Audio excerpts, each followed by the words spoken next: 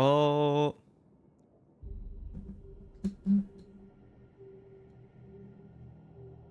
I just felt like it was like a little bit in my face like that. But yeah. Um, hello everybody. How's it been? So, I every time I say hello, just straight up say hello, I just forget what I was about to say. But you know what? Let me restart. How's everybody doing today? We are back here once again playing some more Destiny 2. And for anybody who doesn't know who I am and whoever's popping up, hello, my name is Mortis Puppeteer. I'm just a random person on the internet, uh, playing video games. Either way, thank you for stopping by or for joining and sticking around. Anyways, we are going to be back here playing some more Destiny 2, as I said earlier.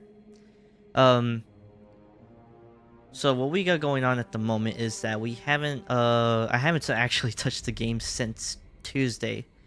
So we stopped halfway through the story of Renegades, and as the title says for the stream, we're gonna try to, well, not try, we're going to finish in this stream, and also, so that we can just go ahead and so I can go ahead and get to the grinding part.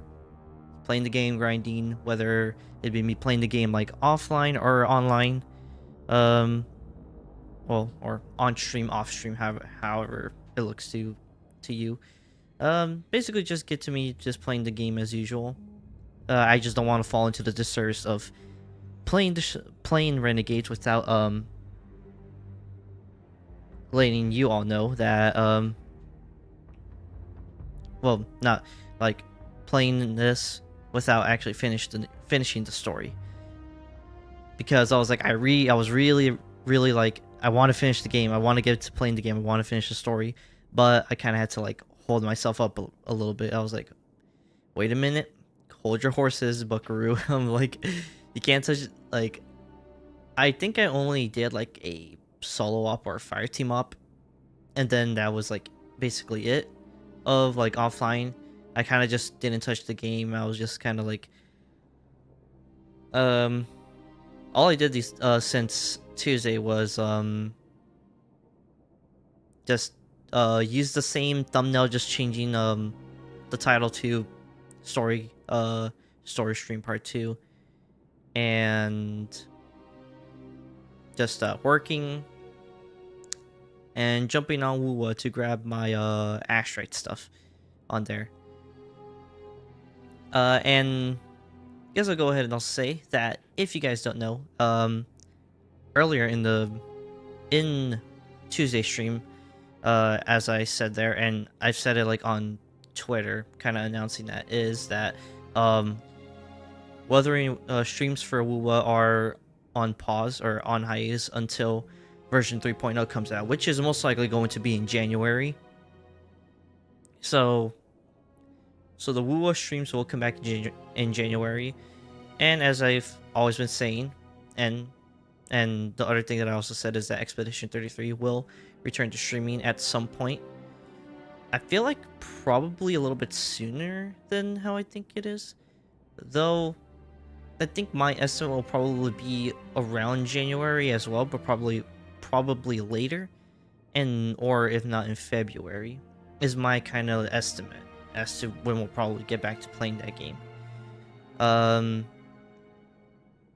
Because also I think it's next week, I think it's in a few days, or I think it's the next week that the Dawning is also coming to Destiny 2. So there's more stuff coming out, like coming for this game when it comes to these little small events. Because let's see, for Destiny 2, the Edge of Fate started in July, August, then we went through August, and then it was September when Ashen Order came out. So it would probably be until or Ashen Iron came out. So that means I probably have until January until for Shadow and Order. So so yeah, it's gonna be stacked when Shadow and Order comes out. But if Shadow and Order goes the same way as Ash and Iron did, which was a pretty bad major update, then I could see myself probably playing more Expedition 33 streams, or doing more Expedition 33 streams, and or whatever Wuwa comes out with in February. Or who knows, probably looking at probably playing some different games. I don't know. Time will tell. Time will tell. Either way though, I don't think I had anything in here to grab, because I kind of grabbed what I wanted to grab. Yeah, I did. Yeah, I already grabbed this. And one of these I actually did grab. I think it was this one that I grabbed. I can't tell. Well, either way.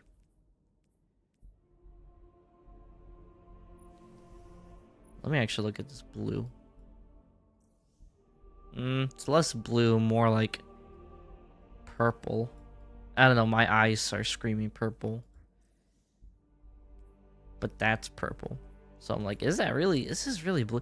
You know, okay, I'm probably gonna be going off on this, and I don't know if this is just me, but I think that there is not really a proper blue in this game except for which shader is it?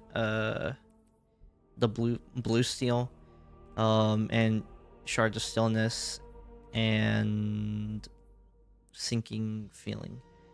There's like some pretty good blue shaders that you guys know of in here, because I mean there's a crap ton of shaders in here. Drop me some names in the chat, or if you're watching this as a VOD on YouTube, drop it in the comments. I would love to know what extra shaders there are that are blue that I can be using. And yes, that's because blue is my favorite color. Anyways, we're gonna go ahead and jump in. So we finished off where we had to now do something for the totality division. So now we're gonna be going to Venus. We are still rocking solar, because and one thing I kind of want to do, I think what I want to try now is I want to try getting, I want to try to grab a, what do I have in here? Balance tuning. Oh yeah, I forgot to put super mod on this. And what can I actually put in here?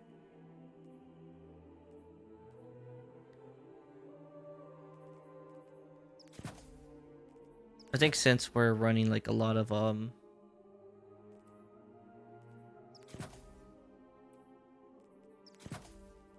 gonna just use all this, because that way I can like boost up my recovery. There's one, I think here's the super thing. Yeah, so I have that for like armor charging.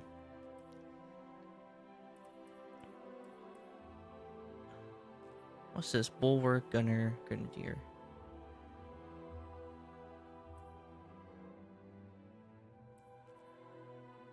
And I'm not really using anything. I mean, I could use a smoke jumper.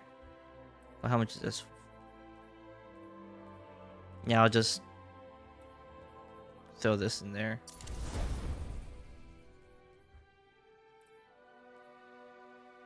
Could throw this in the Grenadier instead, like that.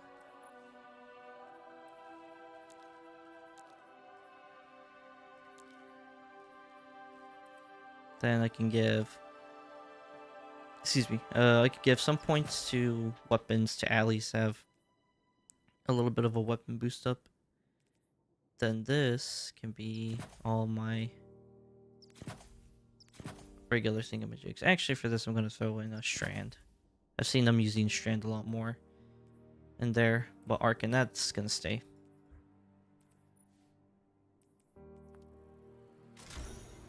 Gonna give this a bit of a boost up.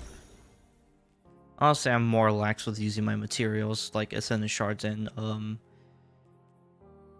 well, yeah, Ascendant Shards and stuff like that, because it's like, don't really need to like focus too much on it.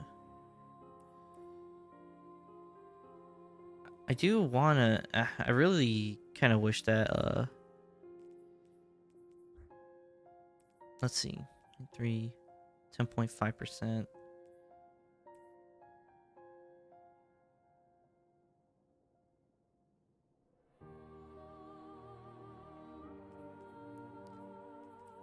Gonna really see if I can get like a tier 5 of a Grenadier build. Honestly, I really need to start using tier 5 stuff too. Specialist is alright. And any to that.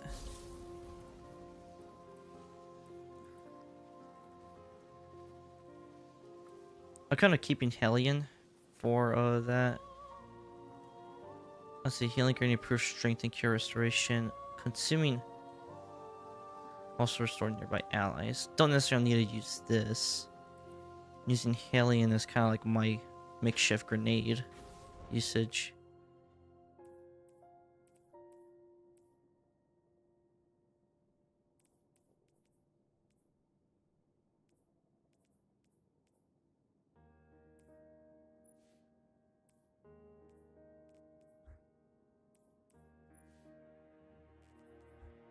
Let's boost it up. This is boosted up all the way.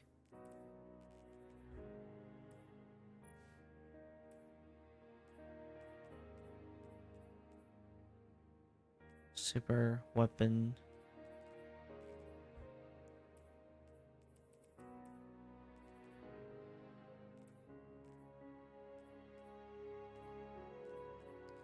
Also need to like work on also finding like certain like armor sets to get some like to use certain like bonuses together.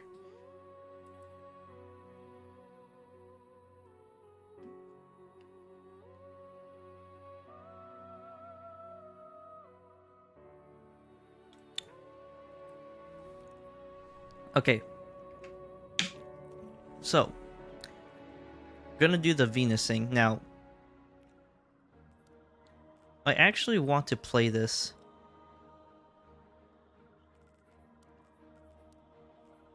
What's actually the difference? Scourge, Banes. Okay. I want to play this on, I guess, Expert. I want to see how I fare with this. If I'm able to still do something by myself, at least by myself on Expert on here, then we're gonna go through it with doing Expert. The moment where I just exactly get eviscerated in here on Expert, then we're just gonna jump back to normal. So this is gonna be like a testing ground. And if I see myself dying a lot, then I'm gonna just back out.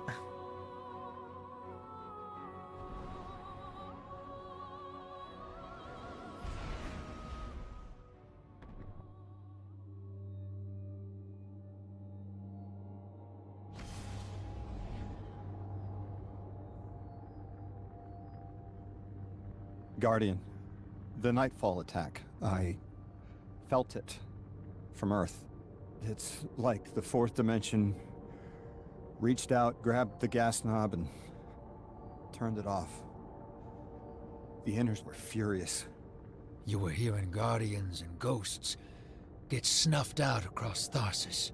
I'm sorry. I hear you're off to steal some sort of access codes from Elixni smugglers. Any way I could help? I need to know the Nightfall Station's weakness. Six really messed Bale up good. He'll crack if you push him.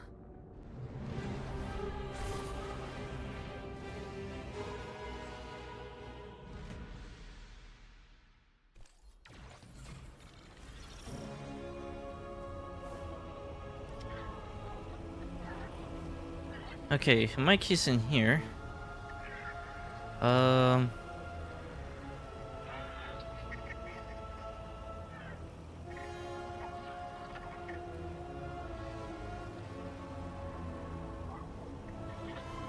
mean, I'm already kind of like healing myself a good bit, but I do appreciate grenade energy, which will give me more healing, more ways to heal myself. But I do like doing a lot of damage to like a bunch of enemies together.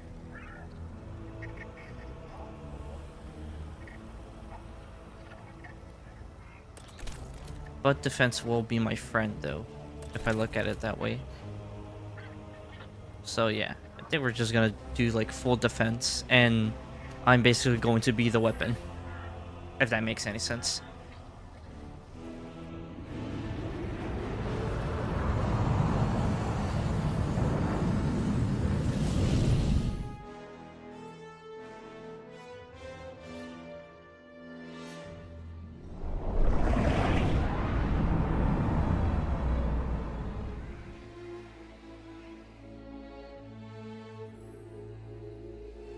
Hey, Dredgen.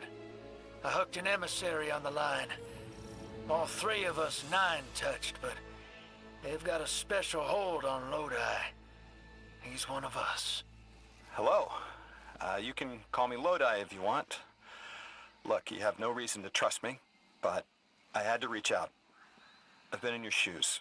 And so is Dredge and Hope. What the 9 put us through can be frightening. Isolating. I don't think that man is actually going to speak though. At least that's how I see it.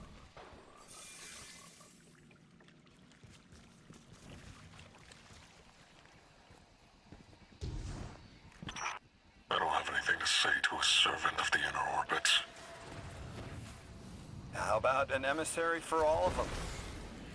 I appreciate 6. Of all the 9, he's the most curious. A vessel for Oh wow, soul. I got a, I got a medium-sized credits box. That's How are actually you interesting. still alive? You know, sometimes I'm not sure I am alive anymore. I don't always feel human. I can never do like I feel the same.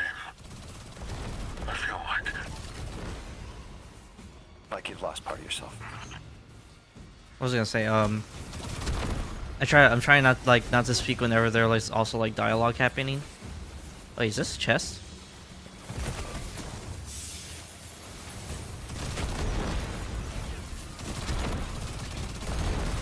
Alright, for the moment it seems easy, but I think it would get like harder over time. But anyways, I know it's going to get like a lot. I never knew how to actually do the whole like reload the Izunagi's burden to have the hone edge ×4 while still on the weapon. Or I think everybody is just able to kind of like just switch to it super fast without really like making it noticeable that they reloaded the weapon. Or that they actually like switch from weapon to weapon.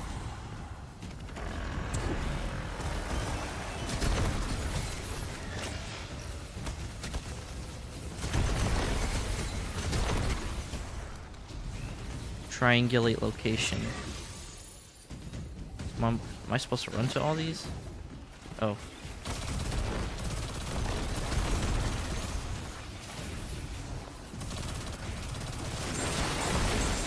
Oh my god. Oh well, that worked out.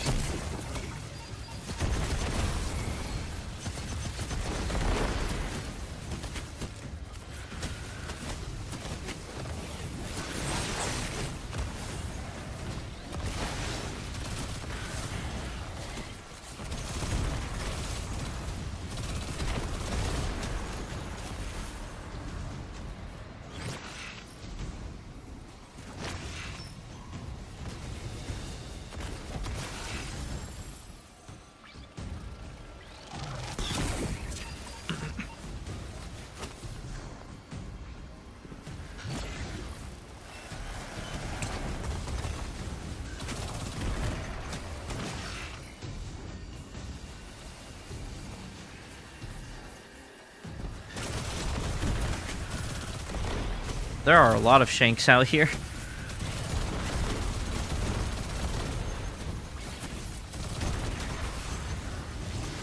Another medium size lockbox.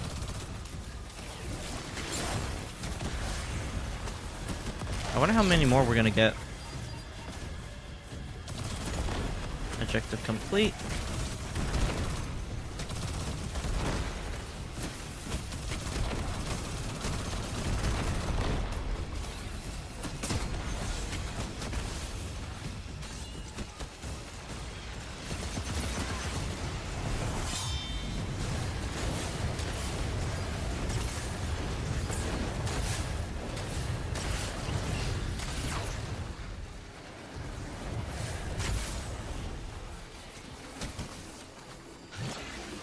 Gotta get more.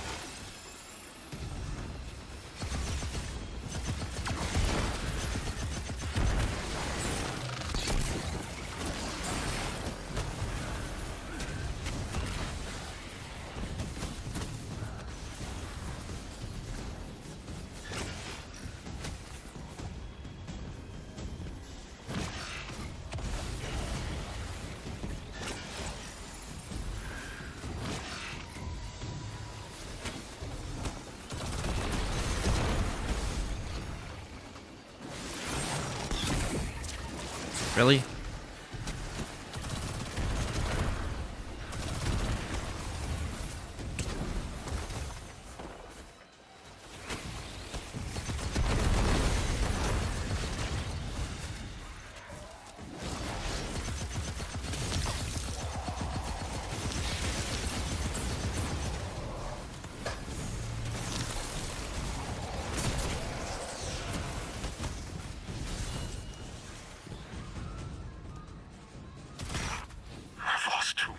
Okay, we're good. So many pieces. My liver, the flesh of my face, what I've lost, he replaces with metal. What element? How do I focus on that through the pain? What element? Now, I'm on Venus 2 weeks ago and here, now. I don't know, man. Gold, at the aluminum. station.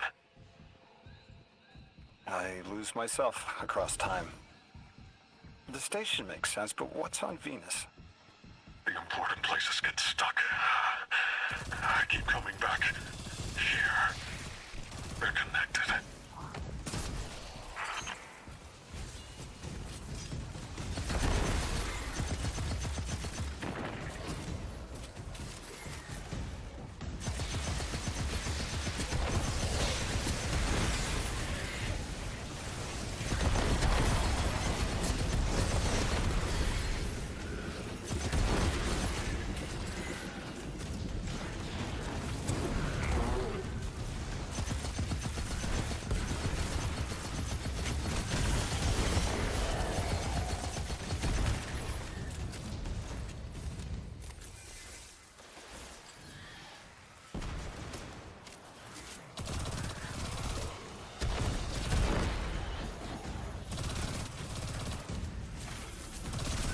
Oh, these are waves. I did not know that. Detector destroyed. Aw, damn it. You know, I think I can see the benefit why they would put like the little speeder in here.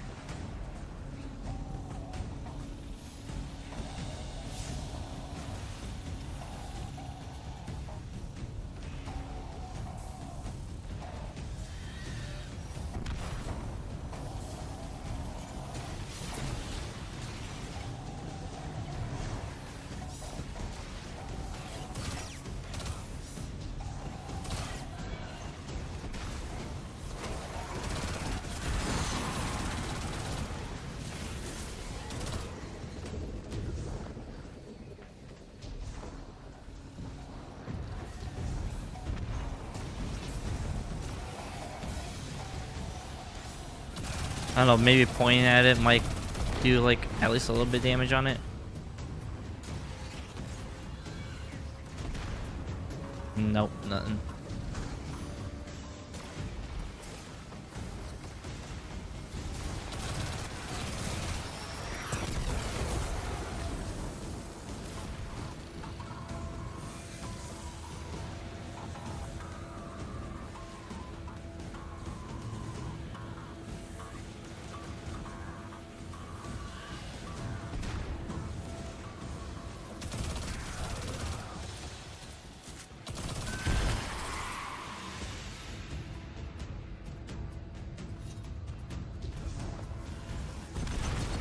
Oh. Was that it, or is there more?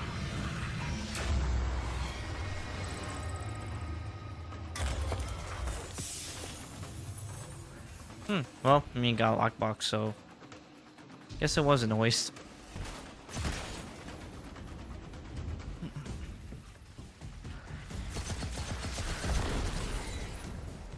Got another one.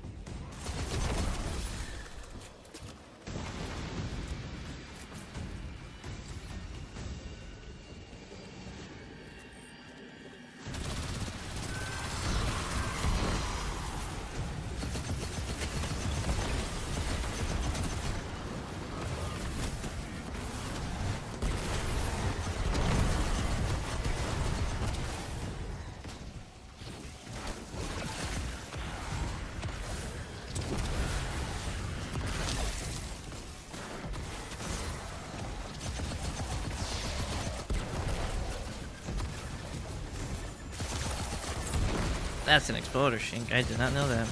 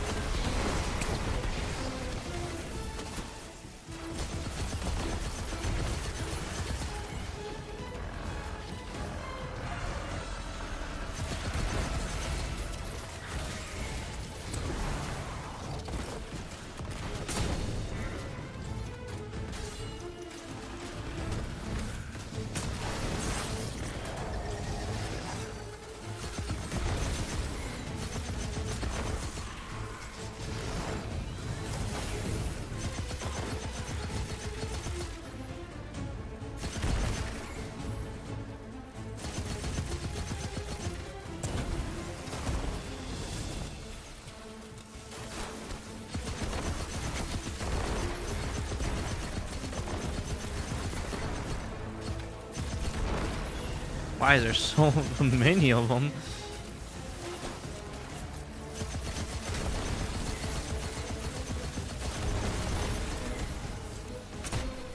Oh, damn it.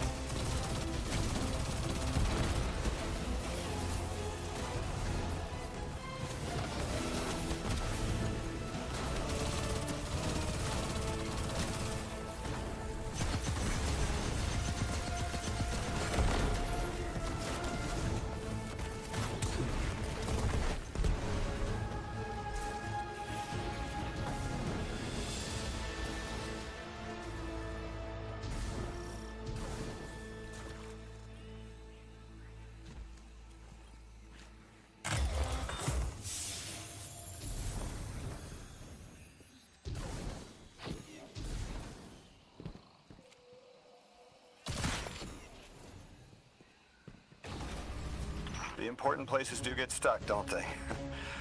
I find that useful to ground myself if I'm adrift too long. What's it like in the other now, 2 weeks ago? It isn't important to me. I keep getting mean mixed up with sex. Everything's blurred. They took me to Venus to flip a switch, to turn on a shield generator. Is channeling the night painful for you?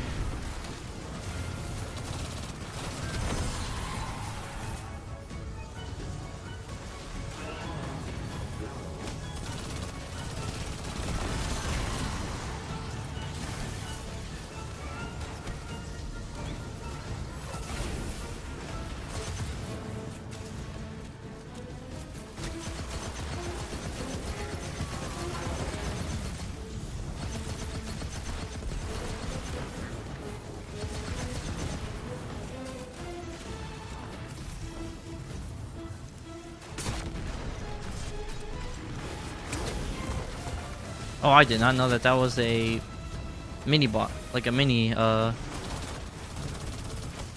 enemy. I mean, I don't know if I'd call it a mini boss, honestly, but I'll call it a mini boss anyway.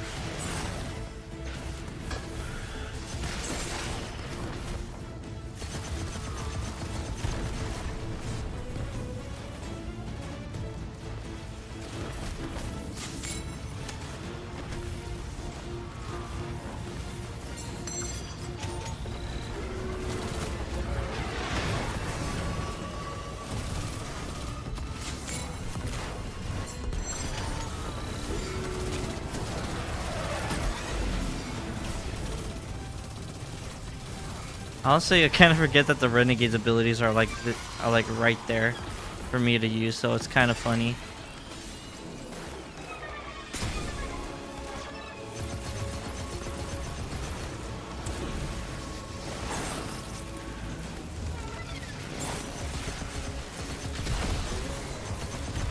But I do kind of like the fact that it's like you can actually go through this without really even using the Renegade abilities. And you can just like use any equipment you already have on your person.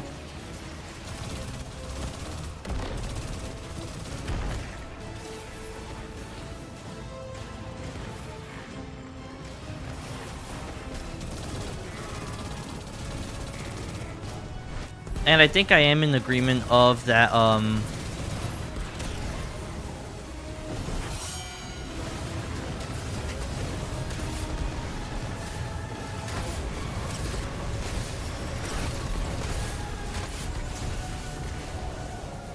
primary weapons should get like a buff, because I feel like they need to be a little bit more viable.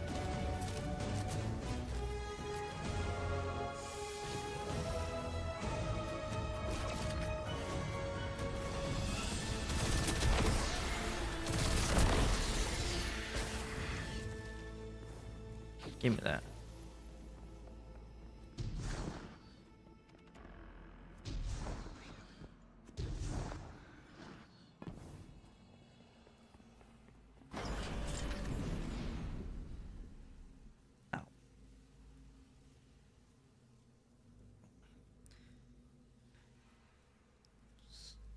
All right, there we go.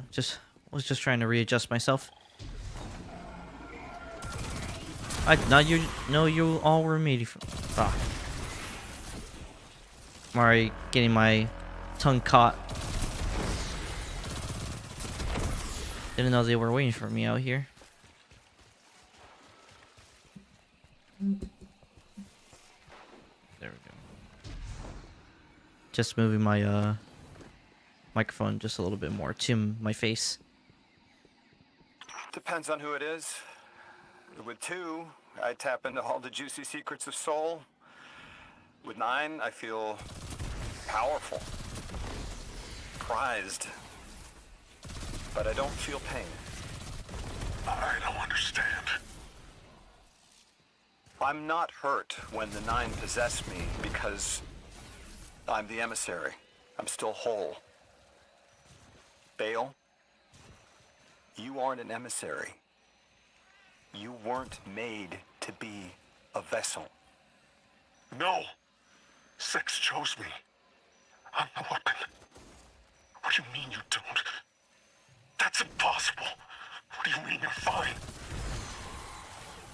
I haven't lost what you've lost. There wasn't supposed to be a second weapon. 6 is using you, Bale. I'm sorry. You can't be sorry. I don't understand what you're saying. What do you mean you're fine? Hey man, Lodi's just built different, Bill. Hate to break it to you.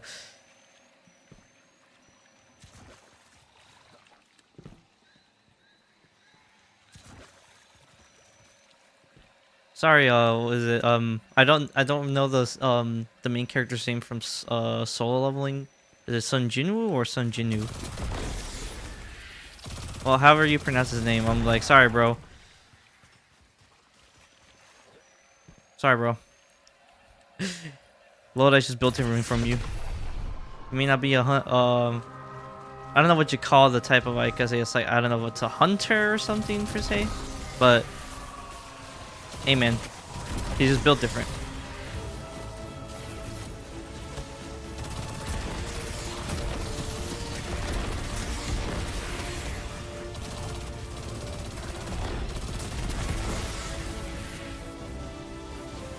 Treasure Bell thought he could arise, but he couldn't arise.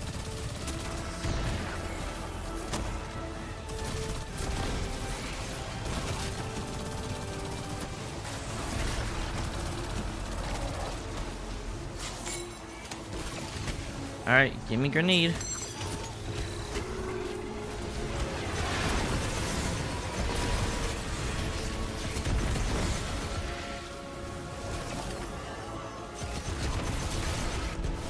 Who in the fuck?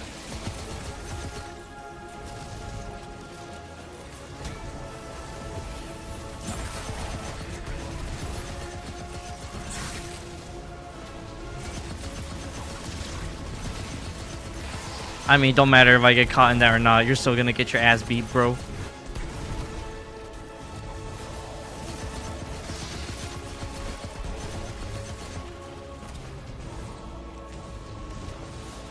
Why are you all the way over there? That makes no sense.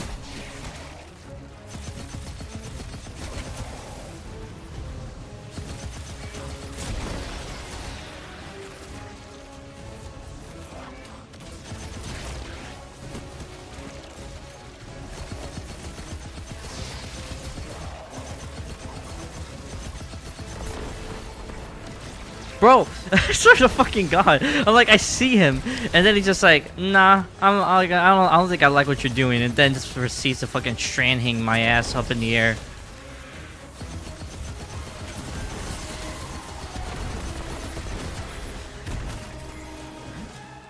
I legit forgot that it's supposed to be suspended, but I couldn't think of the word at the moment. Oh shit.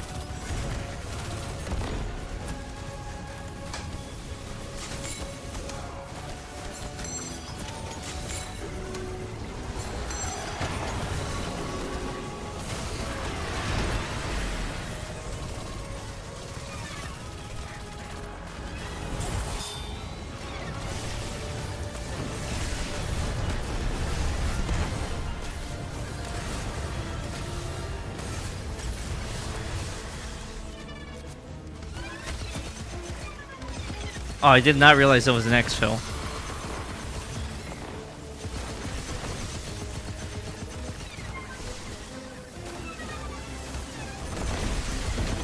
Where's the ship? Where the fuck is the ship? Oh my God.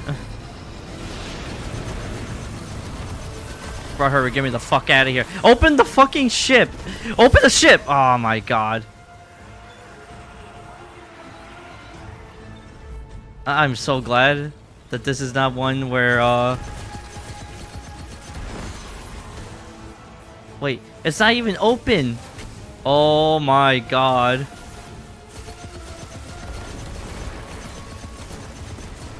Do I have to take out these fuckers?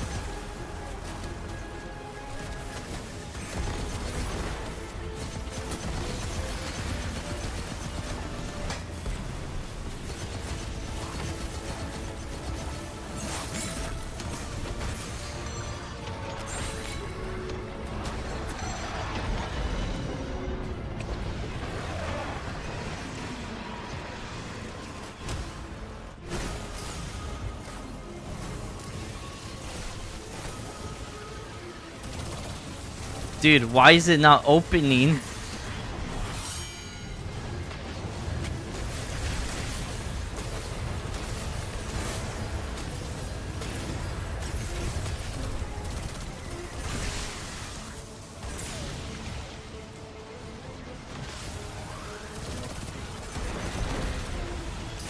Oh, it was on the other fucking side. I swear to God.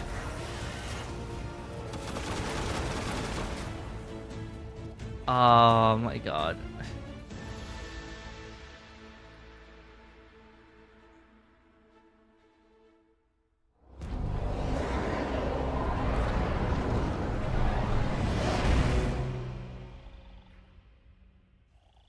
I was getting so stressed out right there. I actually was thinking, it was like, fuck, did I do not something right? Or did I get soft locked or something like that? And then I just say like, oh, it's right behind the fucking ship.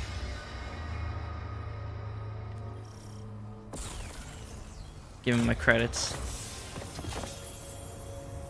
I cut the call. That kid's a monster, but he's still human. He'll turn to you for support now, Drifter.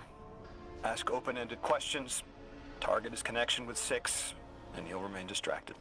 That was a masterclass. Never do that crap to me, kid. Ooh. Hero, Ooh. get those clearance codes you nabbed back here. Wouldn't dream of it. Oh, and whatever powers the shield for the station is on Venus. I'll tell too. I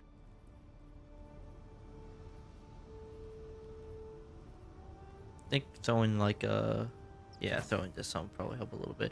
I actually want to switch to using this. I want to fuck with... What? A kinetic? The first ever kinetic weapon besides the fucking microcosm? That's what I like to fucking see right there.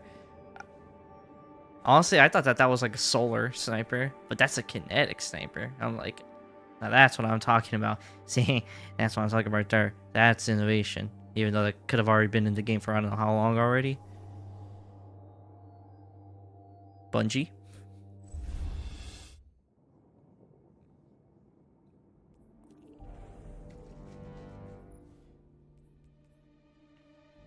How many of these do I actually have? 2, 3.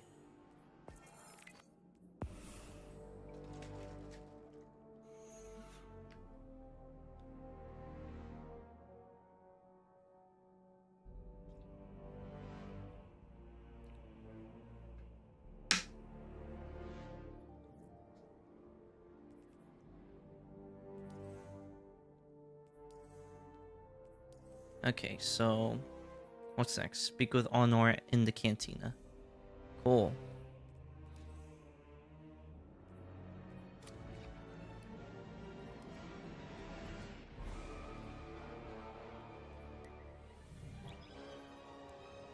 I bet your ass said it's gonna be like the text bubble or speech bubble, however you want to call it. It's gonna be like that, and they're not gonna say anything. They're just gonna be standing there, and I'm just gonna be like, please speak for once.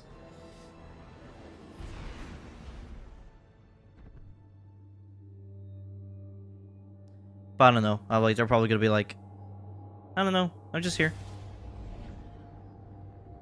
Like, please, for the love of God, speak, please, just for the one time.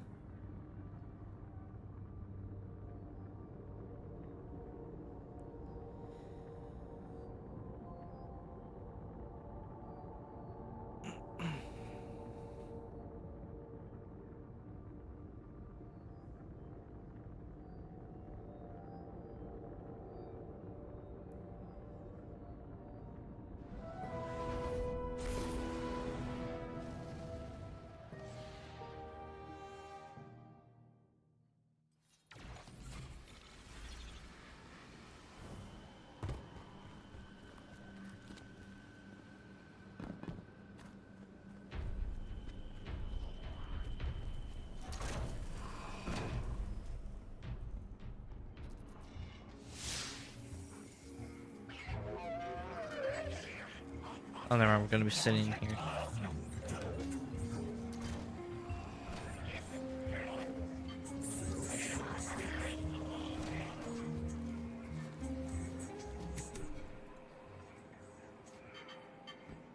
It's just for the sake of what is it? Potential copyright. Because Hope for the Future is in here in this cantina. I'm gonna kind of avoid that. I was lucky. I was actually extremely lucky that I did not get that song did not play at all, and I didn't play at all. So I never got copyrighted on the first one, on the first stream.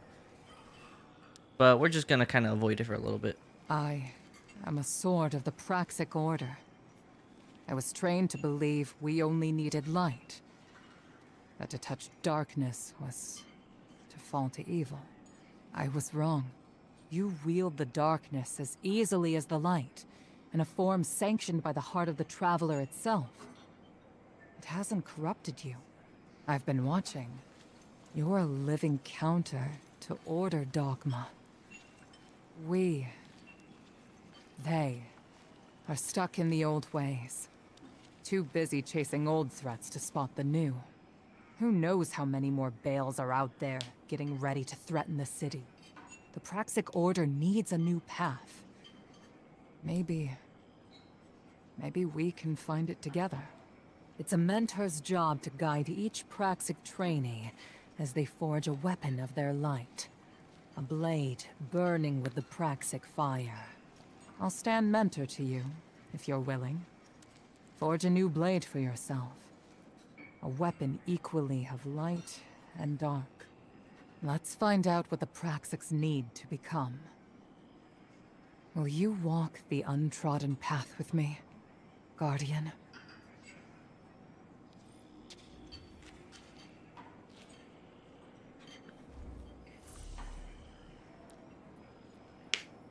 Visit the Praxic Temple with honor.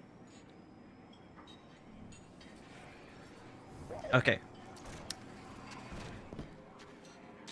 So I'm gonna go ahead and hit the thing again.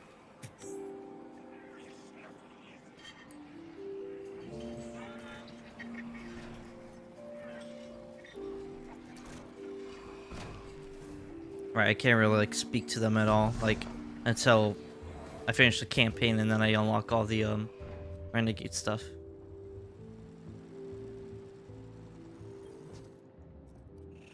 What catches your eye?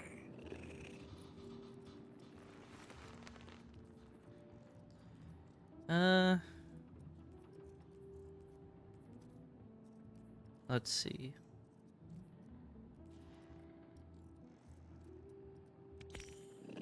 You have good taste. Calls on airstrike.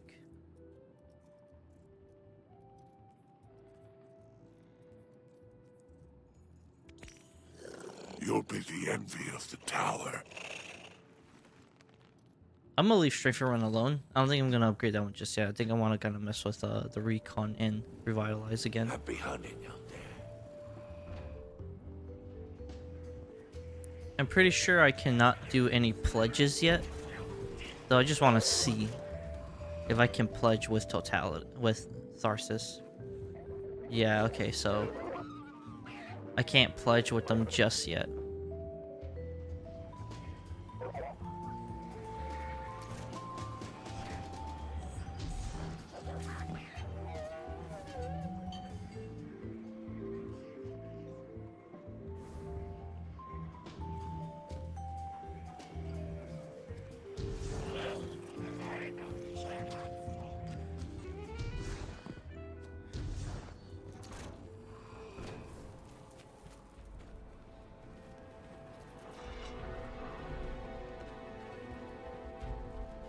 Also, when it comes to like some things, when it comes to I think some people, well, not some people, like some things in Tharsis, I didn't really watch like any videos of Renegades at all either, so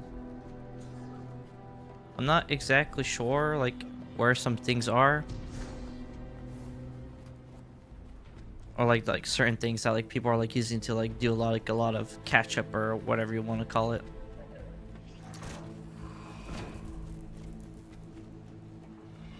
Like, so all that I've played so far, from now I'm just like in the dark, so I don't necessarily know anything, because I saw like a lot of like video thumbnails of like how to get this, how to get that, guide stuff for like yada, all other things, but I haven't really watched any videos, so I'm kind of just in the dark for the moment. Enhancement core. Enhancement core. Enhancement core. Enhancement core.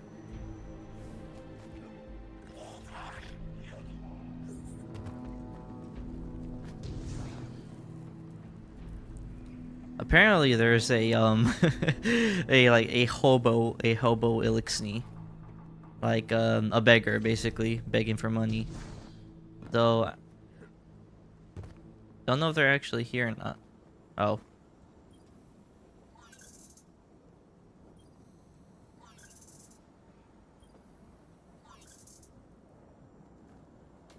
I don't know if his stuff unlocks later or something like that. I'm just getting him money.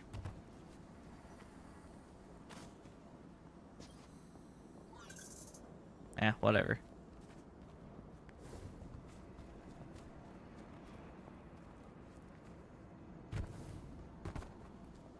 Wait, I saw something right here. What was that?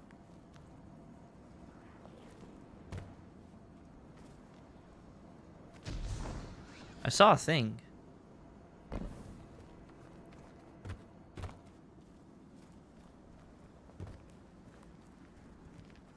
Insufficient salvage.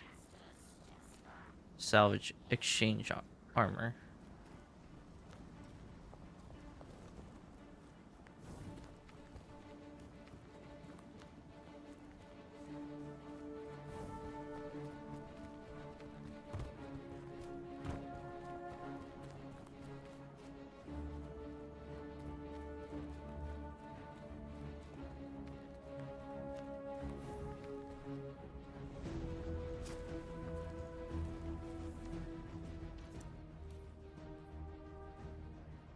Salvage. Credits, key cards.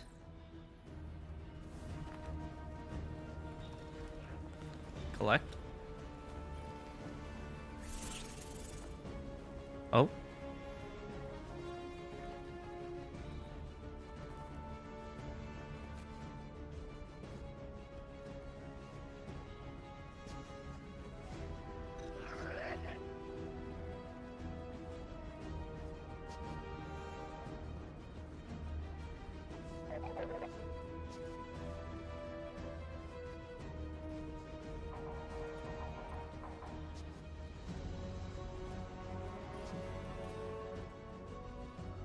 How was an Imperium base constructed in Salvation Ruins on Europa so quickly?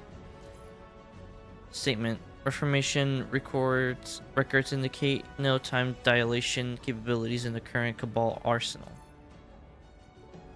Error. Tharsa's Reformation entrant remains unable to sync with greater Vex network for that validation. Danger. Baron Pira may have discovered mana manipulation or chronometric adaptation. Interesting.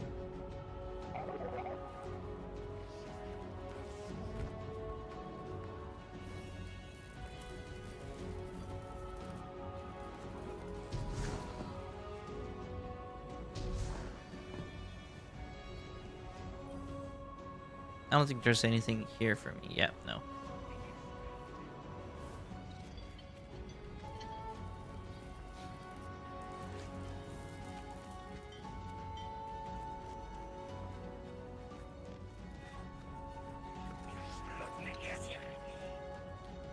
Coalition declares war. Empress Cuddle declares open war with Imperium following Tharsa's Ghost Massacre.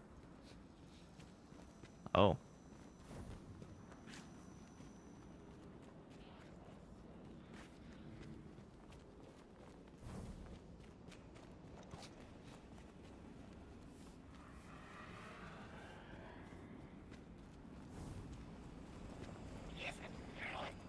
Oh. Something's happening. Okay, never mind.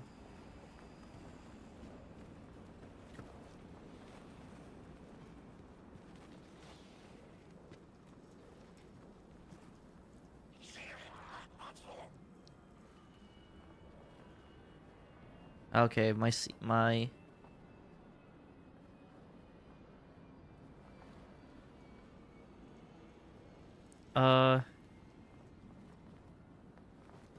I think we're back.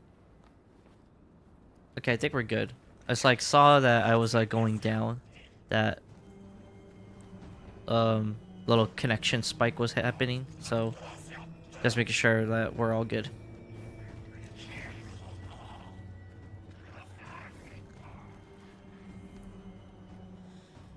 Alright, so now we have to go to Europa. With Honor's guidance, enter a Praxic vault on Europa and claim your blade. I think this might be... Oh. There's challenges to this. Interesting.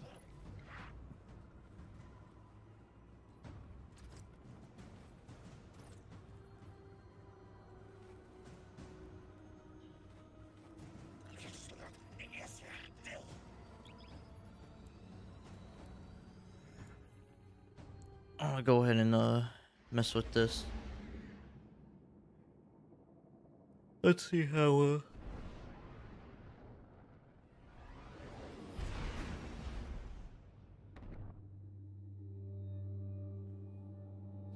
So this is the one thing I do know, that this one is the mission, the fire and something. Honestly, forgot to read what it was exactly. Yeah, fire and ice. Apparently fire and ice is the exotic mission. Now, I have not read anything about this. I don't know what exactly you're supposed to do in the exotic mission. Apparently, like, there is like either a couple puzzles, or it's a like certain puzzle that you're supposed to like do. And I don't actually know what puzzle it is necessarily. The Praxic Order maintains vaults throughout the system to purify or lock away dangerous artifacts of darkness. Only Praxics who've earned a Cormorant seal are allowed entry. An undecorated rookie waltzing in?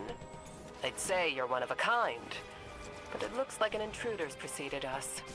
We're here to claim your blade, and we've walked into a crime scene. I thought I understood your methods, Anur. You are uprooting Praxic tradition. Tradition should change for the right reasons.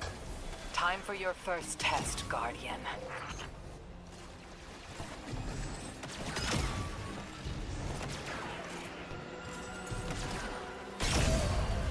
Damn.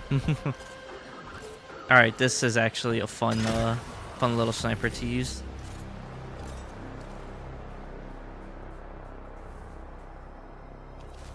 And the fact that this is basically a single action weapon. I can get down with this. Ah, okay. So yeah, we didn't. So yeah, it's not gonna give me a where to go.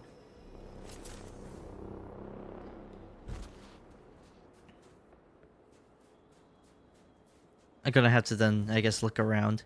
So we're probably gonna be spending the most time, at least on this mission, then.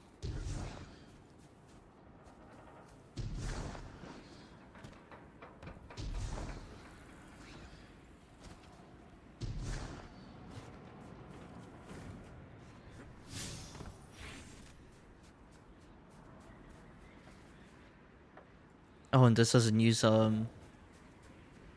renegade ability, so interesting. Alright, we're gonna go over here. I honestly think it might be in that direction, though I don't know if they stretch into going together. Oh, never mind.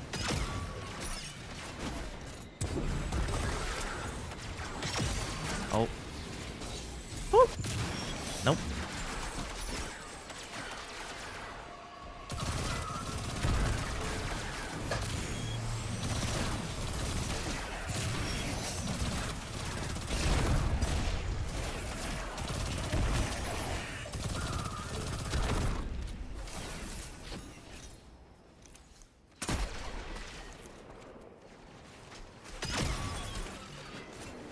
Did that get rid of his shield? No, it didn't.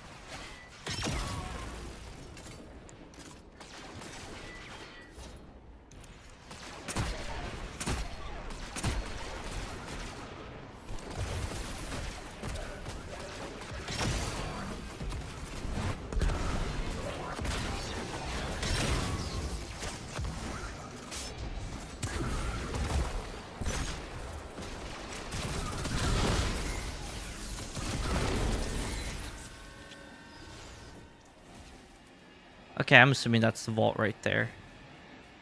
I'm gonna still like kind of look around, see what's around here. I'm curious to know what's here.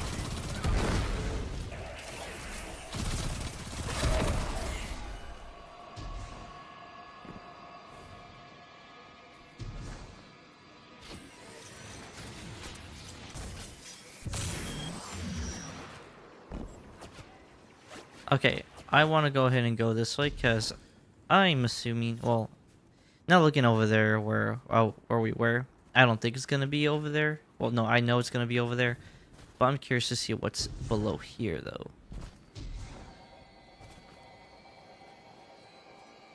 Never mind, man. Oh.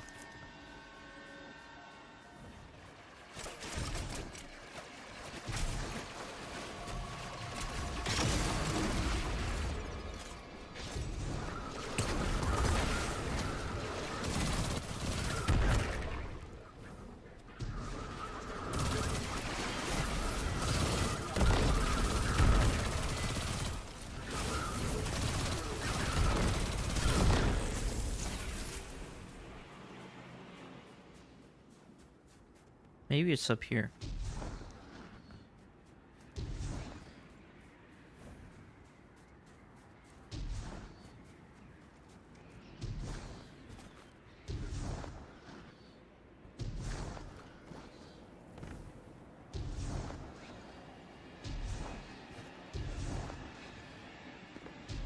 Oh, this looks like it'd be right here.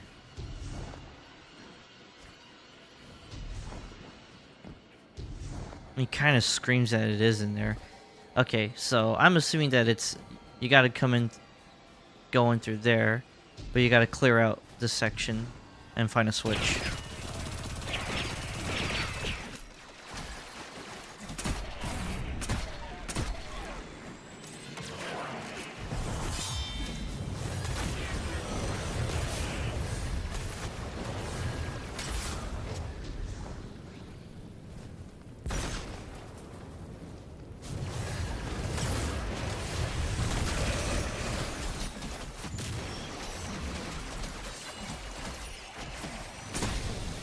There we go.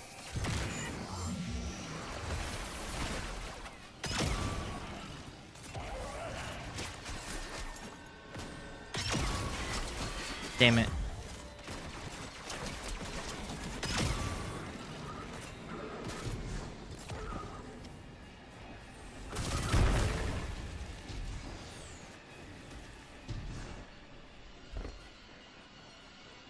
Okay.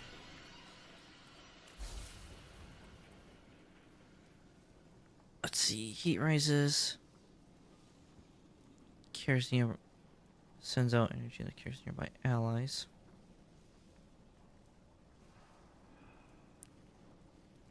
Consuming healing with heat resistance also applies. Burst.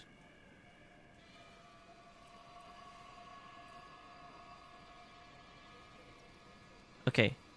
I think I'm gonna go ahead and switch to fusion grenade, kind of play a little bit more on the offense. Now. Solar ignitions grants grenade energy. Spread, scorch. Apply more scorch stacks at targets.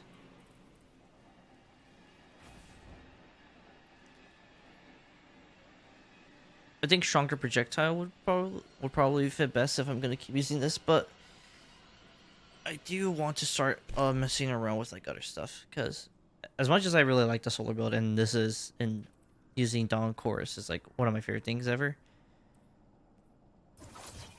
I kind of want to go and use more prismatic.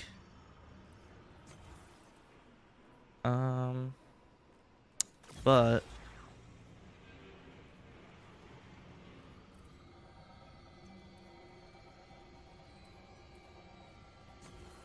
I don't want to do the getaway artist bullshit again.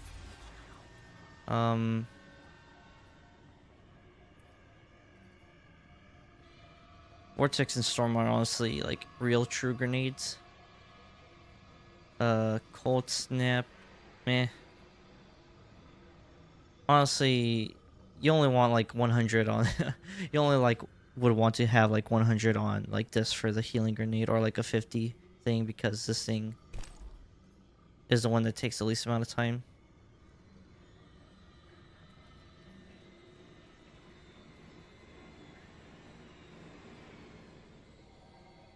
I kind of want to do Winter's Wrath now.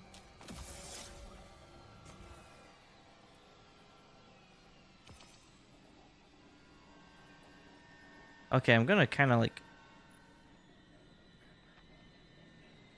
Oh, that's a level 1 thing. I can get rid of that, so... Let me slap Grenadier for this. I'm not gonna switch back to the Bushido, so...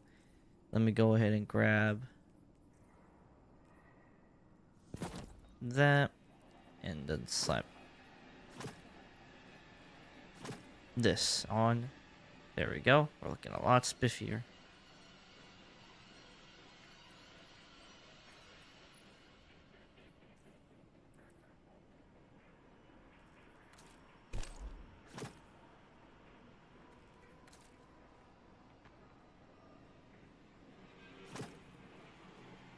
I'll mess with this.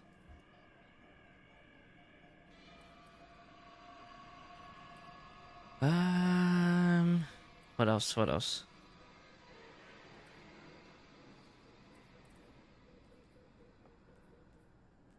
Holy crap. I just realized I can actually use this.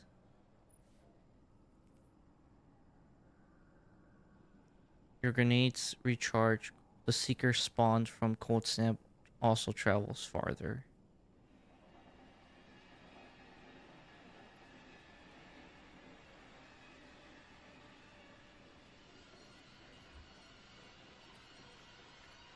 But then again, gain an additional melee.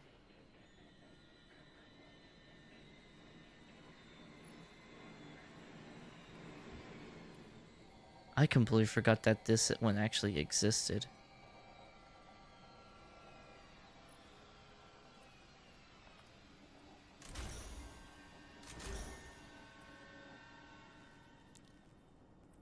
I could do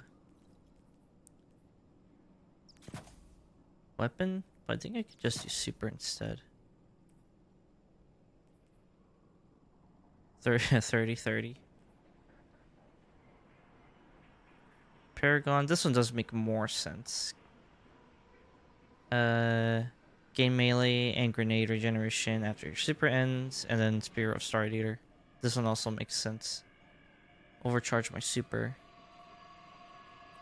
So I'm not really gonna be doing that.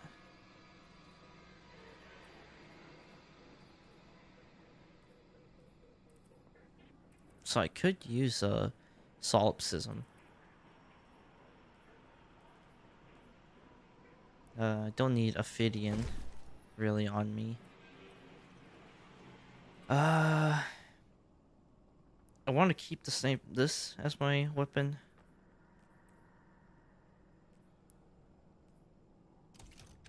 Gonna put something back in there. Sturm, just gonna throw back in there. And I know what weapon I want to grab from the vault. Where are you? Where are you? Haha. My favorite weapon ever. Hacker Scepter.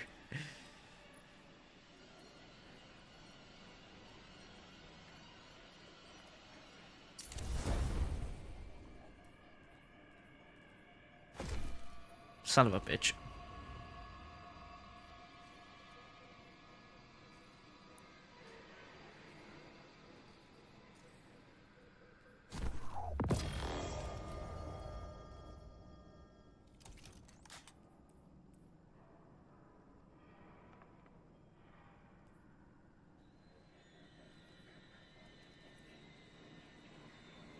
I'm gonna see if I actually have an assault rifle that does solar damage.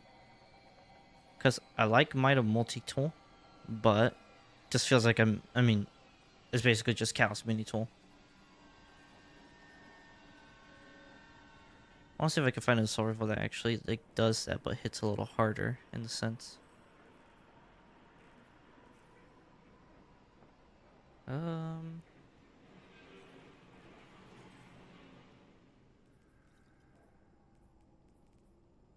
I know I had an Ahab car or something. Something like that. Something was in the name of around that realm. Don't see it here though.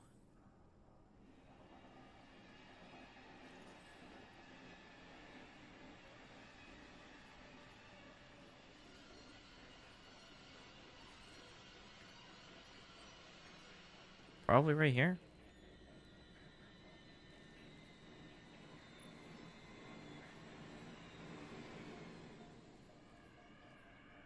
Damn, it's not actually like a good weapon though.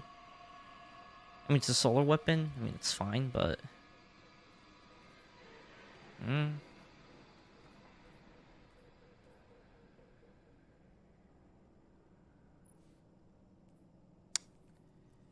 Hmm. Hmm.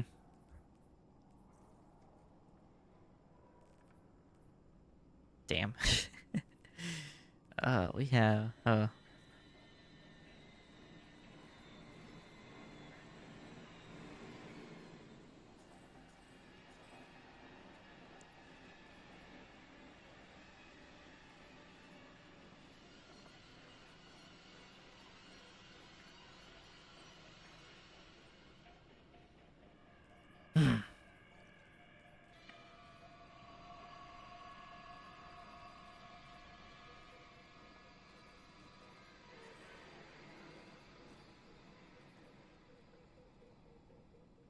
Wait, what do I have in my on my person?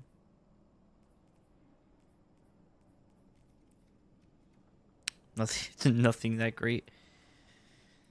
What do I want to use for this? Let's see, start on my melee.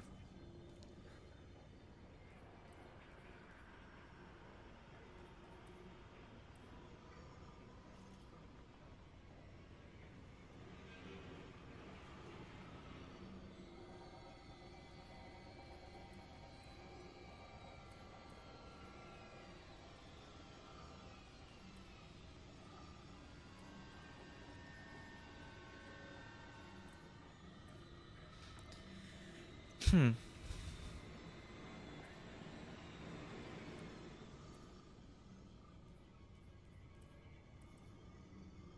Let's see, I'm not gonna have an overcharge on my vortex grenade. I can only really do overcharge, like, charge up with,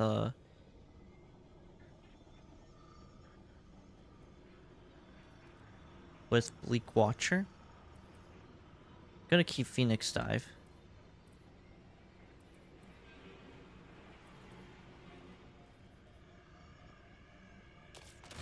I do want to have Arcane Needle. Because it's going to be more damaging, per se. Your Void Grenade weakens targets and Arc Grenade jolts. Don't really care about that now.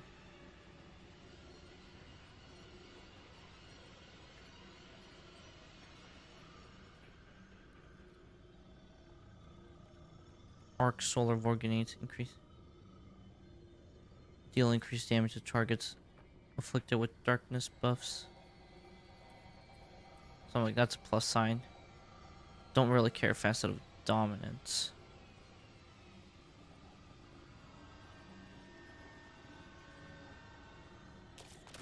I could use that then.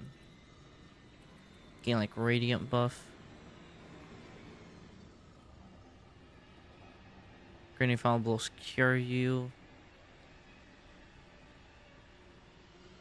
Increase the strength of the effect.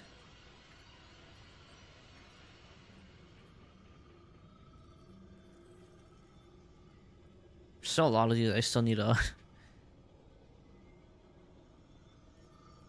like grab.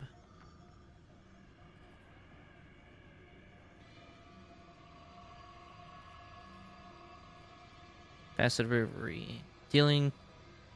Defeating targets with your grenade final blows grants volatile rounds your void weapons.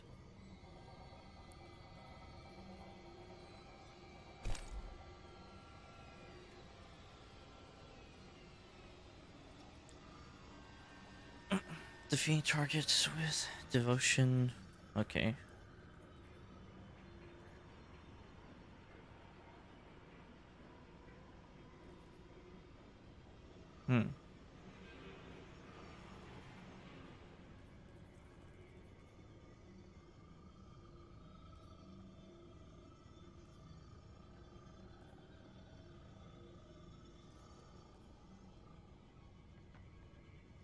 Finishers.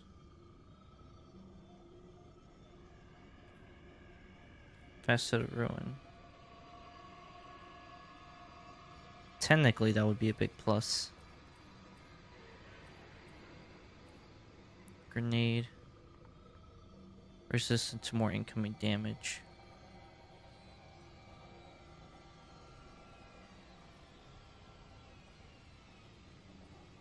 Dealing targets kinetic weapons grants you transcendence energy.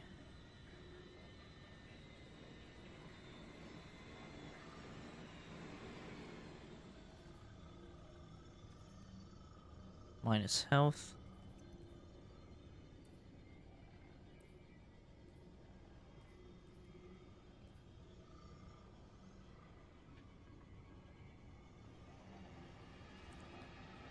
Targets while you're transcendent. Defeating targets with volatile.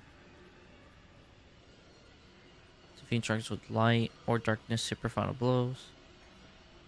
Facet of command.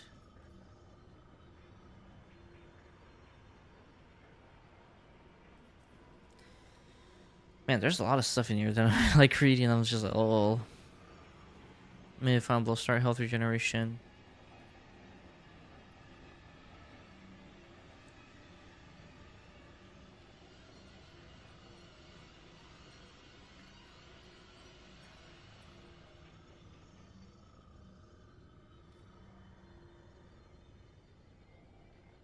Regens more quickly. Okay, that does make sense to actually have then. So it's protection that I just want to like change out.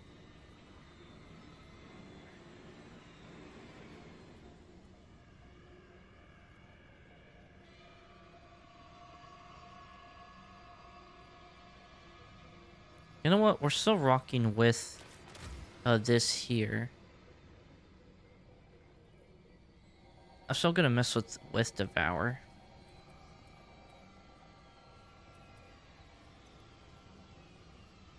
Honestly, I think Vortex Grenade would work better, technically. Then I could throw a healing grenade in here to still kind of give that boost of energy that I'm giving.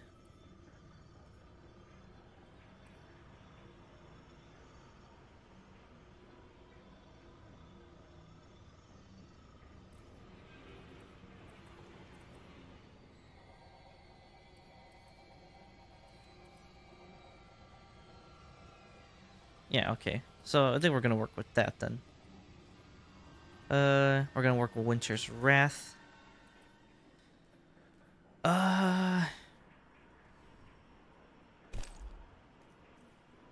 Apparently, what is it? There's some like Warlock grips that's supposed to like that was actually like it got like gave like a positive buff.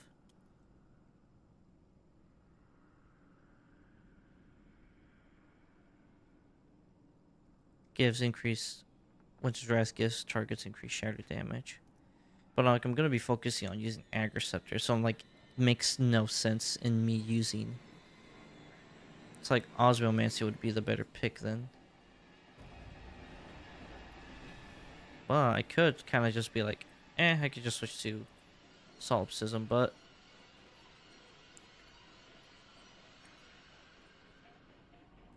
I could switch to just like some random ass.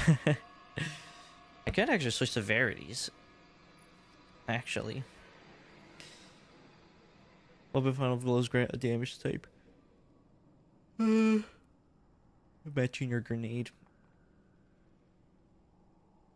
Weapon final blows with a damage type matching your grenade grants death throws, which provide grenade bonus in grenades. So I mean, I could do the Verity's Brow method.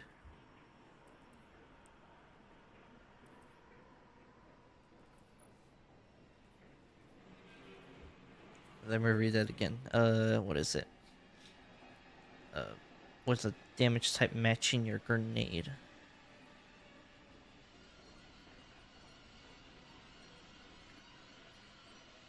So I'm like, I would basically be using the Mida mini tool. Or something to that equivalent, so. Okay. So that means I still need to find a, man, the fact that we are like an hour in, where I'm just like looking for like a weapon. Like a good strong hitting weapon. I could be like, oh, I could use this instead.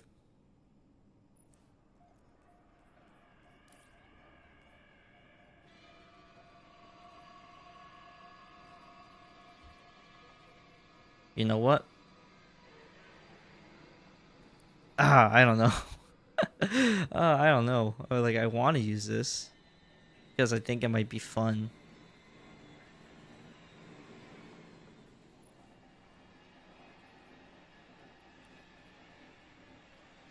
Reduce projectile speed for an improved duration.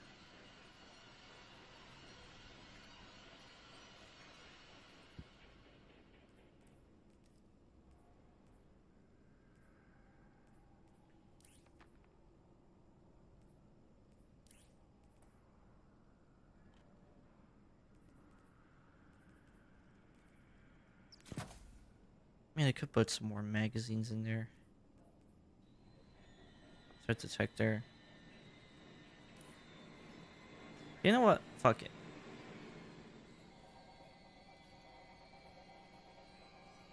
Fuck it. We'll use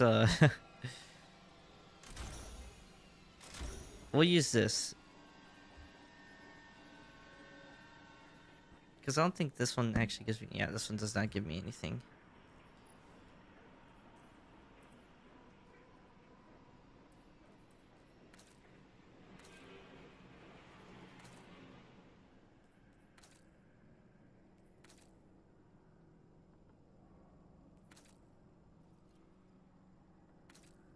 Okay, this actually does look kind of sick.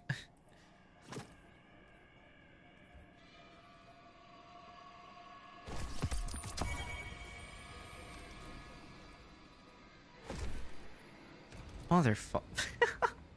Oh my god, I keep forgetting that I'm on the... Oh wait, hold on, let me see what this has. This is a tier 5. Okay. Final blows. Grants bonus stat. Light element grabs based on the weapon's damage type alignment. Light element improves range and aim assist.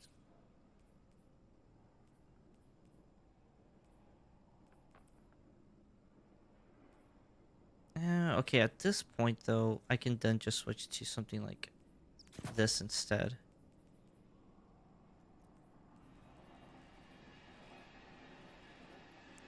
Final blows grant weapon bonus stats based on the weapon's damage type alignment.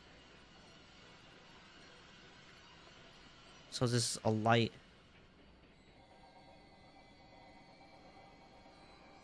So it's a light element, so I'm gonna be granted stability and handling, which I already have a lot of that though.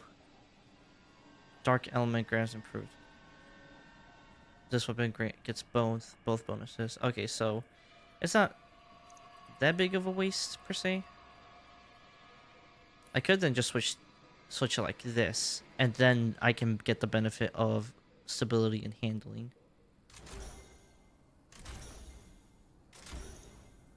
So yeah, I can just do that then. Ah, get out of here.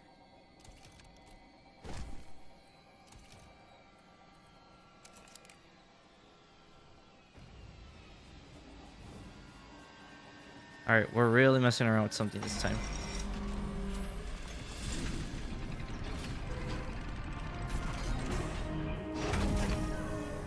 this is gonna be... I don't know how this is gonna turn out. Might end up being funny, might end up being terrible. I just still have not figured out what to use here though.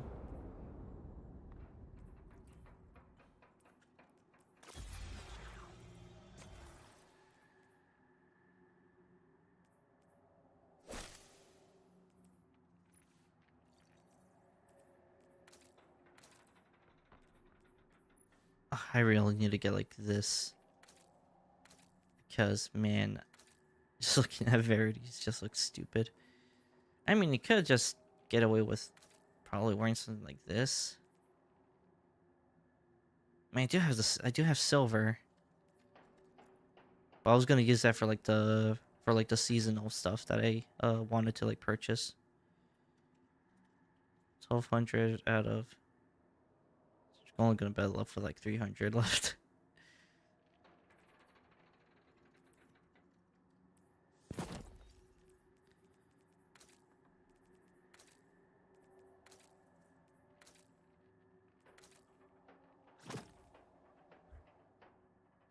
You know what? Let's just do that. Verity's brow.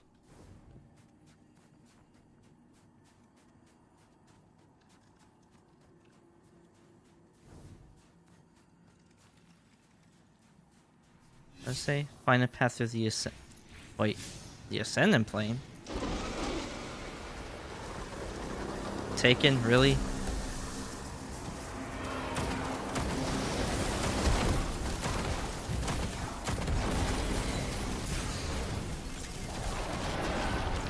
Oh.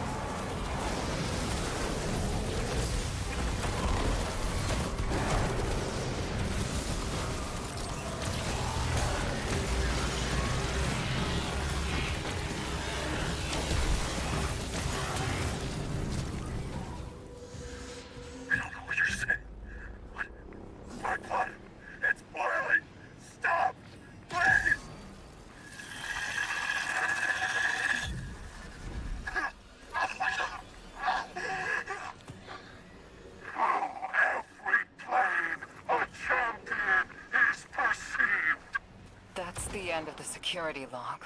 Oh. Everything after this is glitched out. Bailmet 6 here. The Order's habits of secrecy enabled this. Our belief in our own judgment. There'd be no Tharsis Ghost massacre without this vault. We would be on Earth helping the Vanguard without this vault, Mahal. Morn. You're right. We can still arm the Guardian with a Praxic blade, forged in Bale's shadow. A weapon for a weapon. I'm assuming I have to travel through like this and not fall down there. I'm just going to assume that's the case. Yeah, it looks like I'll probably die if I was just go through like this. Now question, do I go right here or do I just jump over?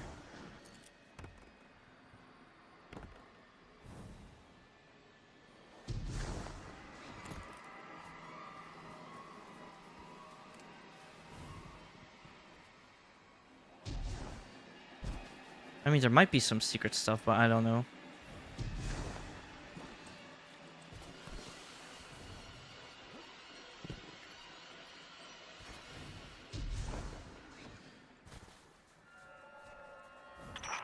Weapon. Praxic. Which? I know no one in the system cares what happens to me. Least of all you. But I spoke with your emissary and I need need to know. Tell me if I'm not meant to be a weapon. The Guardian can confirm it. Our records state from the Council witnessed on Kepler that they voted for the weapon. And it's the Guardian. I hope Six hasn't killed your ghost already. Because Six used you. And he doesn't plan on leaving until you're dead. You're wrong. This is temporary. We made a deal. Six will honor it. He has to. You wretched soul, realizing you're not in control. The Nine abide nothing but their own rules.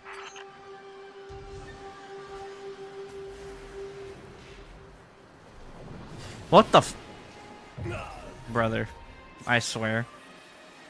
Man, I was in my head, I was like thinking, you know what? This traversal ain't going as bad as I thought it would be. And then oh shit.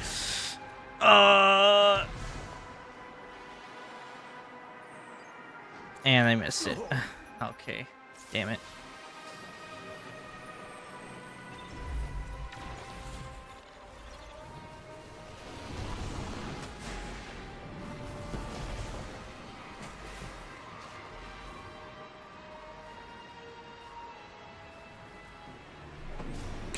Jesus fucking Christ. Ah! Oh my god. Not again.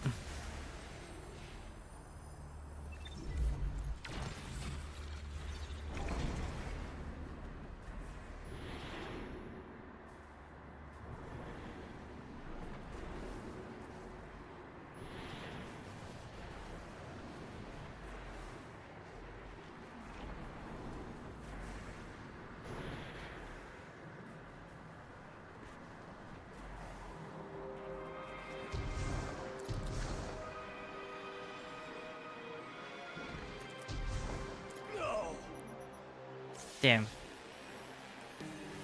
That means I'm gonna have to like try to find a way to like jump through.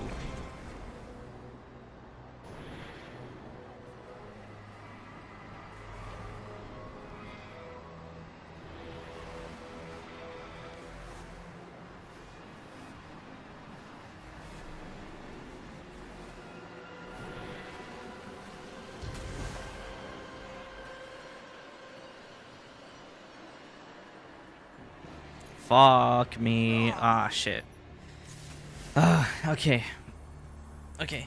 I think I'm starting to understand it. Okay. So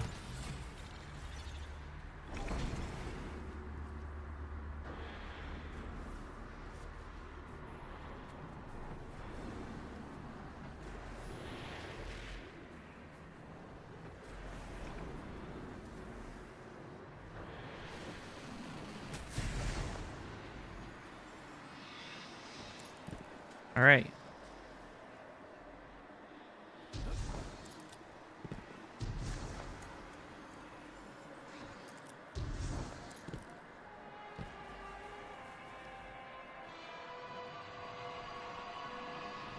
Oh.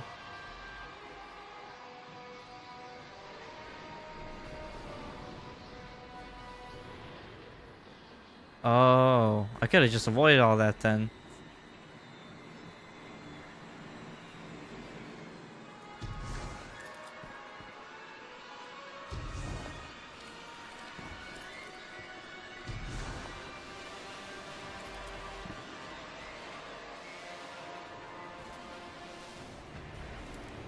Don't know if I'm supposed to go there or there. I want to check here. Oh, I did not have my chin was on the microphone. Let me check right here. I want to see if there's anything specific.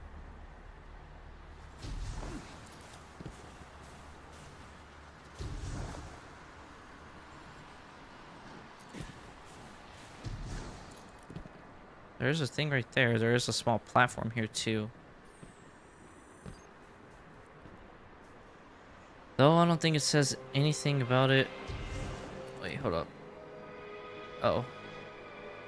Huh.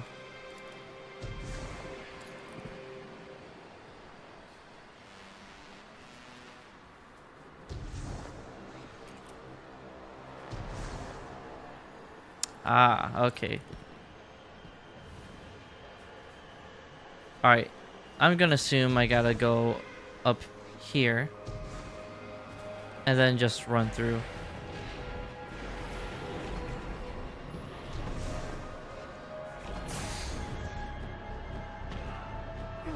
Why do I... Why do I even try?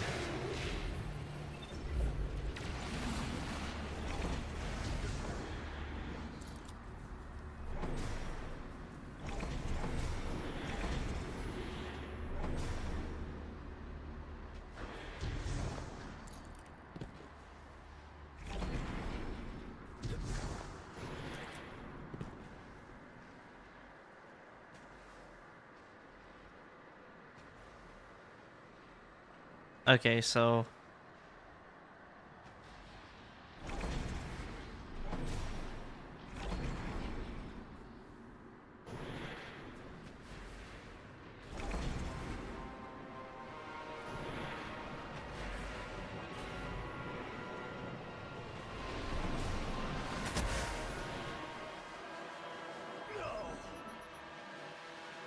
Oh my god.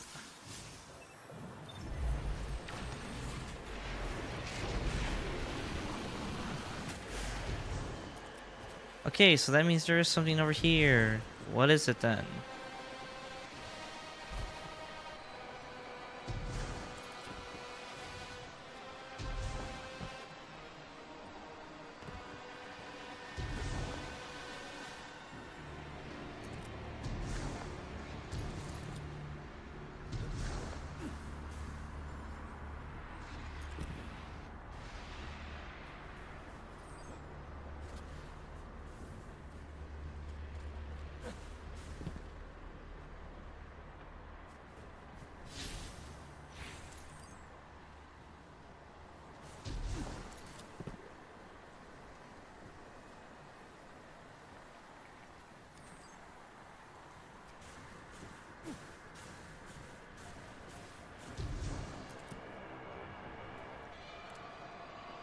Hmm.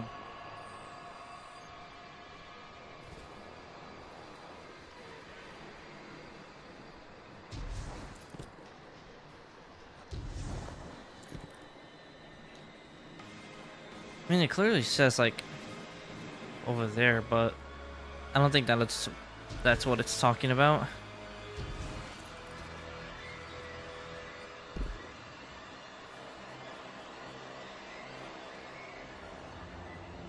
So I am somewhat, if not definitely, lost right now.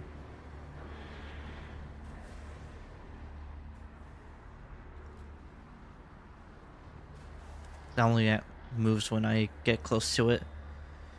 So, let's see. Get up right here. Get up right here.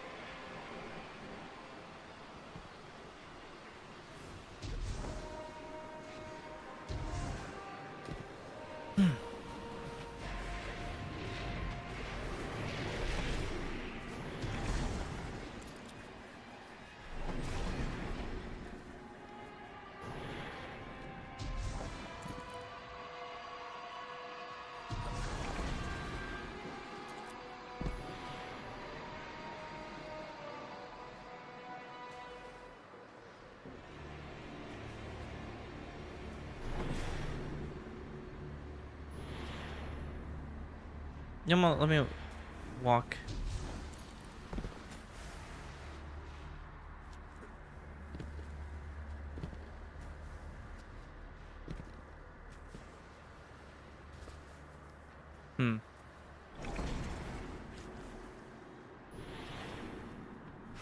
Ah, son of a bitch. Nope, I think that was I think it was the second one. The second one is what gave me that opening.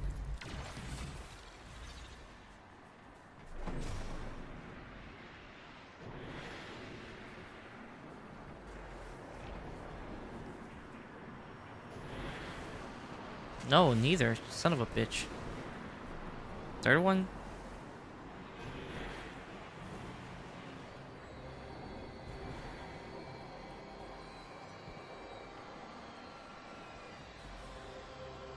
Why did this even exist then? I'm confused.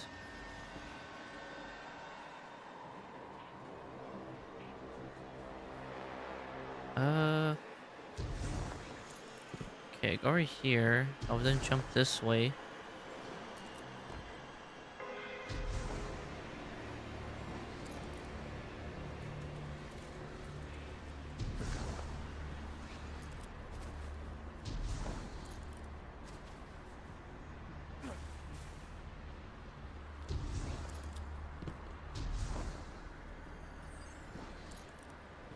You know what?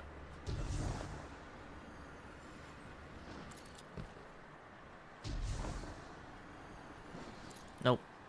Nothing.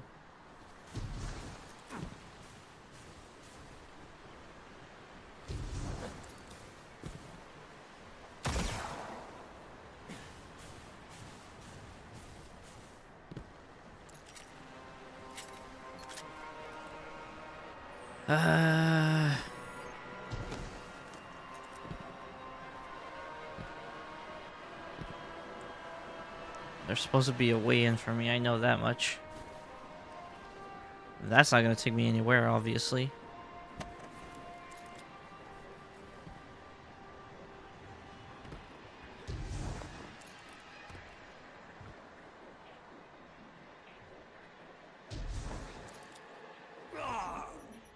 Oh. There's a rock there, but it's invisible. Well, there's nothing to hold on to me. So guess I just go back over here.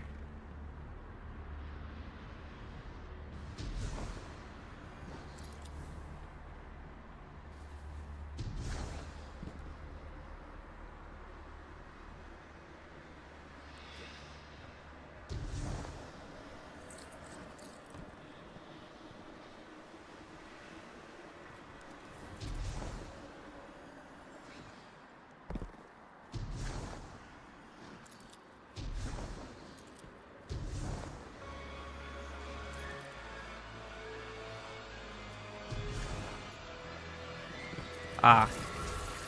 Wait, what? Come on, man. Son of a fucking bitch.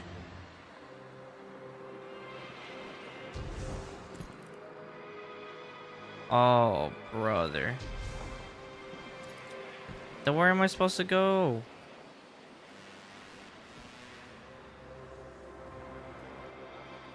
I mean, is it open there?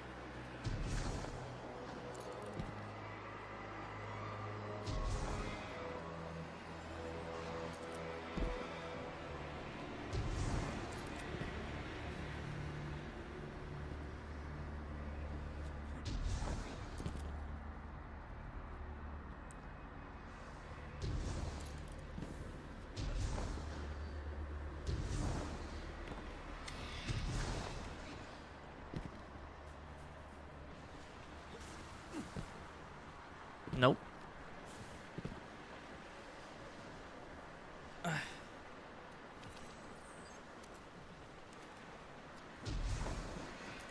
Okay, so I went this way.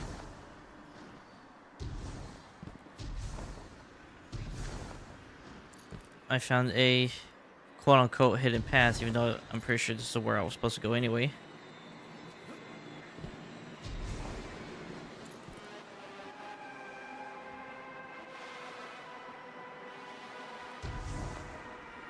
Obviously, I get locked out of here.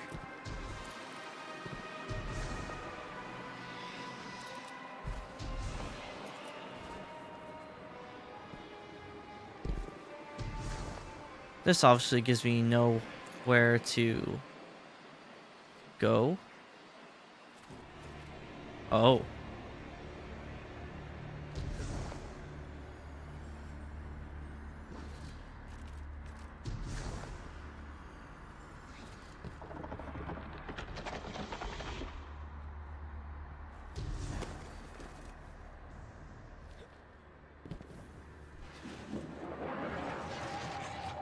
I did not know why it was pushing me away. Yeah,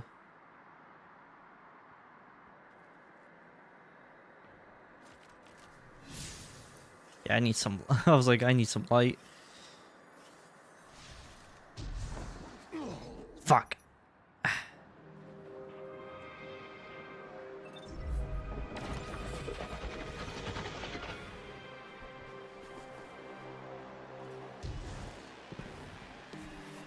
Are you kidding me?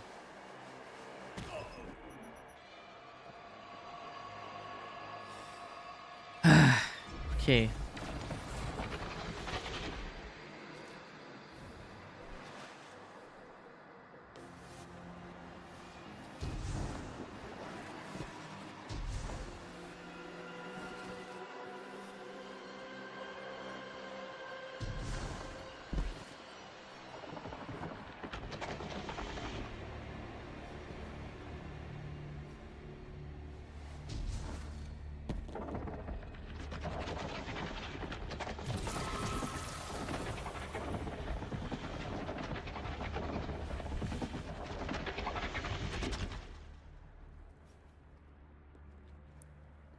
Dude, what is this fucking place?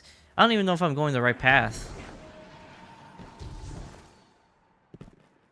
I'm already getting confuzzled to shit by all of this.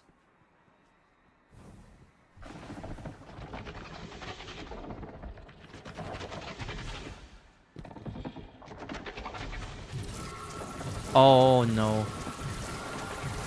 Why?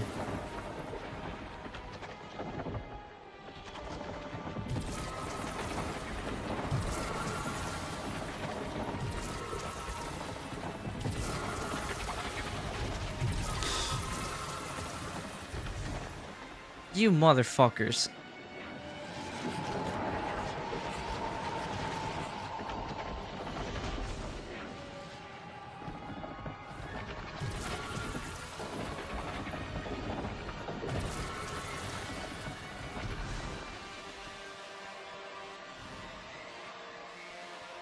Any more bullshit I'm gonna have to deal with? Oh. Great. You don't open, do you? And I gotta fucking platform again. Dude, it sucks. You know what? I'm probably already gonna say what I think that they already plan on doing anyway. And every time you do this exotic mission, yeah, we're always changing the platforms all the time. Great. Thank you, Bungie.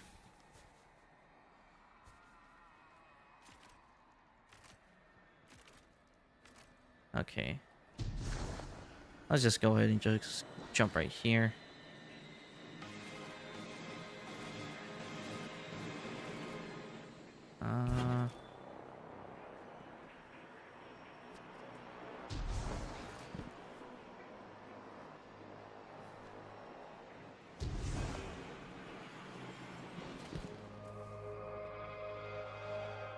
Bro, what in God's name is this fucking puzzle, man?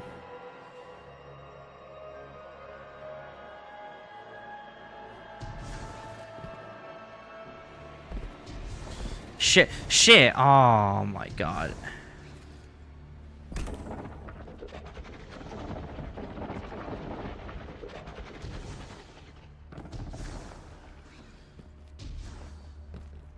Let's see. Get up here. I'll just go ahead and jump to this. Really?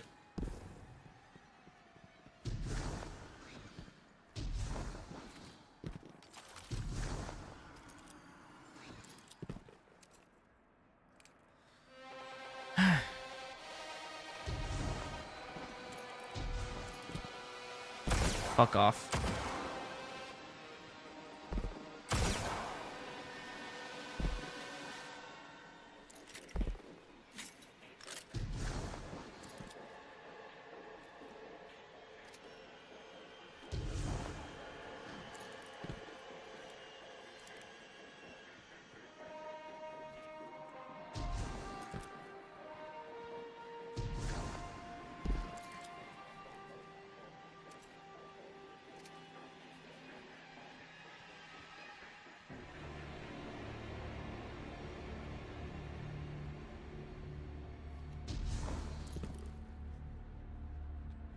Could jump right there, but that's not actually gonna get me anywhere, probably.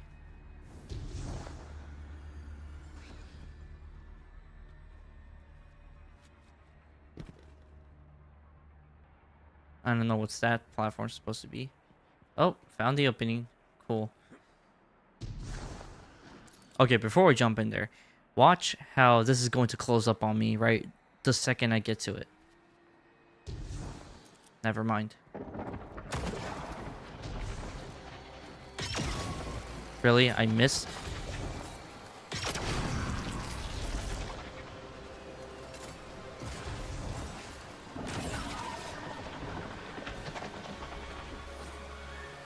Huh?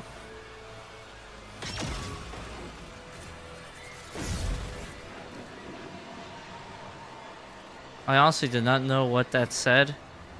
But I'm just gonna keep moving anyway.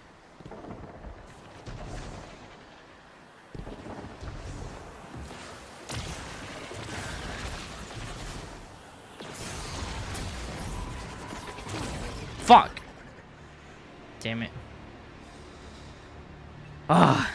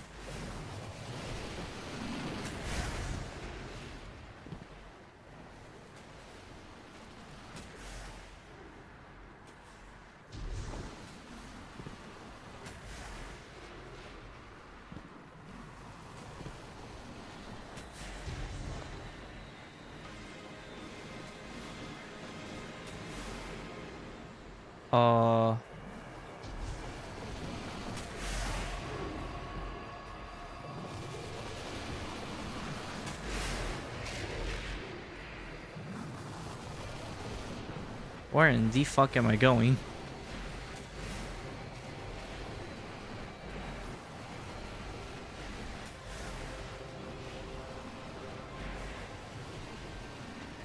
Hello? Oh.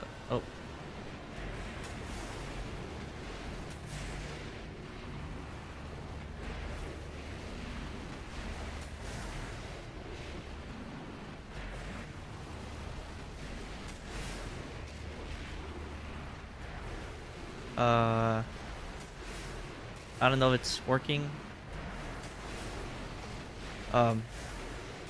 Just saw that was kind of buffering a little bit. Hopefully we're all right. Anyways, if you guys missed the last, I guess 5 seconds, we kind of got here, and I'm trying to figure out where are we supposed to go.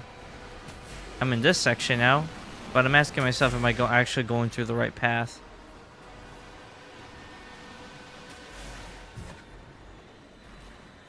I think I'm supposed to get to there. Though I'm not 100% as to how I'm supposed to get up there.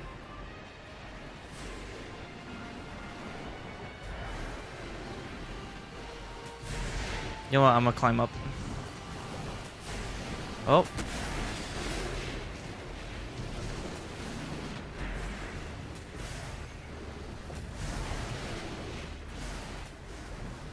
Oh, now I see.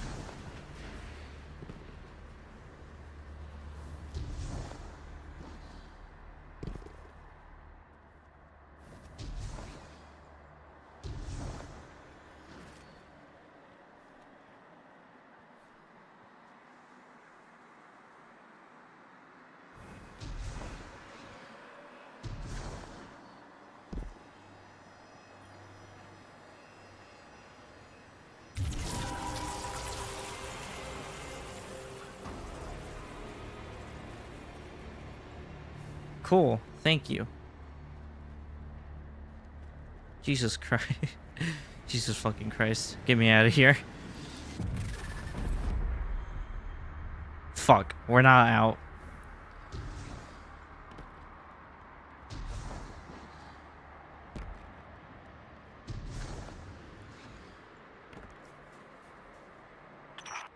I know you look down on me, Praxic. I can feel it. Your superiority complex tastes like corroded lead. It's burned into my tongue. You were not meant for this role. It is why you are suffering. I will not be pitied. I chose 6. I let him make me stronger, and it will be worth it. It has to be worth it. Okay, I'm listening to dialogue. Leave me alone.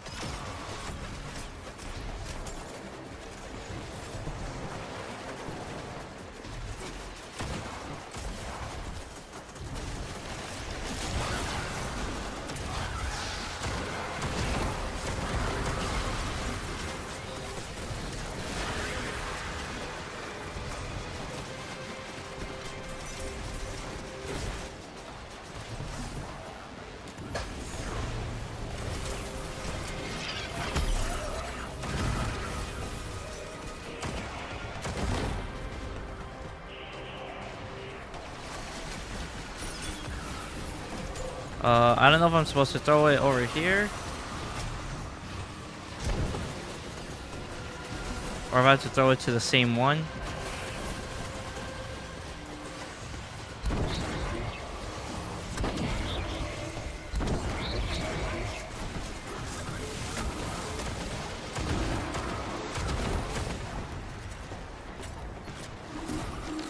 Oh. Well.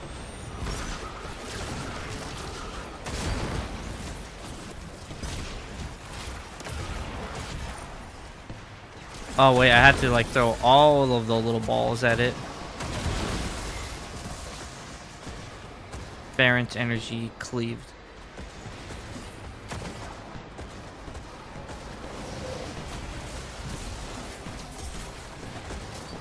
Okay, let's actually fight.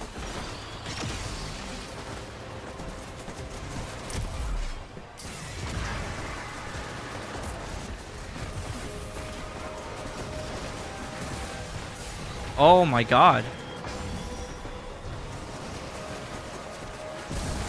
Yep.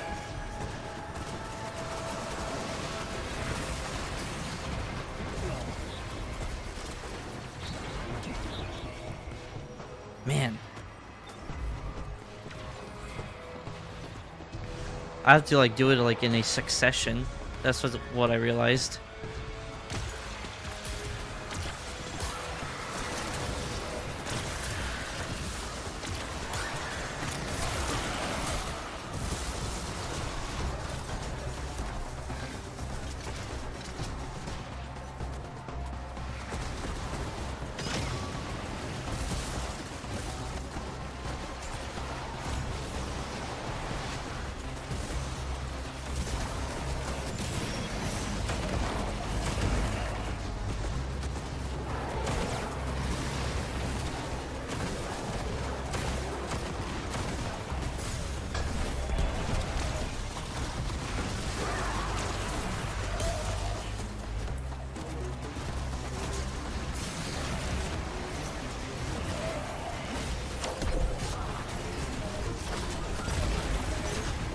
Okay, I could do this one.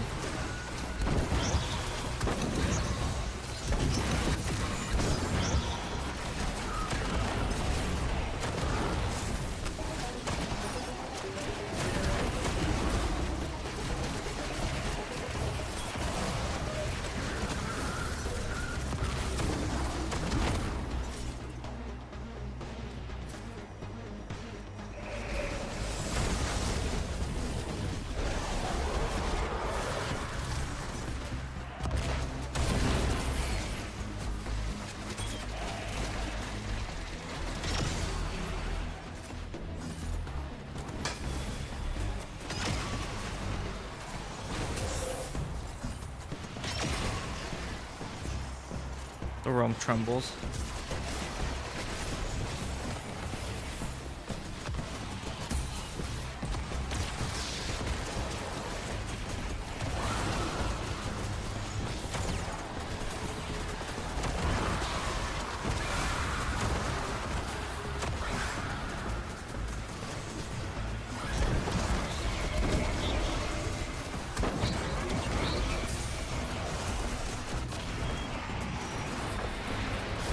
Fuck, man. Oh my god. Okay.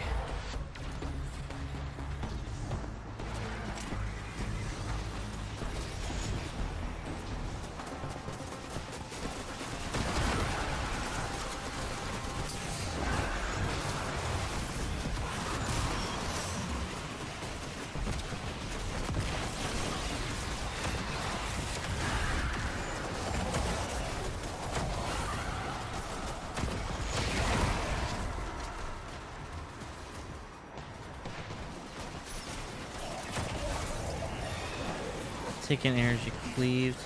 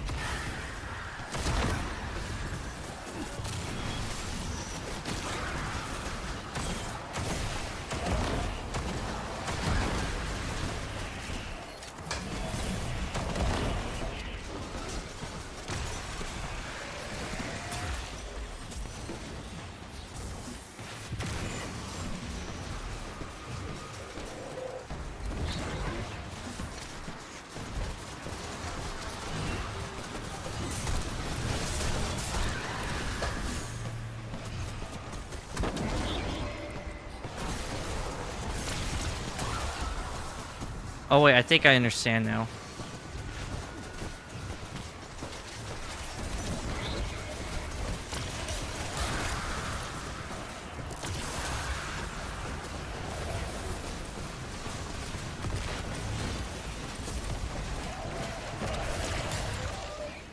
Okay, yeah, I think I'm starting to get it now. I have to basically get all of them in a balance.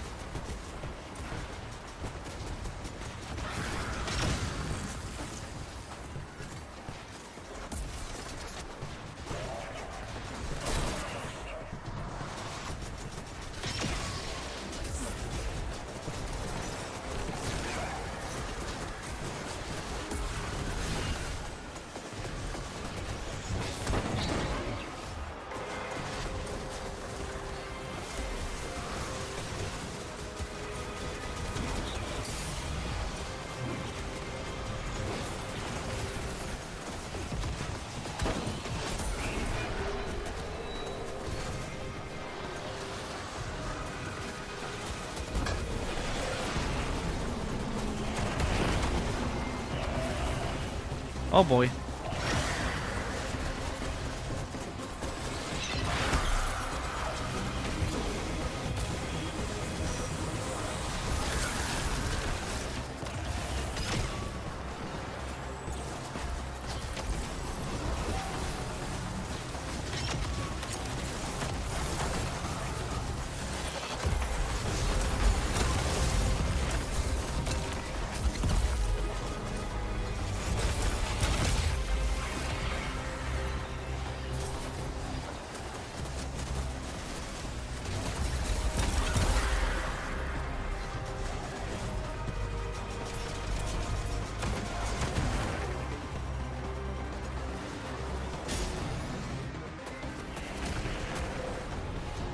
Okay, I need to kill like another taken enemy then.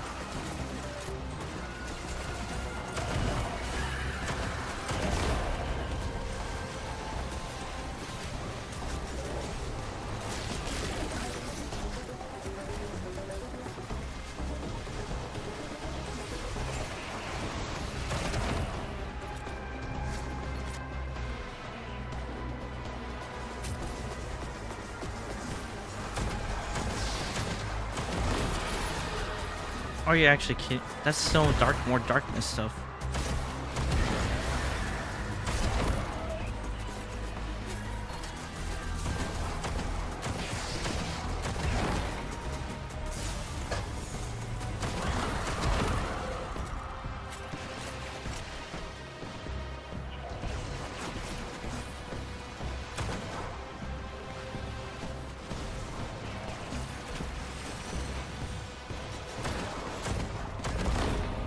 Oh my god. Take in and bear energy, collect, create opposite energy. Oh, brother.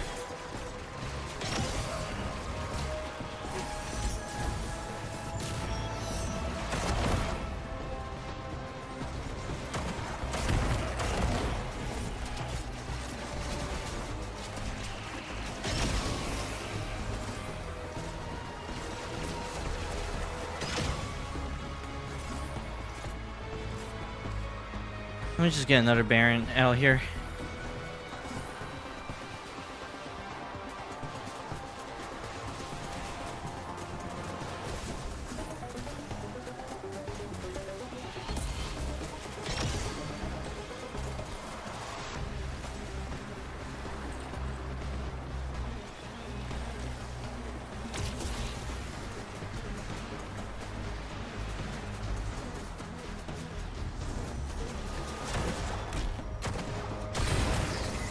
There we go.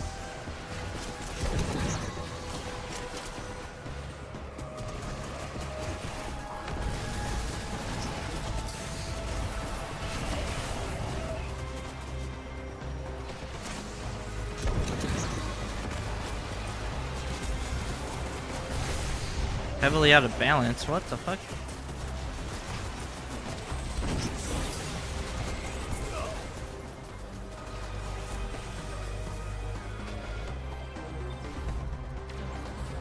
Okay, so I think if I just kill a Taken and then create a Taken.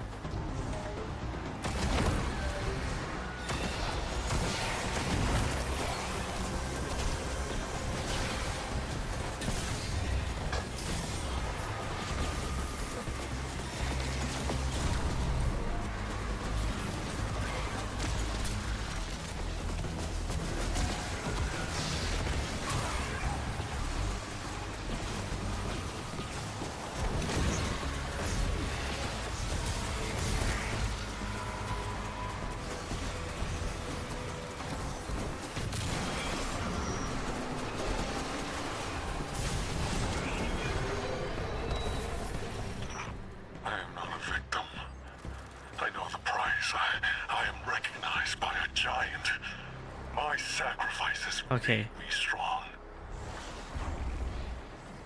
So, why am I in agony? I thought the pain had a purpose, but it's just a consequence. Path to the Ascended Plane beckons. This is all there is. Oh, where's the portal though? Is it below us?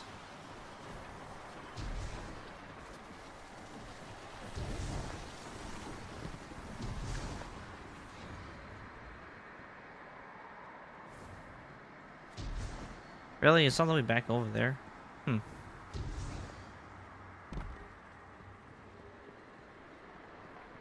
I mean, I'll be real. The actual, like, puzzle mechanic of that was actually interesting. I mean, it kind of follow, like, the basic... It's basic in a sense, but it's something, like, that's... Could get you to be like, oh, wait. It can make you like, oh, wait, hold up a second. Like, it could get you kind of like that.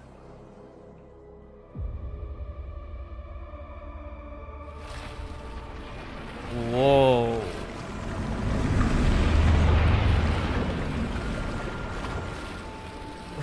What?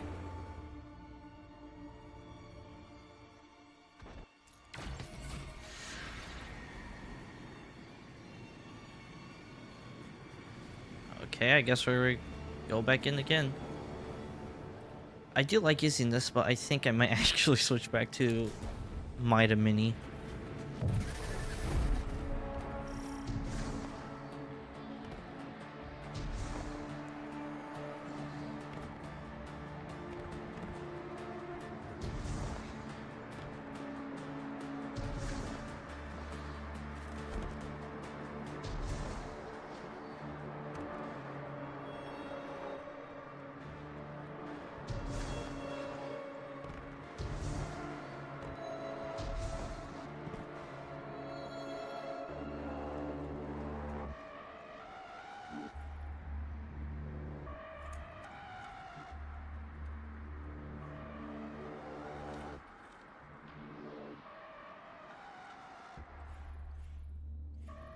crap.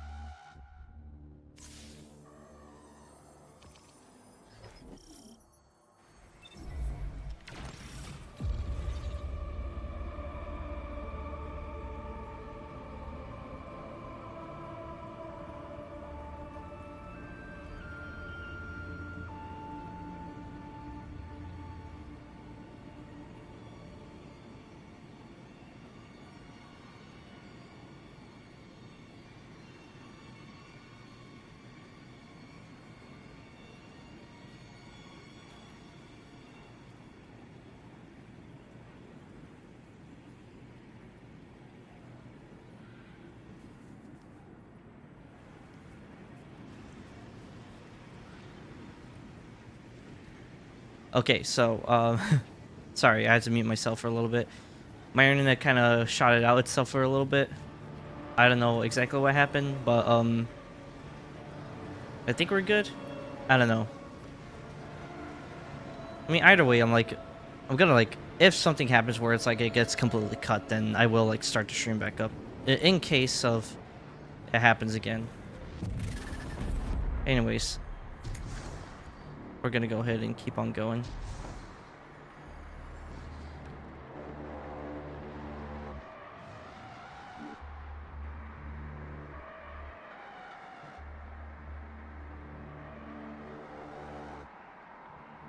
All right.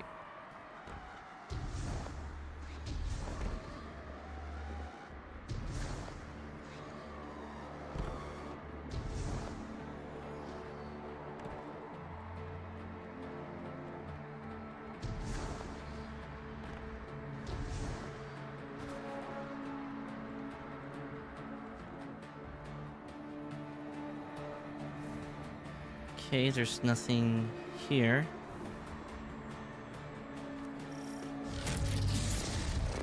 Disciple of the Harrow. Oh shit. Oh, that is a lot of health that he's doing.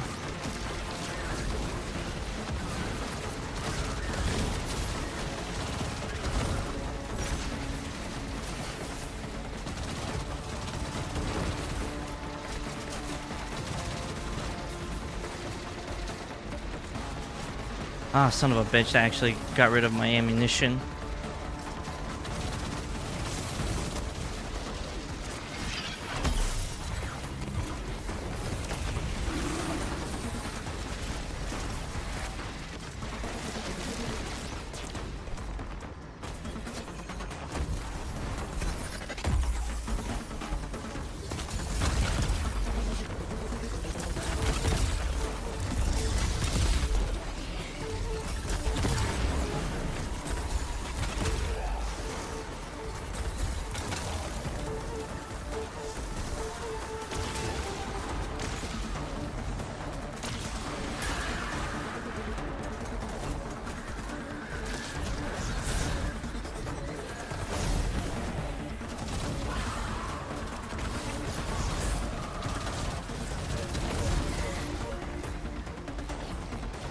Okay.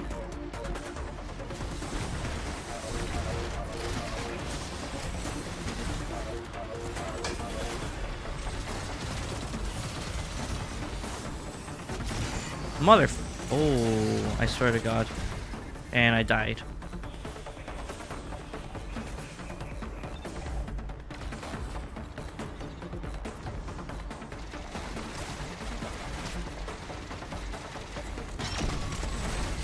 There.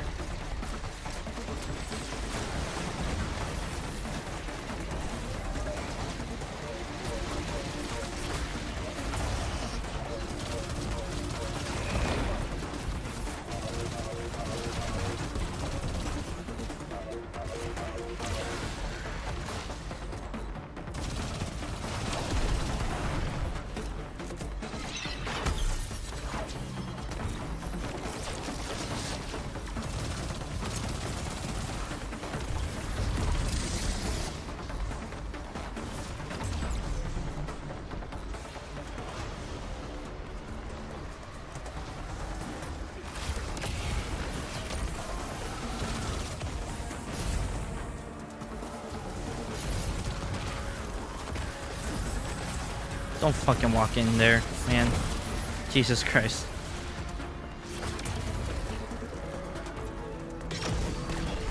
There we go.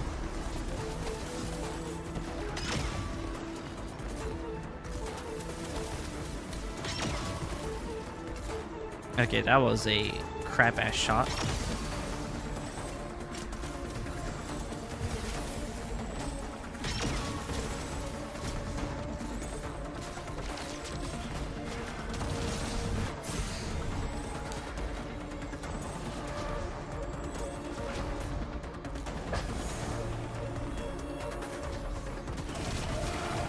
God damn.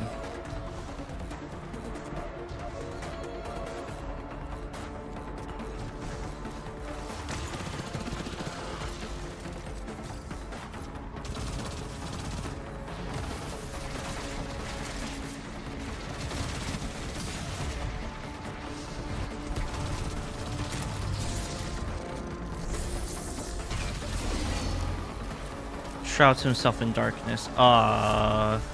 Great. This mechanic.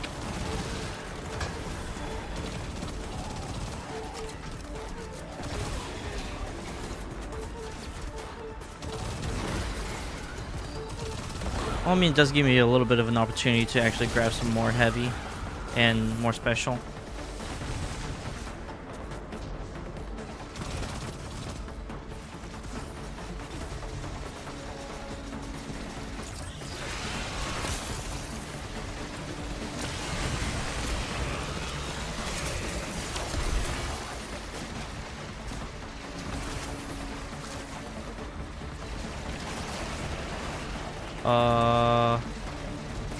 That's light. I need darkness.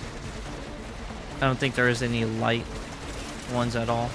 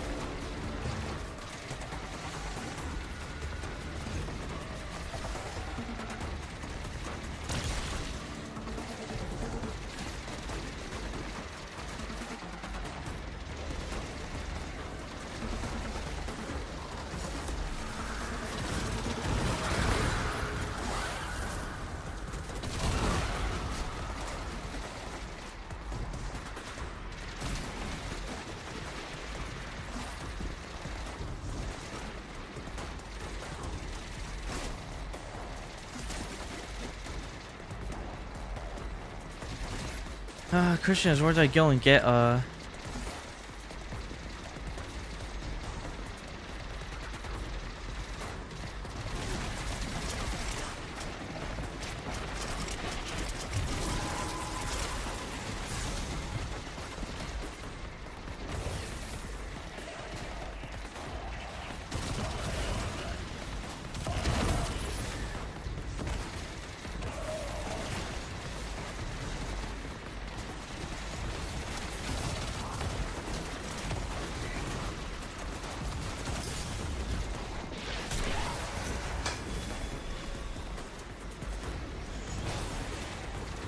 Oh, wait, do I have to like change it every time then? Fuck. That's gonna suck ass.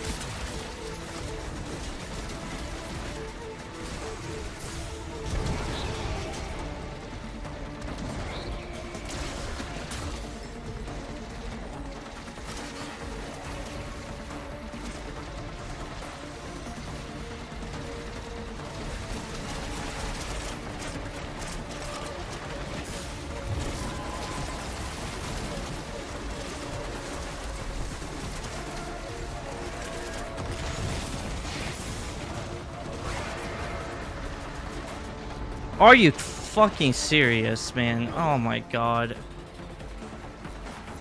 Ugh.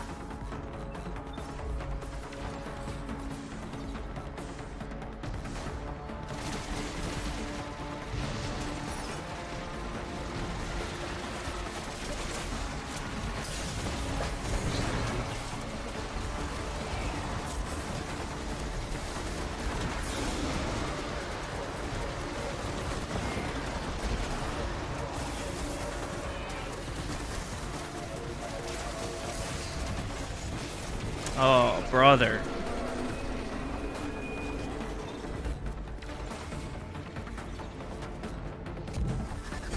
Why did I get booted back all the way right here? What the fuck?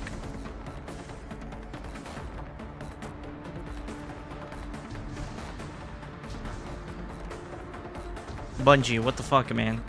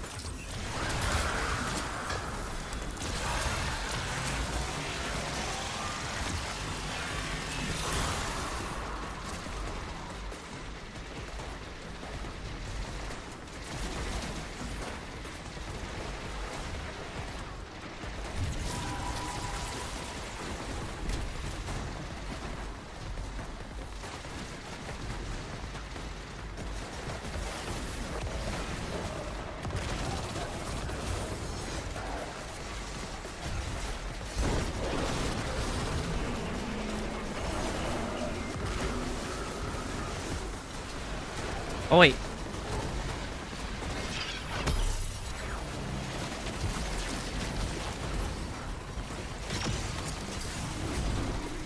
Oh my god. Come on.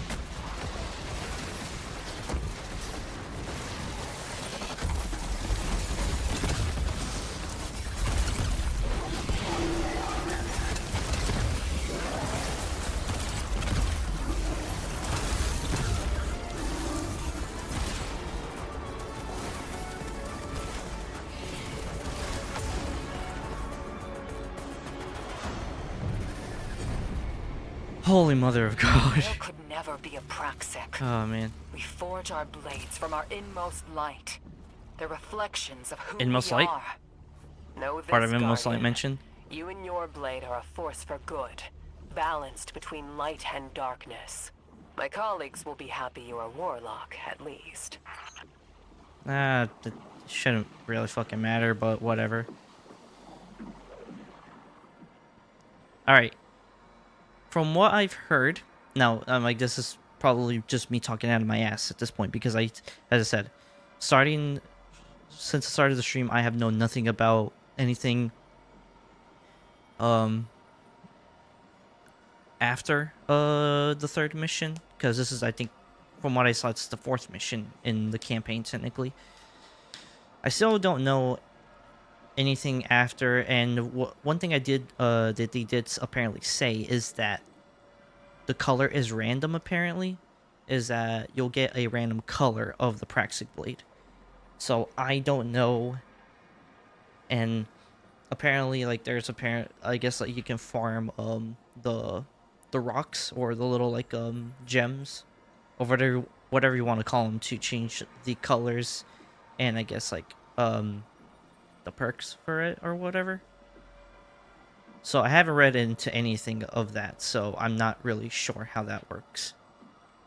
But They did say though, like when you first get your blade, it's a random color.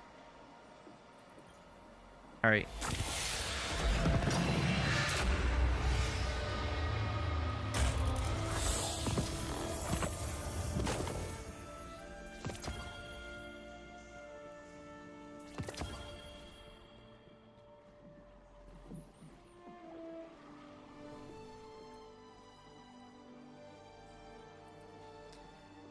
Whew.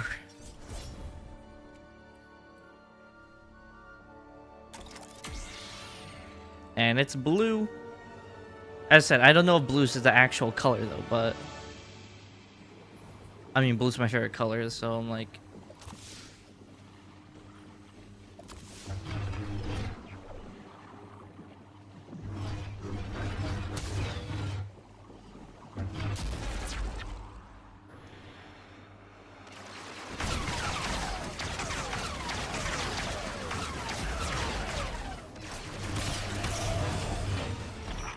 There's no way out for you either.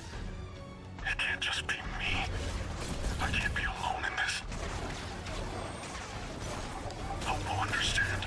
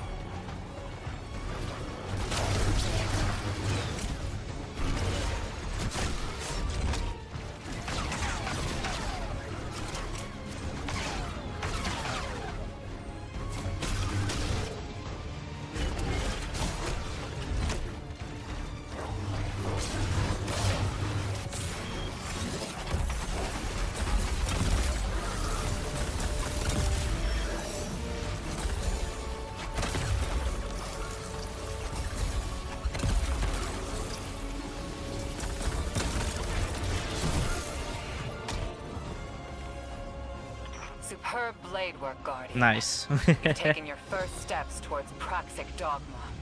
For whatever the hell that's worth. It seems the Order that we created Bale in the first place. Your methods armed Bale. Help us finish him. Of course I will. I just didn't think That your zealous order could make a mistake? That hoarding what you claim to denounce would cost humanity? we were doing what we thought we had to protect the city. So were all of us, utilizing the darkness against the enemies of humanity, while you excoriated us for it. I need to meditate on this. Guardian, there is no dredgen your blade can't cut. It's a reflection of you. Today, I'm not proud of myself or my order. Perhaps you can help us change.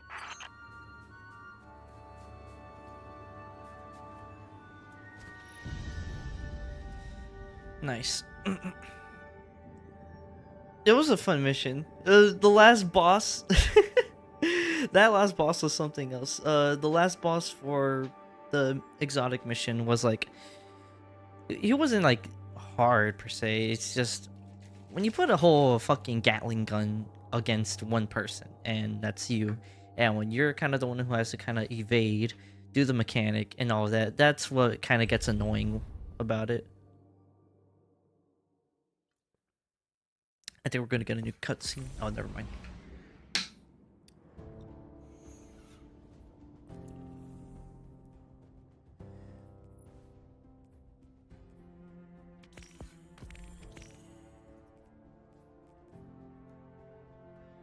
Oh shit, we got a void ability final blows. Okay. Honestly, I think we could probably do like a vortex grenade then.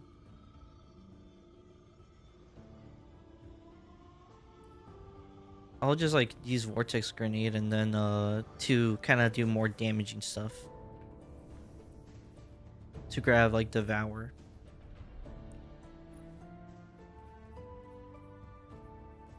Oh, actually having jolting feedback seems pretty cool to have.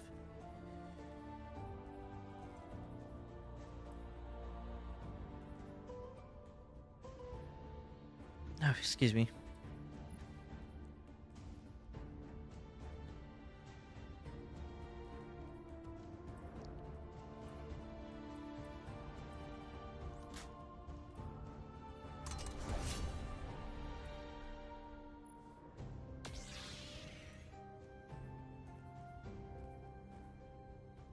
Okay, so this one's in equilibrium.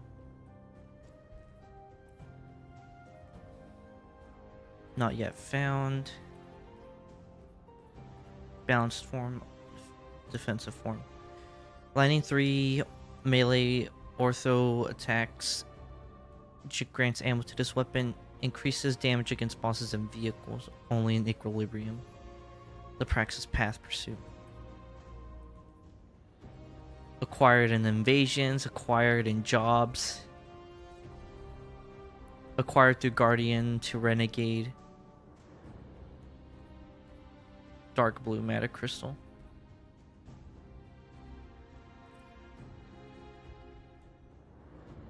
I was kind of cyan.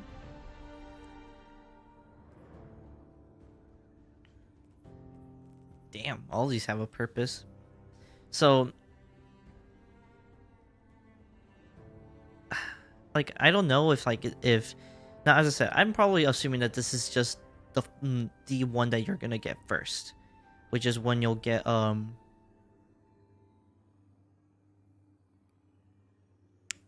which is I'm assuming is like it's gonna be the one you're gonna get first out of like all of like when you complete the mission, unless like the mission does have like a thing where it's like not like your first one will be completely random. But I don't know. Like, that's just me, though.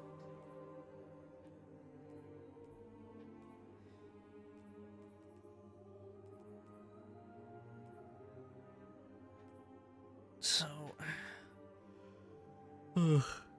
okay. So the red one is discovered through Lawless Frontier Invasions. Orange is Frontier Jobs in Mars. I never seen an orange lightsaber in Star Wars, so that's gonna be first. I know in Star Wars lore that the green always means Jedi Master. It means that you're now like a Master Jedi, apparently. Though I don't know how long that actually sticks. Through the Guardian to Renegade or Praxis Path Pursuits. I think Guardian to Renegade is the campaign mission. Or is the campaign. Cyan is high level contracts. Dark matter, I'm assuming this is what you just get through playing the exotic mission for the first time, unless blue is the random one.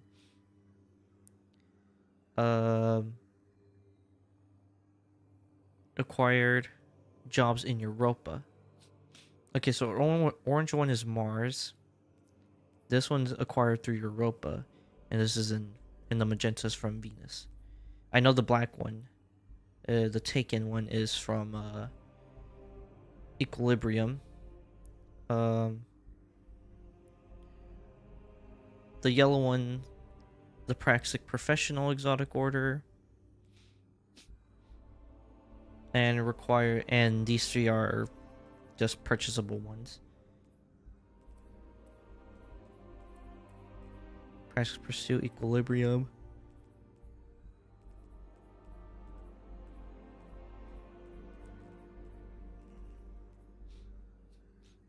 Volt Tarsus Reformation. Found in Equilibrium. Found through Syndicate. Rewards Totality.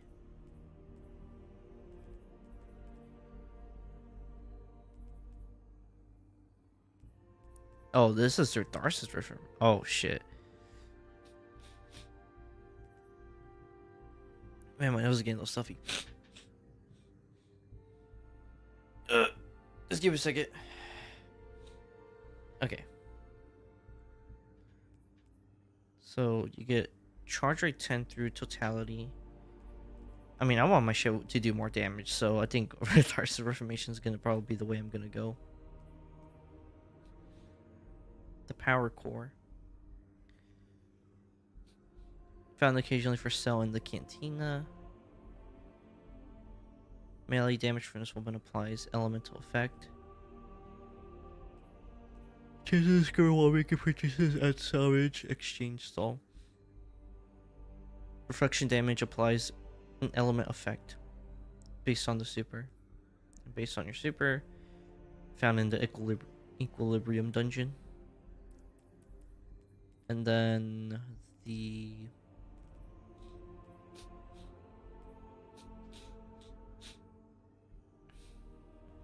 catalyst, then the catalyst choices.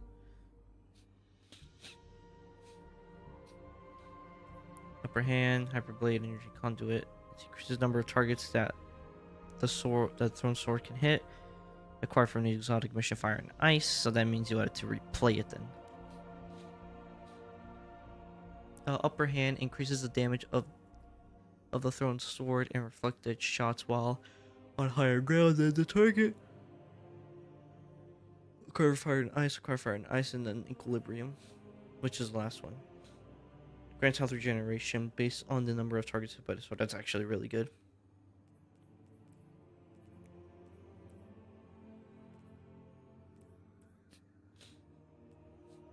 I'm kind of glad that, at least for these, it's just for cosmetic purposes, and I'm kind of glad that all of these you get through doing stuff. All of these you get, and just 3 of them. For the most part, 3 of them are just in the store, which I am kind of pretty glad about.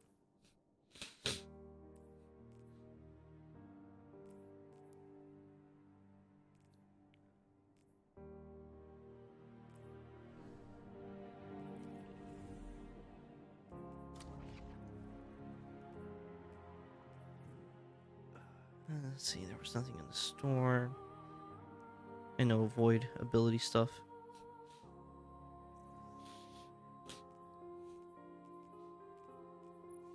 Let me actually change that solo op thing. Get that shit out of here. Yeah, look at that. I could do stuff like there.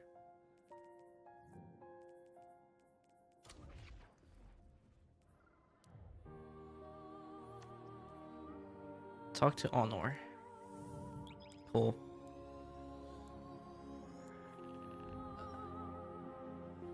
I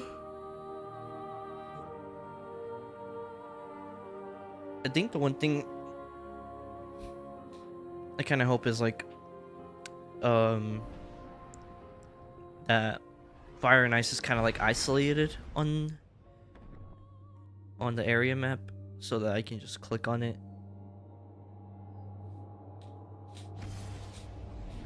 Sorry, excuse me. Hold up, give me 1 second. I'm gonna see if I need to like blow my nose or something. Apologize for that. I'm gonna be muted for a second.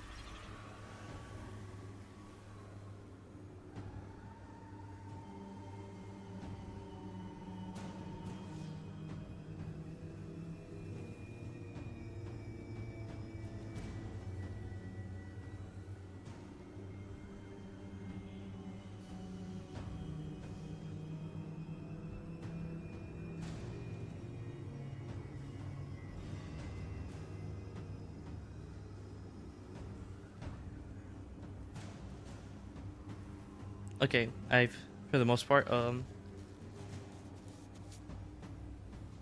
cleared my nose. I can breathe a little bit better now, if that's worth anything. Oh crap. That was way too much hand sanitizer. Ah.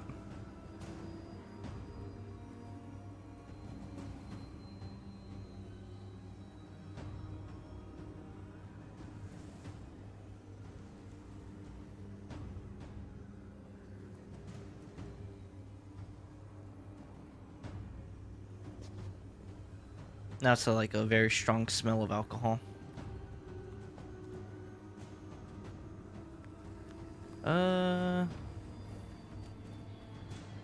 Actually, let me talk to Hobo Fallen. I don't know if he'll really give me anything, but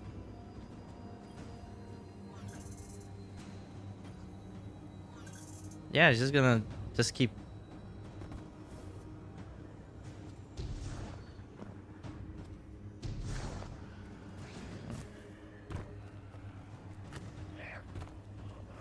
Give me random.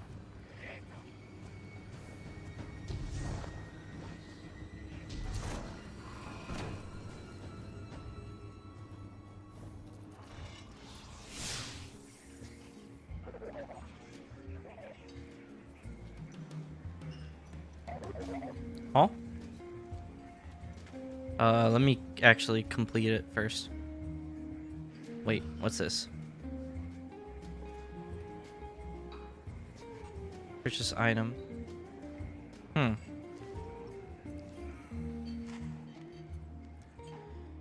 My order has a lot to answer for, as much as it pains me. Thank you for uncovering this, Guardian.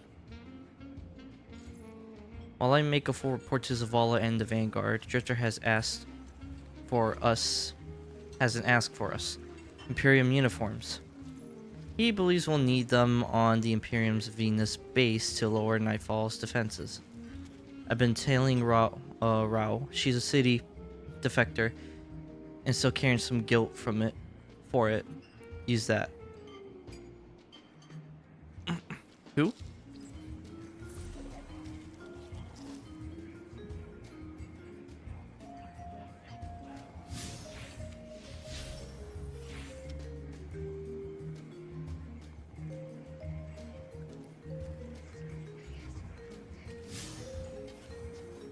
Wait, what's this? Ascendant shard.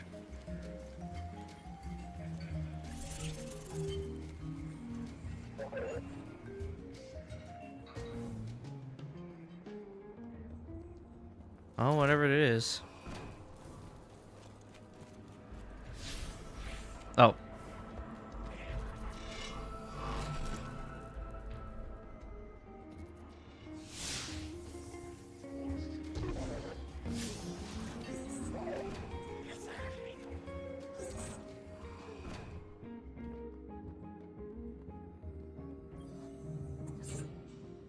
Your Praxis mentioned you needed my help. Let's not make a habit of this. Duties are to my people first. The Tharsis Reformation are a peculiar breed of X. They've got an addiction to gambling and fashion. It seems their sentience led them to realize that they had a desire for personal expression and a preference not to be naked. As a result, certain vectors of the Reformation have acquired a taste for practical fashion, Imperium armor. Baron cuirasses come pre-built with weapon-proof weaves. They can fashion into anything. They've been raiding our stores. Stop them. They've been raiding our stores. Stop them, and I'll think the other way. I'll think the other way if a few more uniforms disappear. One last thing. Stop by the armor before you head out on this job. You'll need something to punch through.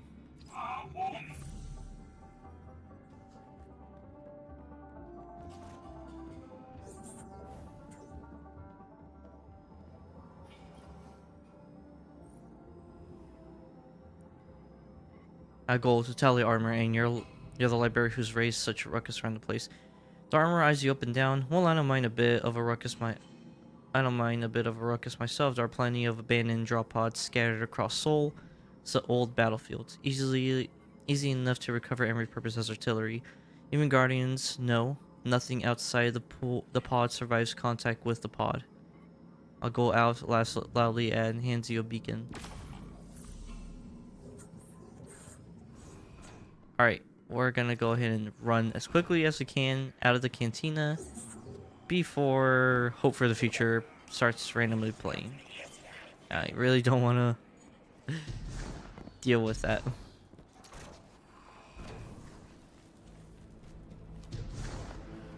Okay. So now, Hellas Fortitude, Mars.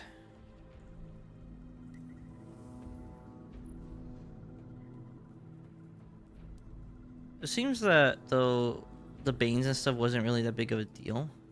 Nothing really changed so much, really. So I think I'm probably just gonna leave it on normal to kind of just expedite the a little bit.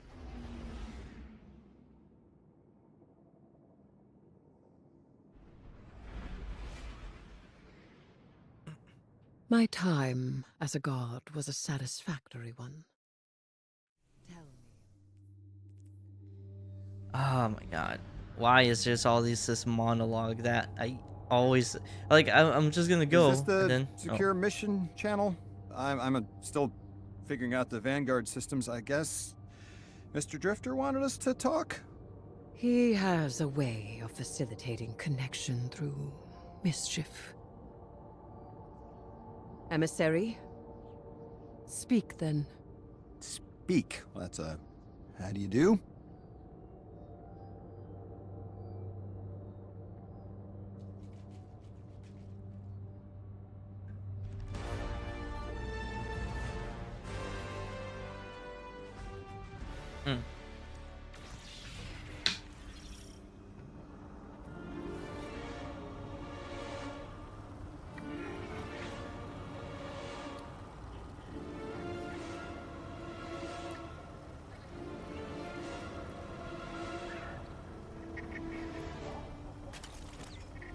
Okay, so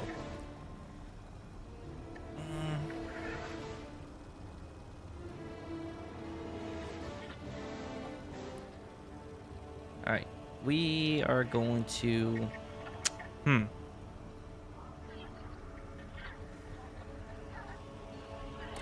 appear in a drop pod and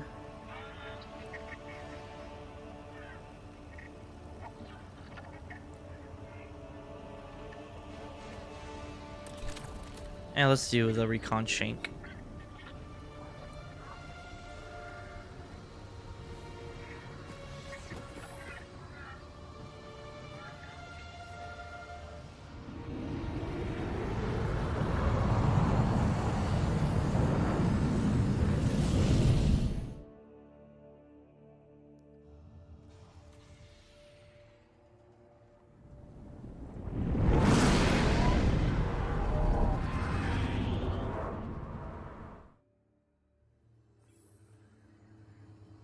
Just reading the brief here, we're stealing uniforms for the Mafia on Mars? The Guardian is commandeering a shipment of Imperium uniforms and personnel codes. May I ask why?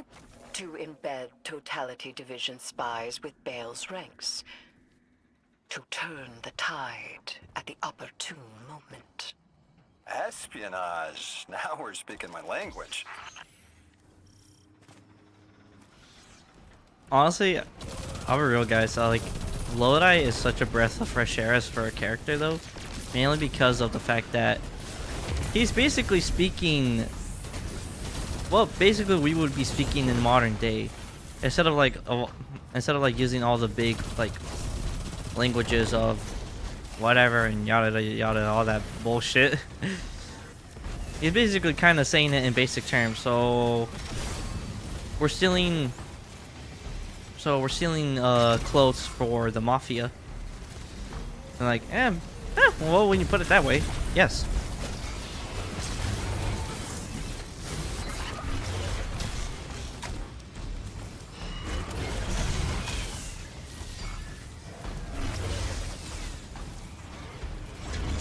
Oh. Oh, oh, oh.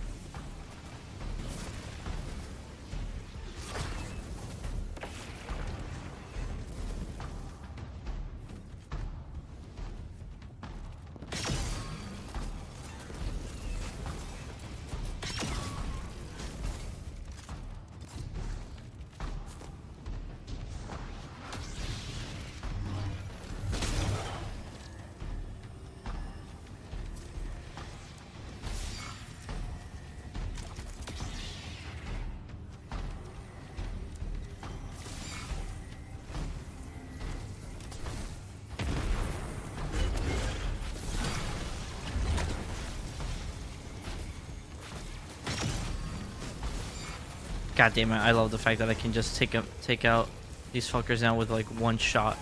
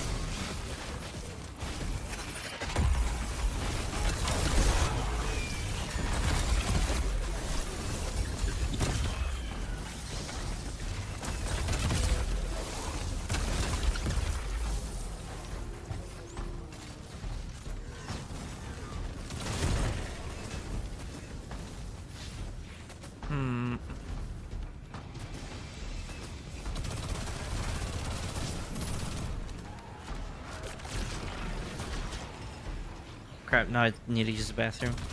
That's fortunate. Ugh.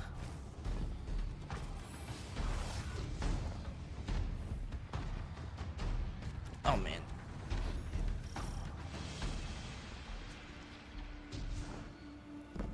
Shouldn't actually try to use the bathroom, honestly, because I know then I'm probably gonna get booted out.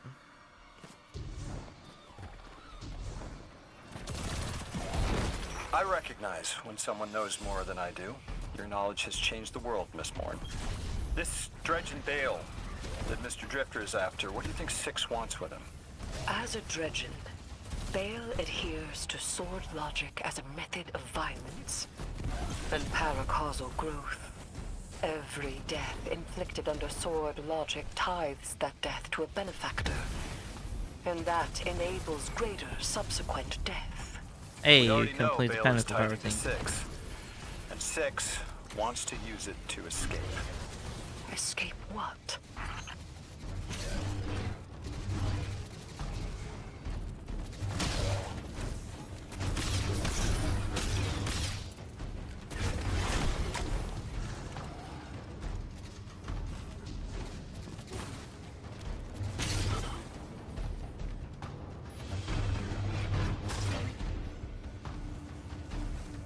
Wow, I actually kind of like the slash though.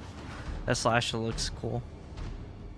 There's more enemies coming from that direction. Can I actually go off of, peer off this direction? Yes, I can. Okay, cool.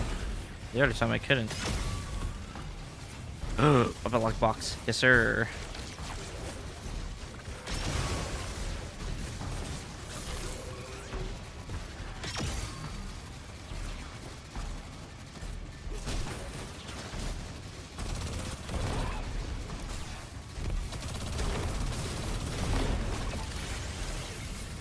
I'll be real, I'm just like using such a random ass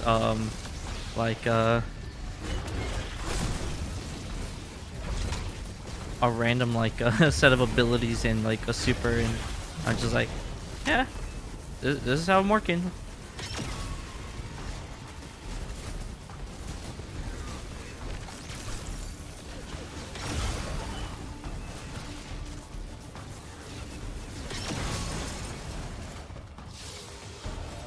And dude, this freaking sniper is fun as fuck to use too.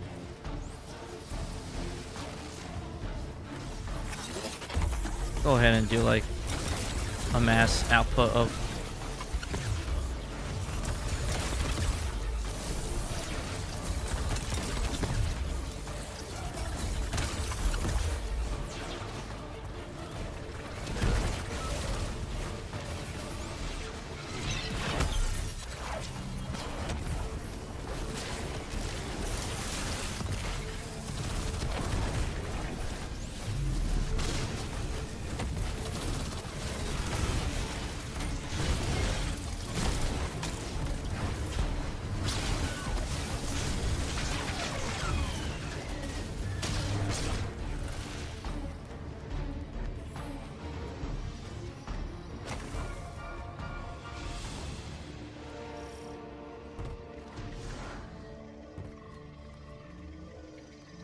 See some shiny stuff.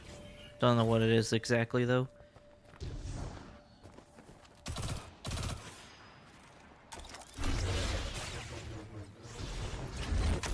Thank you. Oh, hello. Escape reality. They are beings beyond our perception of matter, being bound to our reality and dependent on sapient You life. It's like motherfucker. prison. The Outers need a massive singularity to escape through. The one on Kepler was puny. It will take an immense amount of tithes for the strength Alright, brother. necessary to create You know what? You such a can gateway you know to what? For the a moment, he similar can plane. have that. Like I'm pissed, Think but he such can work? have it. I'm like, brother, you can have that. That is all on you, buddy. Watch I say that, and then this fucker's gonna come here. I was like, nah, I want that now.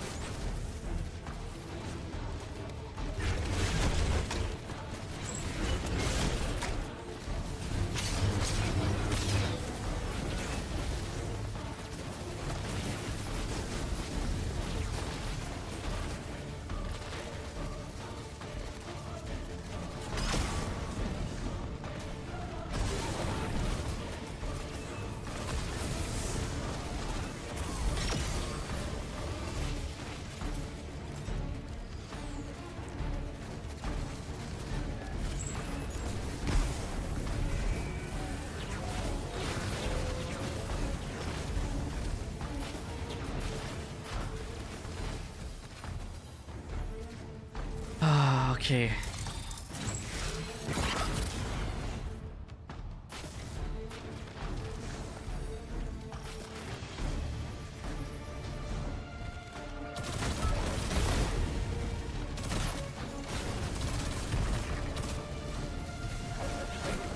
Holy shit.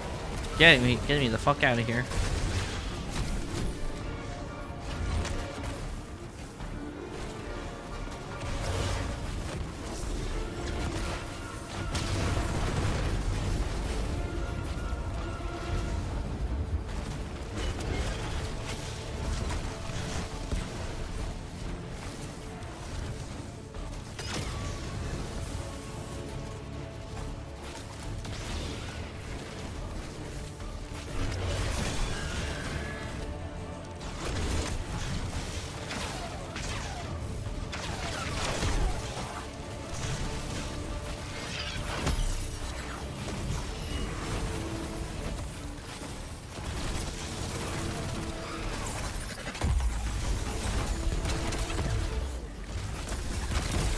Fire and ice, literally, bitch. There you go.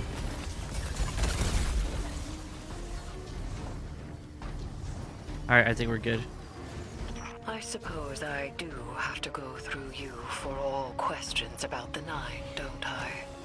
We can one for one. I have about 40 questions just on worms. To be honest, when Zavala assigned us to collaborate, I was hesitant. You are very intimidating, Miss Morn. Yes. And you are not. Which is how I knew I had to be careful. My godhood is behind me. And yours ahead.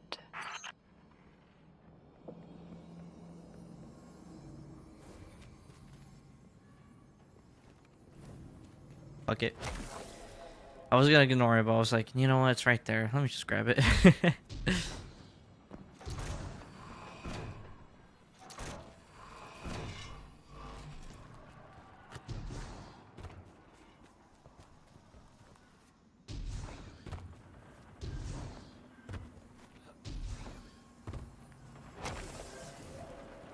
Your ride's on the way, Guardian. Hang tight. Does Mr. Drifter do this often? Setting up an accidental call to get his friends talking? Yes. Has it ever worked before? Yes. Often.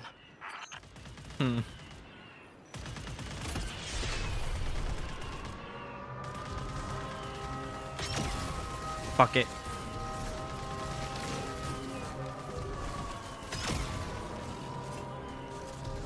Oh, explosive detonated.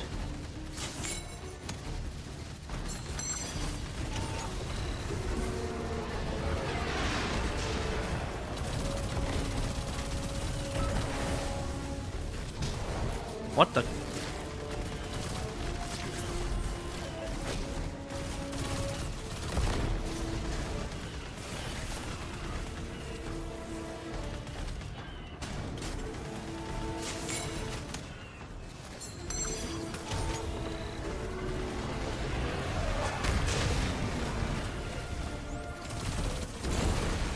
That's right.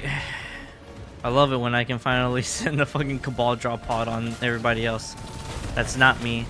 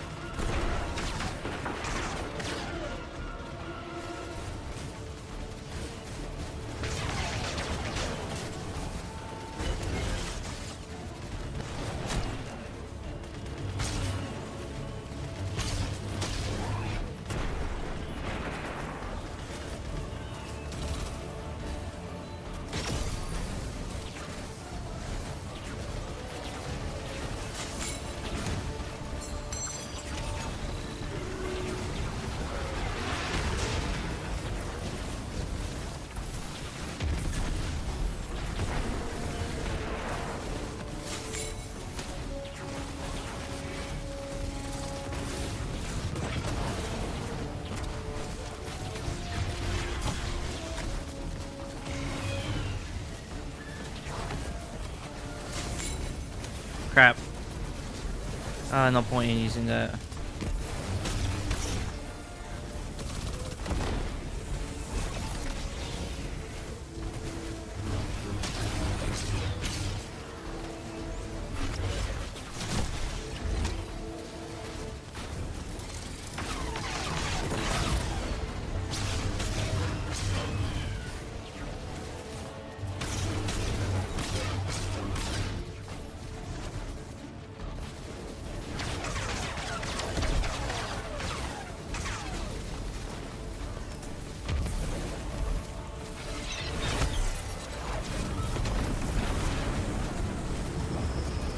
Oh, the ship is here.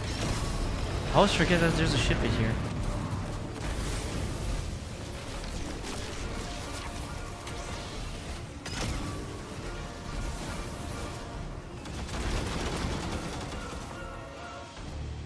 Nice.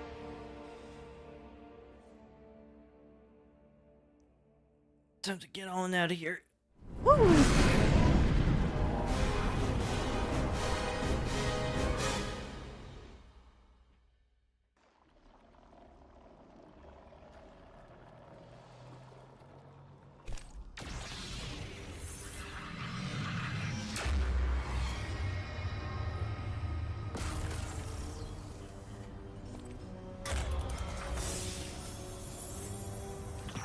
underestimated you, Lodi. Let us continue our work unraveling the Nine's plans. It has been frustrating recently to confront them alone. I have learned that I am at my best when alongside others. I like that. And hey, knowledge is a trade. You teach me about your expertise, I'll teach you mine. You are strange, emissary. I could do with the novelty of it. She's basically like, you know what? You're pretty cool.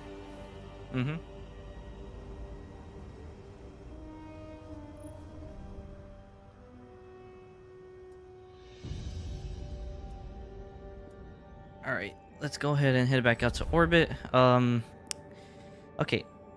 I'm gonna go ahead and actually like send us to the be right back screen. Not so much as for me to take a break, more so for me to need to use the bathroom. So yeah. I'm gonna go ahead and put us in the BRB. Cause I really need to go to the bathroom. Might spend a little bit of some minutes in there, so while I'm gone, you know, you guys probably I don't know, maybe watch a video or two, short ones while I'm gone, and probably I don't know, get something to snack on, get something to drink while I'm gone. So I'm gonna go ahead and head out to the bathroom, and I'll be right back.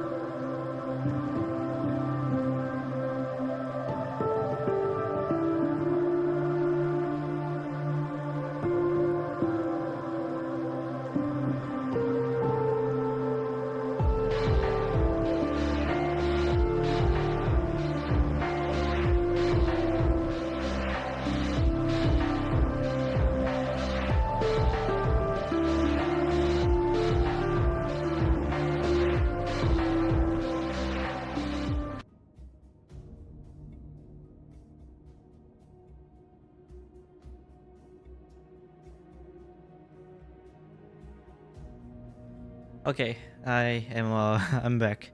Just was right after I got out of the bathroom. Give me 1 second. Right after I got out of the bathroom, I just went ahead and turned off some of the lights that were on here at the house.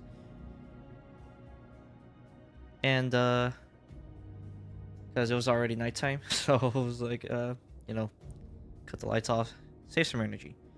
And I went ahead and grabbed some more of, or the last bit of the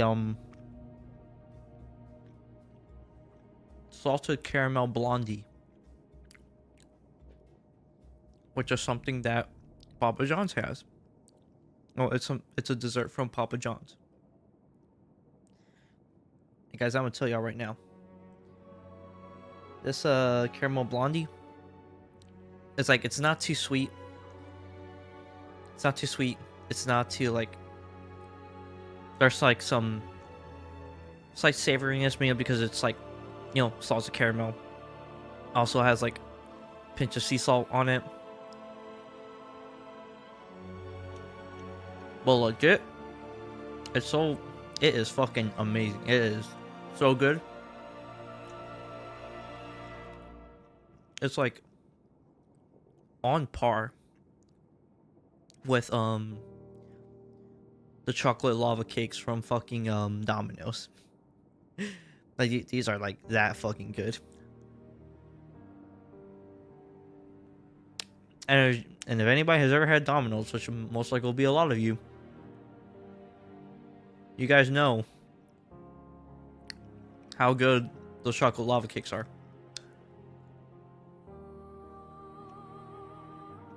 So good.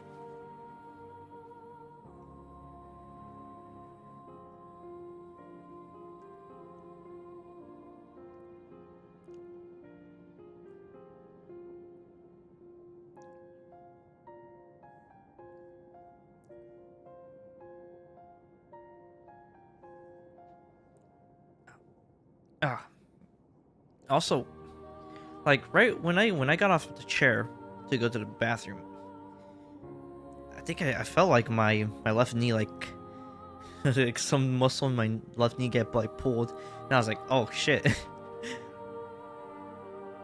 Probably because I was like maybe moving like my leg a little bit too much because I needed to use the bathroom really bad. So I should be able to like kind of like calm my legs down just a little bit. Oh my god. Tharsis. Sell uniforms. Sure. I don't know how it looks on here right now.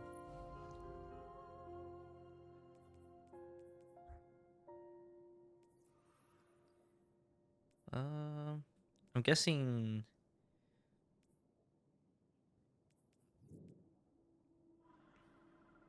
Oh, where is the exact? Oh, I don't see the exact mission around here.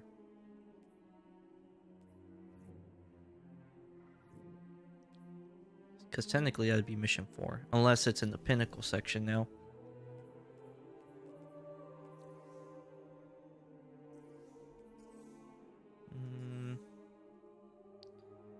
Nope, not on here.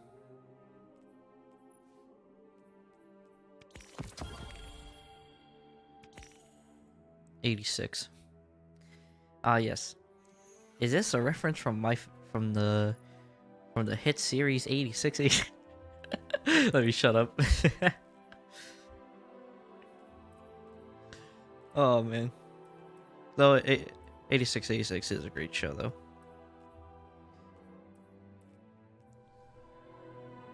And if anybody has not watched 86, go ahead and watch it. Great anime. No, like I think about a month or month and a half. I think the series actually like it ended actually. So I'm like, I think it's good in the sense like obviously, you know, it's unfortunate that a series, you know, has a conclusion, but I heard the conclusion was like really good. Though I'm not like a light novel reader, so I don't know exactly what it tells, because I'm just watching it as the anime. But it had a really good like ending to its story.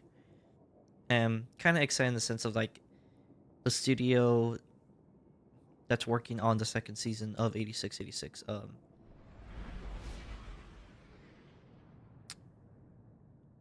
That you know, like they have like all the source material is going to be there now for them to use and look at for any other for any more seasons that we get outside of season 2 now. Which I'm like, it's a great series.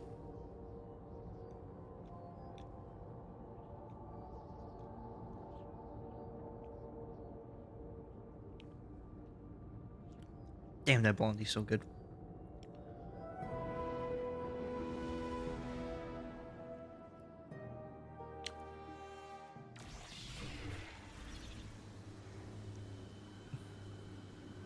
Ah shit, it's my boy Taxes, Kel of the IRS. Damn. Monsieur Barry.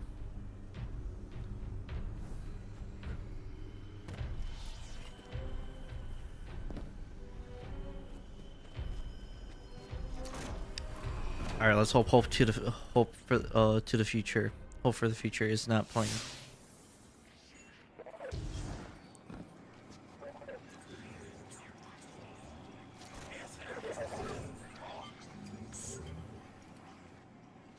The Vexlord says head module and scans the Imperial uniform that you hand it. Zephyr is mentioned throughout the entrant that you intend subterfuge on Venus with this fashion and the totality. The sentry raises an appendage defensively. We intend to keep our secret, but we will be watching Ra's barons. The Reformation will not abide territory acquisition by the Scion or her lackeys. It is what we would do in her position. 500 credits? Shit, man. What? I thought you'd sell me more. The Vexlord's analysis. Exquisite plasteel meshwork. Conflicting ideologies aside, the Imperium crafts practical fashion. There are threats to suffer deletion for. They shall allow clandestine operations across Tharsis. We understand you require these for an operation, but please allow us to profit you in exchange for the leftovers. I shall alert other sentries of the wardrobes you've acquired.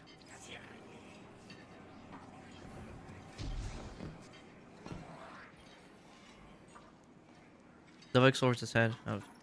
Zephyr states the Drifter is behind the Imperium lines. I hope this fashion you've acquired returns him safely. If it's not for the Drifter, the Reformation would remain in the Conductor's clutches, a most unprofitable timeline. Whatever secrets to Nightfall awaits on Venus, may this practical fashion allow you to supplant them in their own panoplies? Eh, whatever. Speak with Ro in the cantina.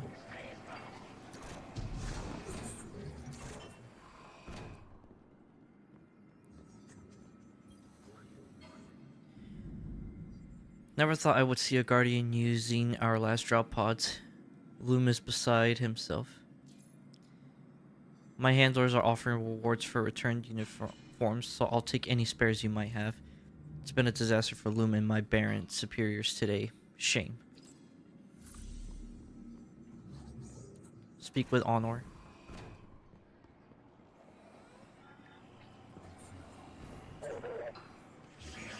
Alright, girlie, what you want now?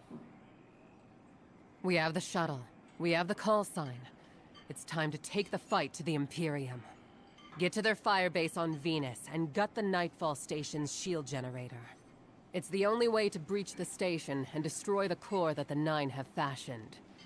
Preferably before Bale fires on the last city. Our personal con artist is hard at work occupying Bale and Six. We're relying entirely on his intel here, so keep your eyes peeled. I won't be able to talk to you once you're in.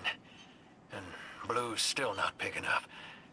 Got This op has to run quiet. In and out, Imperium none the wiser. We do not have the backup to go loud. Vanguard are occupied tracking their own leads on the prophecy. Vanguard scouts report that matter across the Earth is transposing into other matter. Subtle, but hard to ignore. We help by cracking Nightfall wide open. Best case scenario, we take down the shields, board Nightfall Station, and end this before they extinguish every light bearer in the city. May the light protect you, Guardian. And, if you wish it, the darkness as well.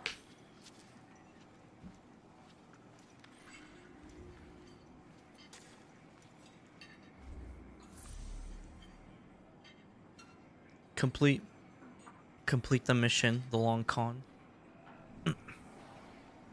Oh, my bad.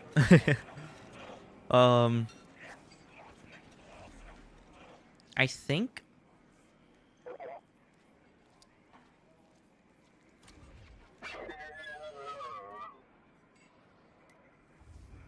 I don't necessarily know the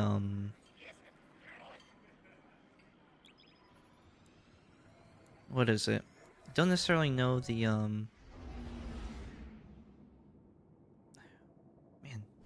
I forgot what was I forgot the last mission's name, but I know there's one more mission after this, I think.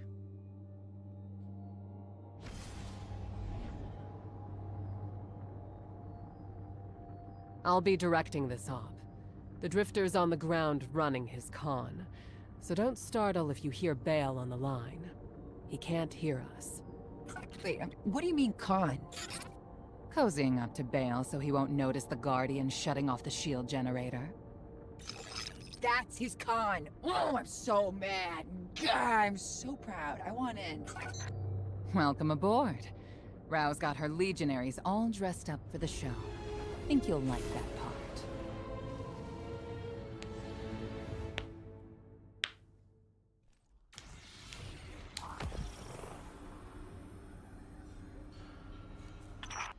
Are we friends, Hope? Of course we are. I've been having doubts about sex. You know, the last emissary walked out on the 9. Took some doing, but she got there in the end. I'm not an emissary, though. I'm nothing to the 9 but a broken weapon.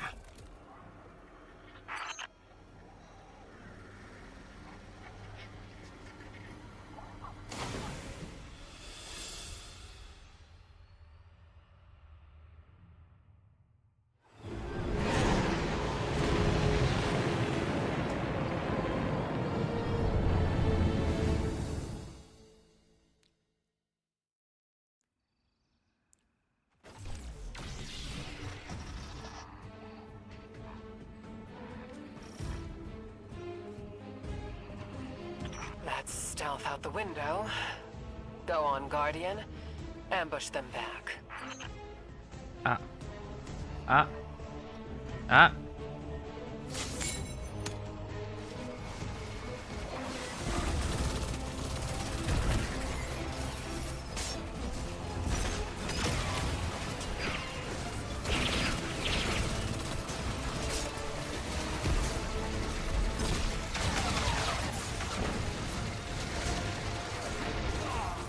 Motherfucker. Oh.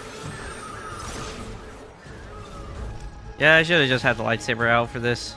Honestly, that was my dumbass's fault. My dumbass fault.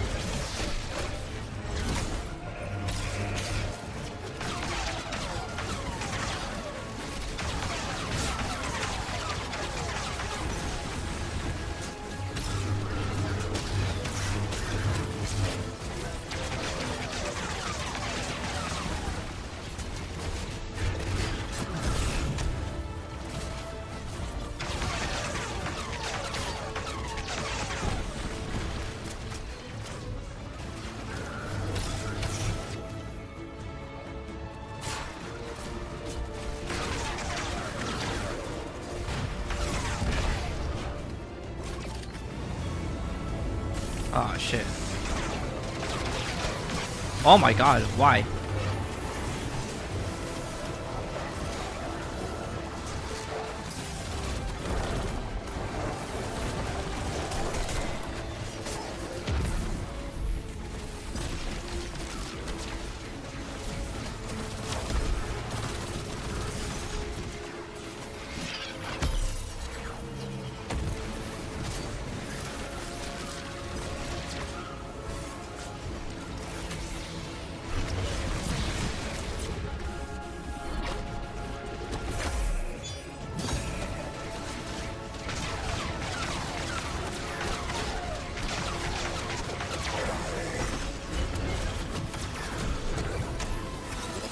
Alright, I need crowd control.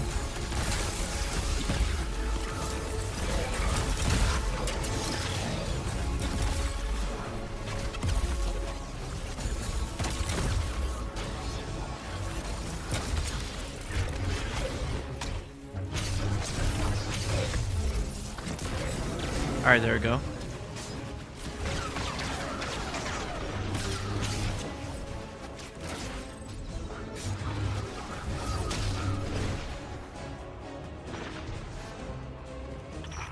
They passed the test. Now we wait for them to get here. Hey, just enough time for a chat between friends. Exactly what I was going to say to you. A few details to settle, and your fate is achieved. Perhaps we don't need 6 to retake the city. We could do it. Just the 2 of us. Oh shit. I'm not gonna lie, man. I'm not gonna lie. That man Bill, this conversation's starting to sound a little fruity.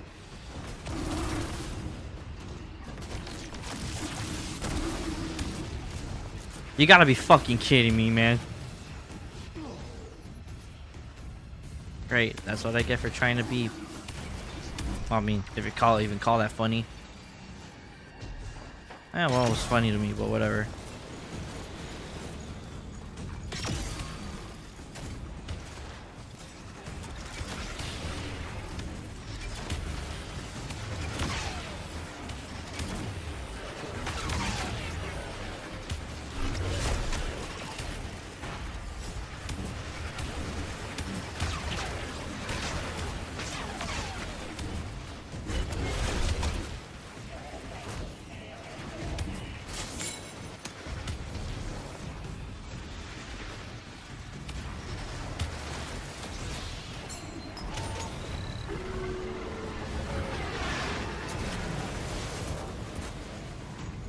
You know what? Why did I even bother? Woo!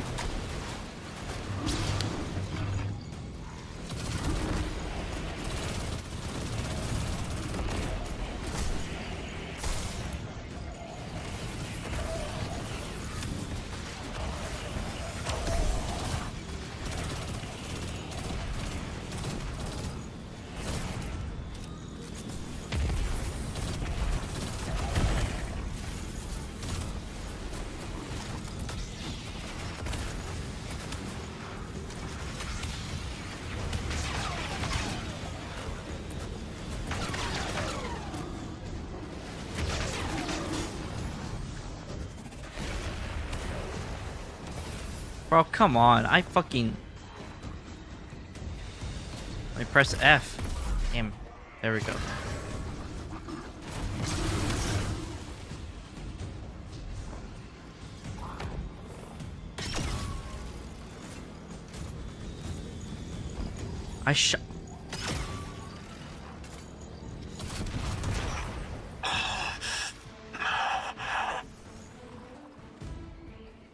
I will be my own weapon. We have everything we need to fix what the Vanguard destroyed. I will free the people of the city from an immortal dictatorship. We choose who leads us, no one else. Six is near. I'm sick of this agony. What more do you want from me? You can resist him, Bale. If you want freedom, You can take it.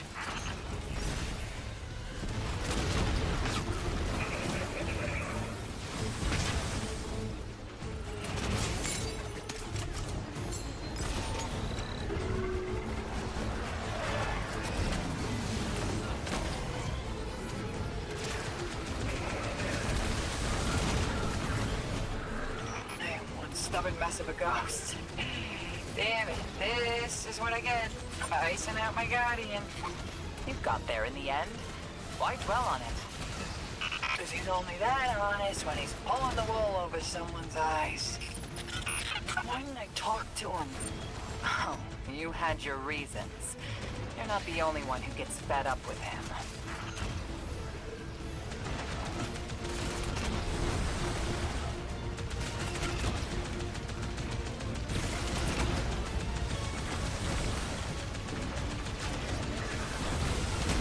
I mean, he was trying to contact you though, so it's like you had your reasons, but it's like, but was the reasons valid though?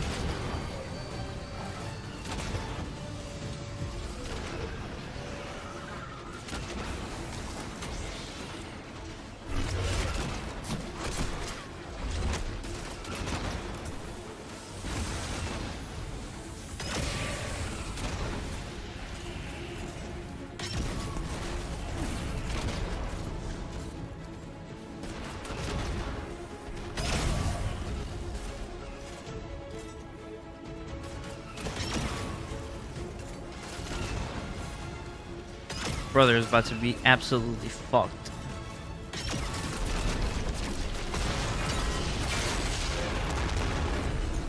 Just like I said it would.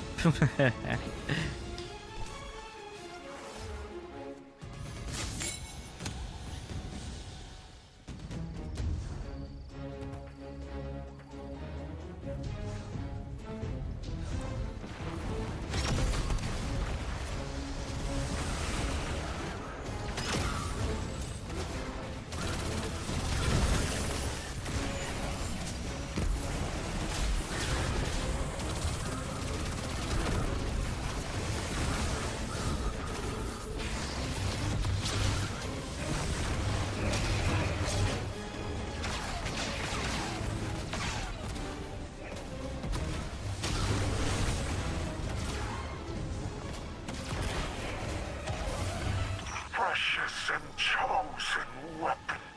Look what you have made. See down the valley of time how you shifted fate itself. With hope's allegiance, you alone have guaranteed liberation. I did it. The city will be free of the light. Free to make its own choices. Yes, brave weapon. I see your curiosity. I see your perseverance.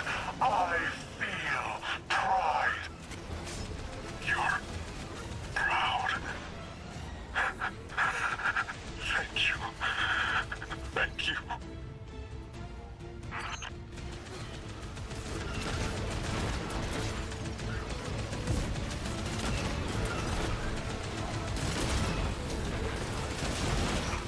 Hope, we do this now. We will retake our home and ties to our benefactor in gratitude. Every light will be smothered and every ghost obliterated. Finally, we are needed.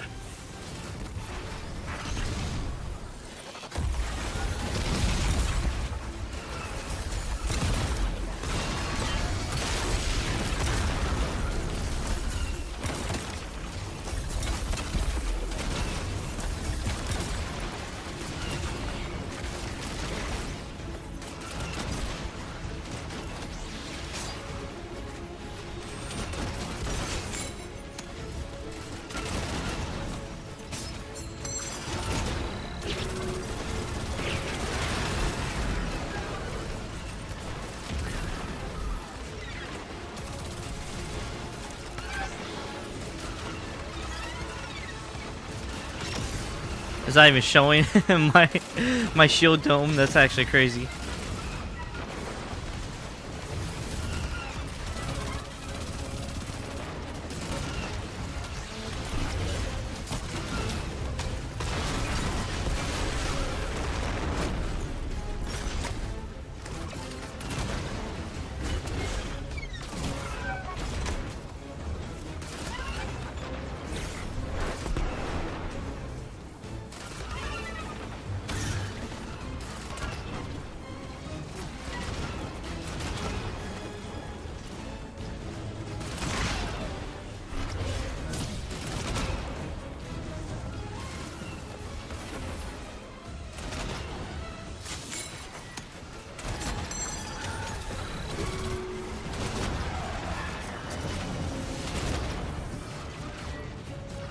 Ah, whatever.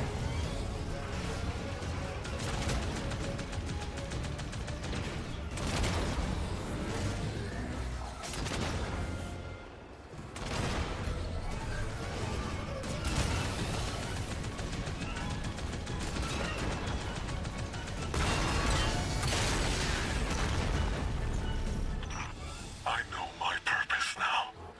Show me I'm not alone in this dredging hope. No matter what happens. Anything you want. Tell Six I got my head around the vision he gave me.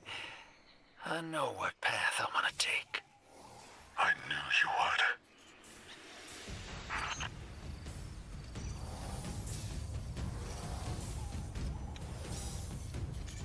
Oh.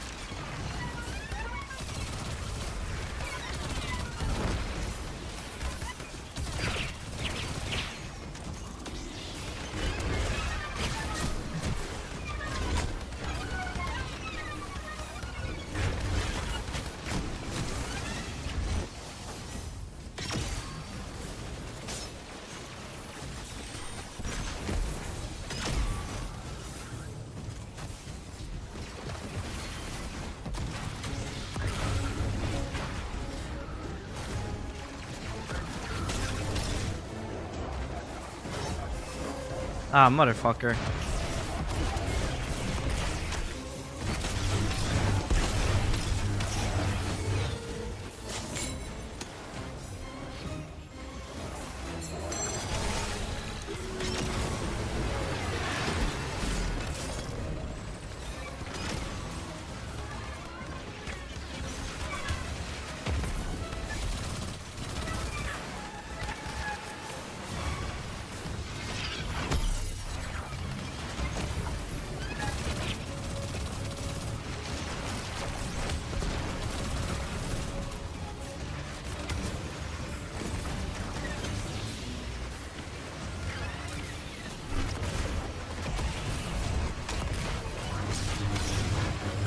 Man, come... Bro! Get the fuck off of there. Son of a fucking bitch.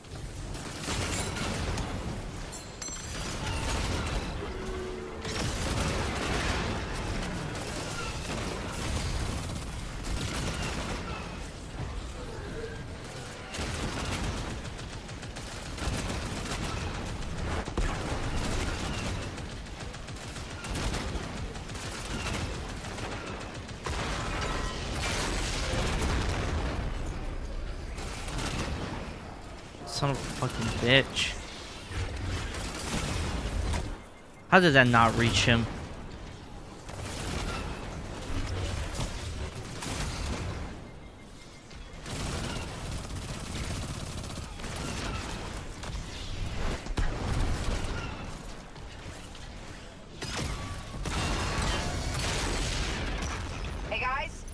My Shank buddy is tops at getting past Imtech, but we gotta set him up. My scans show power running from the generator underground. Let's see if we can disrupt it. Any blip in power should make the generator vulnerable, and Nightfall's defenses with it. Okay,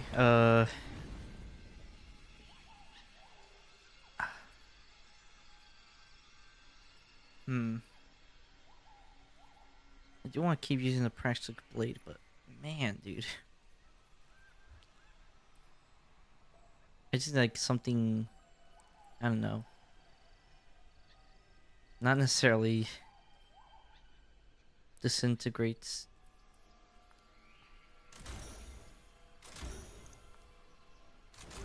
Honestly, box breathing ain't really the best if when it comes to this thing. Honestly, might probably need a better one. I'll just switch back to an LMG for the moment.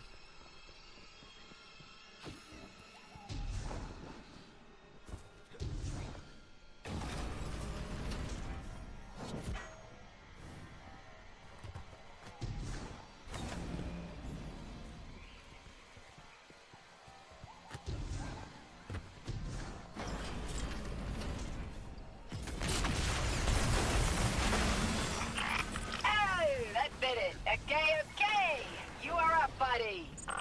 Not you, Ace. The Shank. You kiss your mother with that mouth.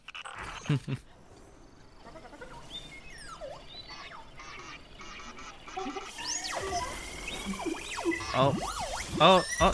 Oh, and he's fucked. Getting a call from our favorite line cook. Oh. That you, hero? Blue? If you're trying to use the splicer shank to get in, Fred Bale's a step ahead of you. Listen, I need your help.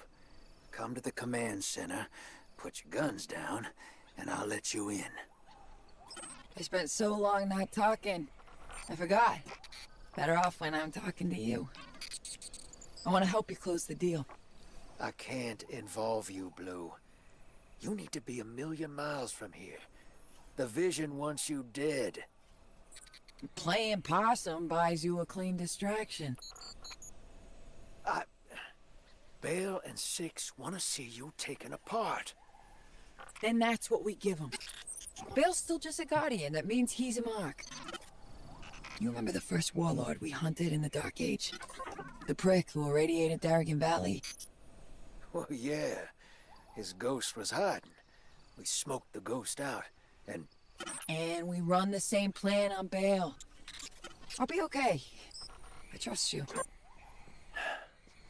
Thanks, Blue.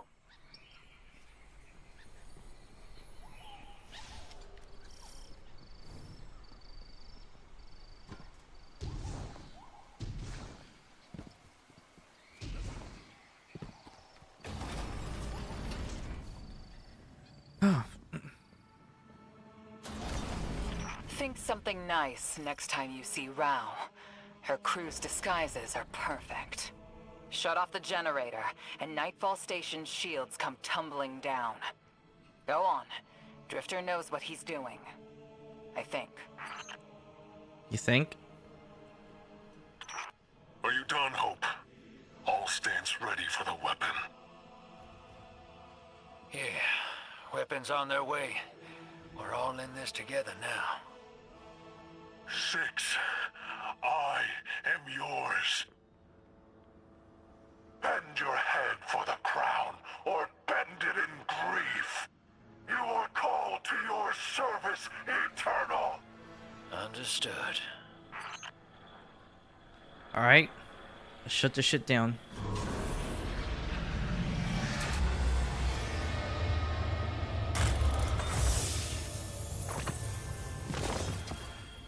Ooh.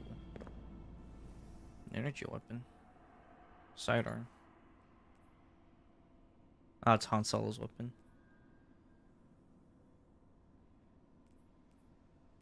Built to blast.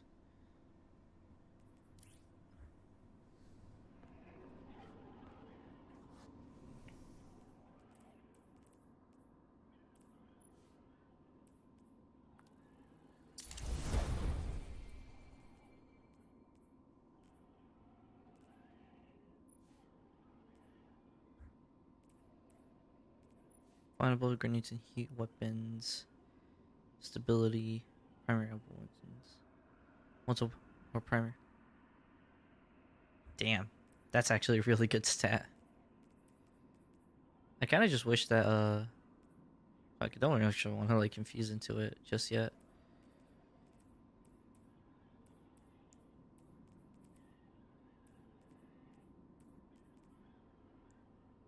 Honestly, looking at my stats, I barely leveled up in anywhere. And I'll go ahead and just put this into the Mida multi.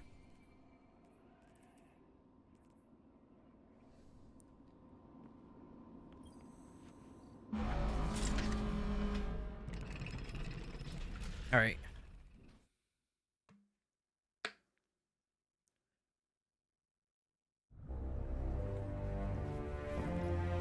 You've done well. Finish it. And the Imperium is yours to lead. Cool it, kid. They'll get everything that's coming to them.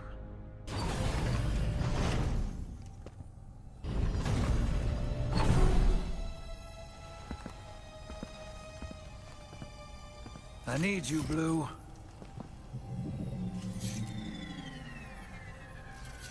You always do. You sold us out, you wretch. Why now? Survival. Only one play left. I've saved your sorry ass so many times. This is how it ends? I got no choice. Please don't do this! I can still help you! You already have.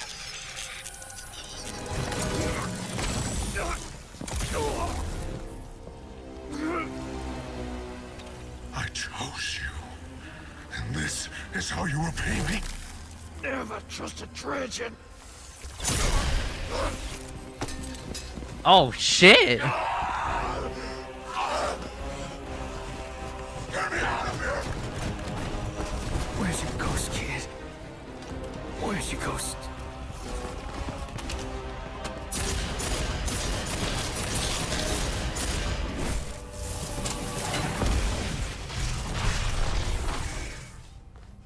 Where's your ghost?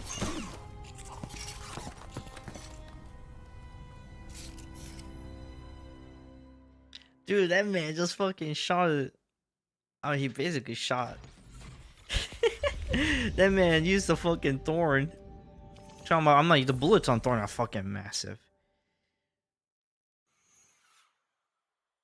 But like, I'm pretty sure also like the poison causes like a necrotic like thing too, so like quickly destroys the hand anyway.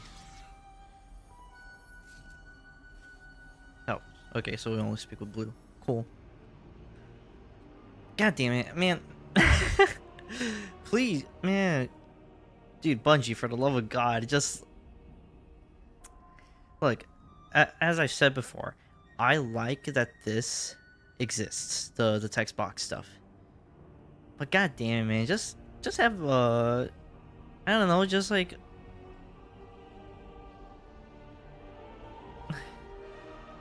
I don't know, pay them more, pay the voice actors more, let them like voice the lines, just pay them more, man. Like, yeah, sure, you don't have a lot of money like that, but I'm pretty sure you have enough money to pay them to record more voice lines.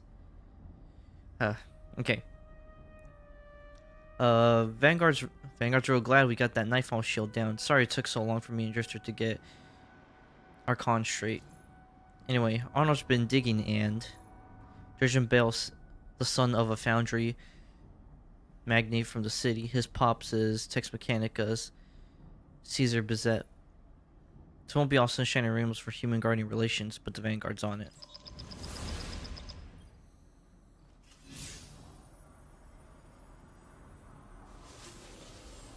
When I kicked this gig off, I had a fear. I knew the Nine were behind Bale and the Imperium. Thought I'd do the scoundrel thing and leap before I look. Pull the rest of y'all with me. I let the hook set and didn't fight it. Thought it would be easier to let fate drag me along as well. Getting a little shaggy dog drifting. Hurt you, Blue. Yeah, you did. I won't forget that. Let's clean this up first. Ah. Take it away, Blue. Bloom's flagship is in orbit around the Nightfall station. We're gonna hit it first. 2 birds, 1 stone. I'll take shotgun with the Guardian. Ooh, pinching me that quick? No, you're a ride. We're finishing this together. Right. Together. Oh, wow. That's actually pretty dope. Alright. We're at the final mission. We're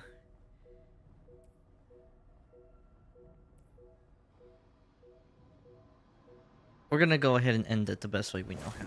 I'm gonna go ahead and switch it down chorus.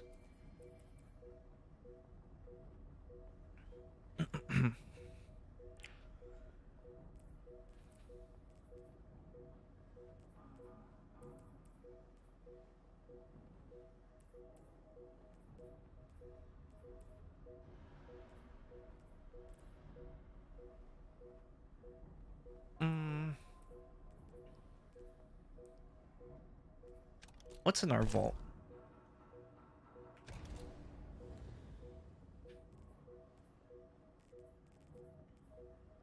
See the all or nothing.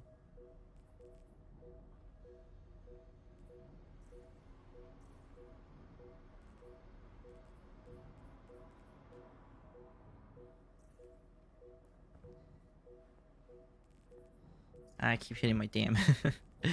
Keep hitting my thing.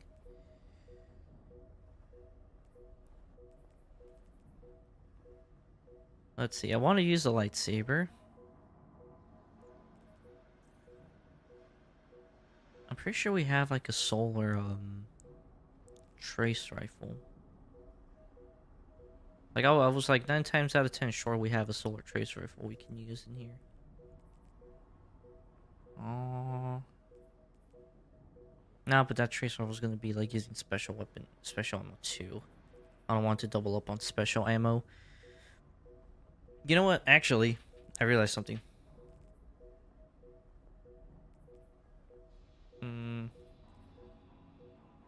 Damn it.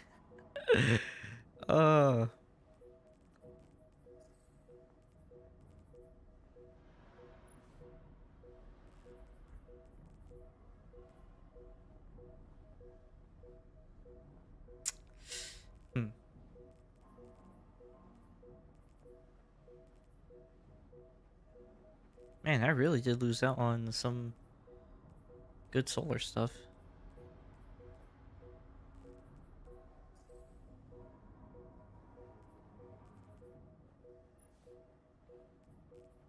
I really wanted to use Ahab because I'm like, it will do a little bit.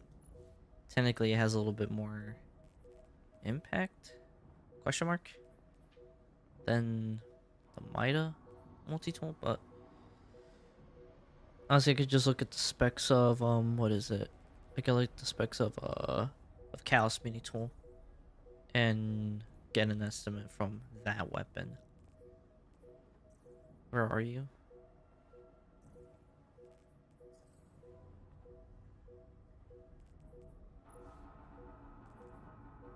Yeah, impact is 15.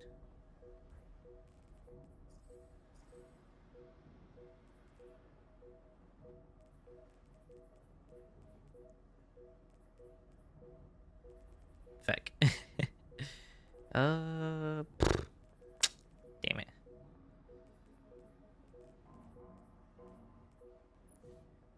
This would have been a cool one to use, but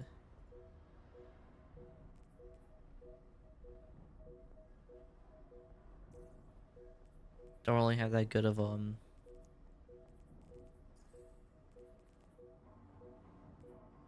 This has been kind of. I personally just been kind of meaning to jump off of the whole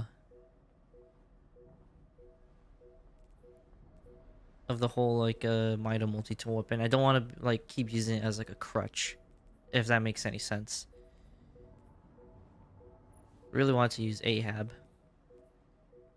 Like, you don't have anything to like put like do like any like scorch stuff. I'll at least throw like no, not ballistics. I'll throw like tacticals on here.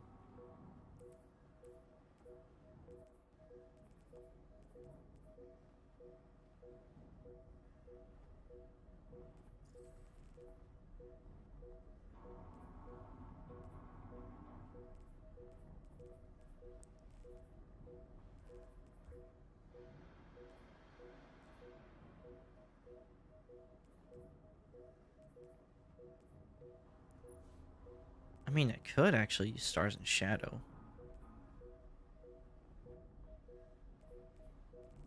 I mean, it does a lot of impact. The only drawback is low reload speed.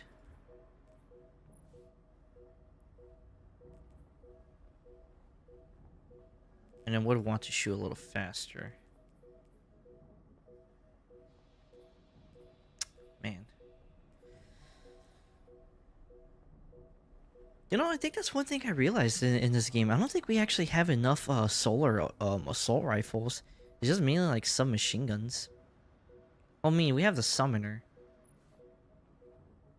But this is just kill clip, chill clip. Oh, kill clip, heal clip.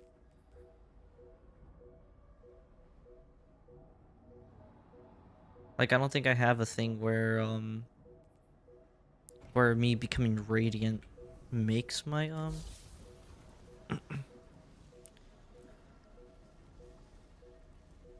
Red Scorch, grants grenade energy, heals you.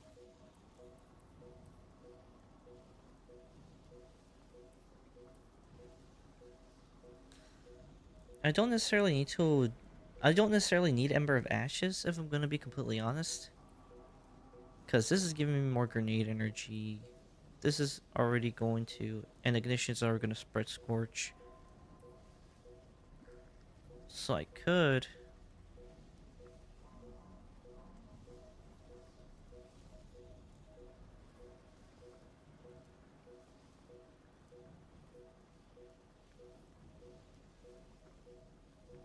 Yeah, I mean, I could actually grab this one instead.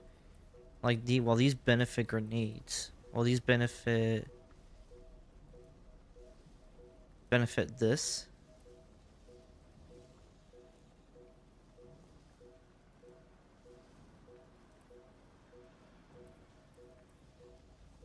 Like, I have these two that's gonna give me grenade energy. Grenade's gonna heal me that way. Let's see, let me retouch a flame again to kind of get an idea of this.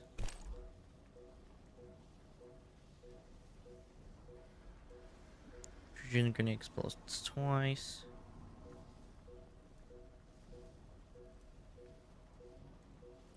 I like having Celestial Fire over Incendiary Snap, because Incendiary Snap requires me to get close. And I don't really want to get close.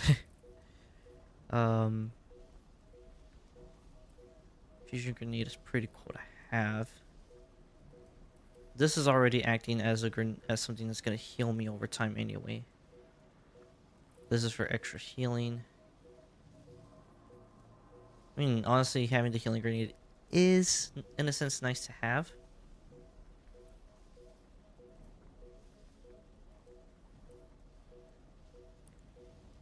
And I'm like, but Hellion is not necessarily a requirement for me to use.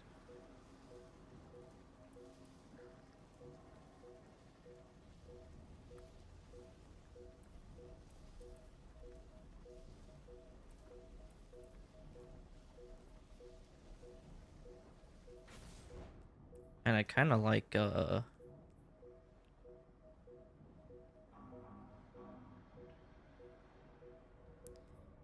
could spread Scorch with this. This is gonna cause ignitions. Or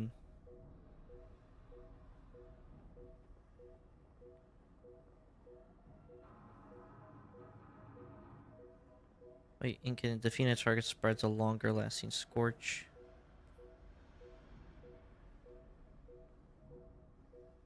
So basically, it's like kind of stacking up Scorch instantly with this. Like, this is actually a crazy ass combo.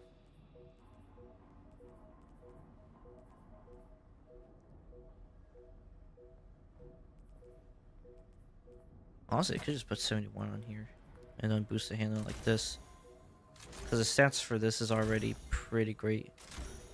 I kind of wish that instead that this was a an aggressive frame.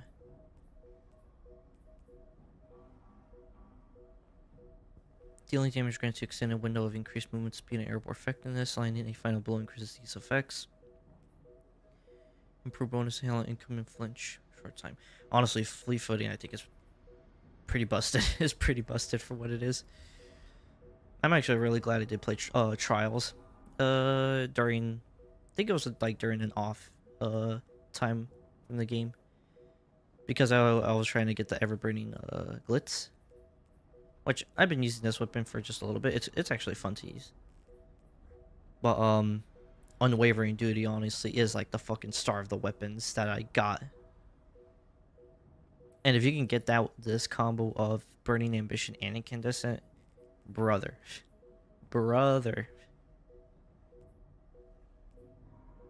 Faster one's empty. Range, actually, yeah, that's better. Actually, that's just like outright better. And I can grab more range, more handling, just with a slight bit of a like downgrade to stability. I mean, it's fine.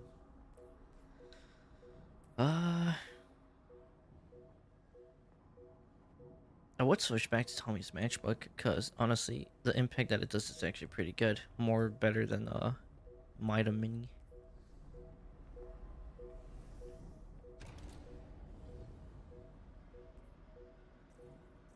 Just don't really want to deal with Mida Mini like that. I kind of want to mess with like Stars and Shadow. You know what? Fuck it. If I do not like how Stars and Shadow turns out,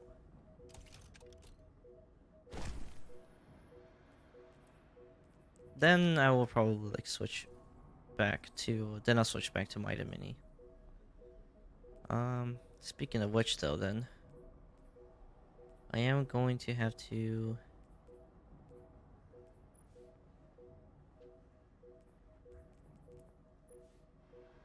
Realistically, I don't need unfall. This regular unfall. I can honestly put that into stars. I just want something like, as I said, I just want like a heavy hitter weapon. I wonder if I keep forgetting to switch back. Oh, like it's like, man. Getting the ability to switch back and forth to this is like a blessing, but also a curse at the same time. Sword logic's pretty cool on that too. There we go. I can deal with just having that. Breaking a weapon shield grants weapon stability. Sustain kinetic weapon damage. To generate a unique ammo brick.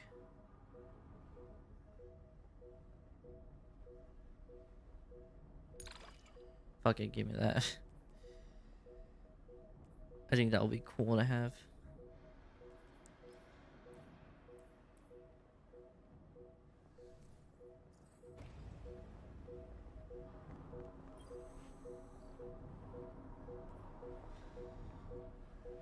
Board, Zangan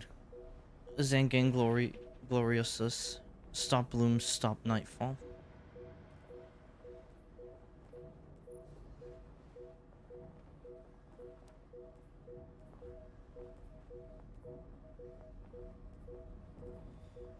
All right.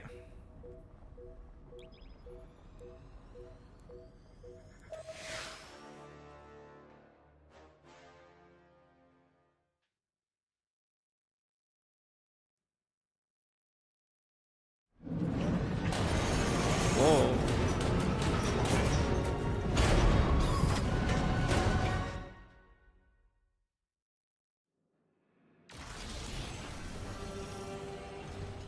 Touchdown! Honor, we're in.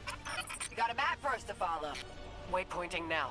Get us control of this ship, Guardian. That'll give us cover to head down to the Nightfall station. Don't give him an inch, Ace. Push through.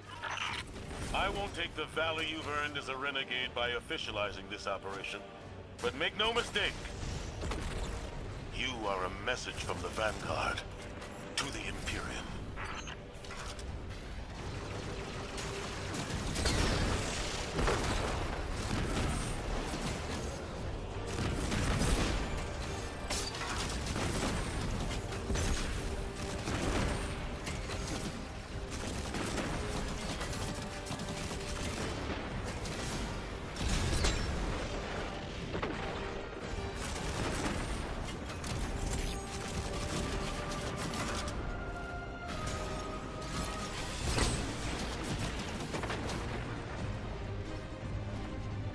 Okay, so what I'm actually going to do, I'm going to look at my controller settings, or my keyboard and mouse settings, because for some reason the heavy vehicle thing is actually annoying the shit out of me.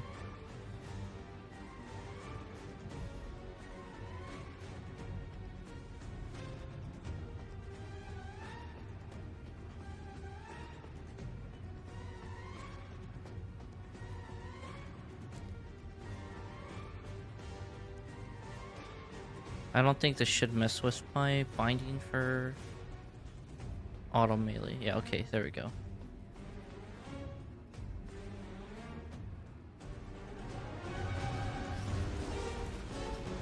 Because I did not know why that was on Q this whole time.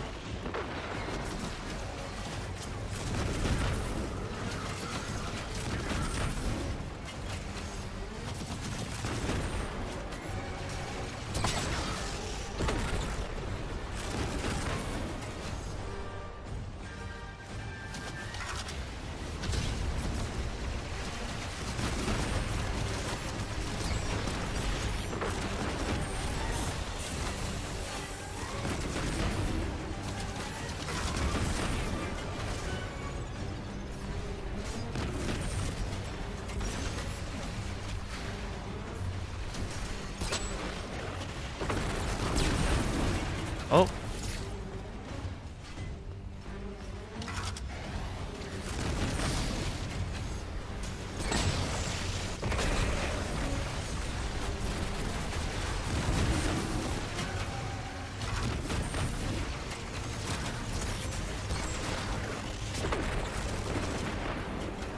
Let me go ahead and switch out of this.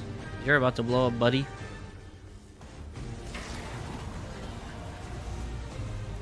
Oh, you got Walker? Oh, you got ATST walkers? We got bricks.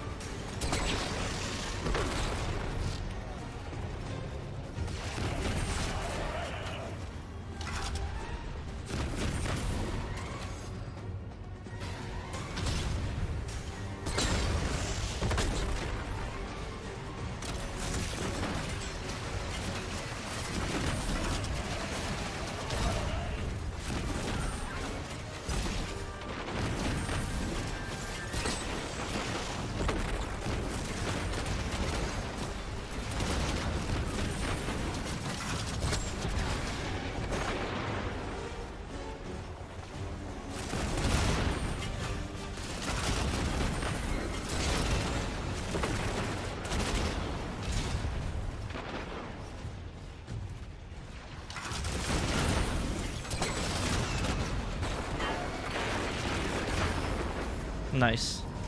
All right.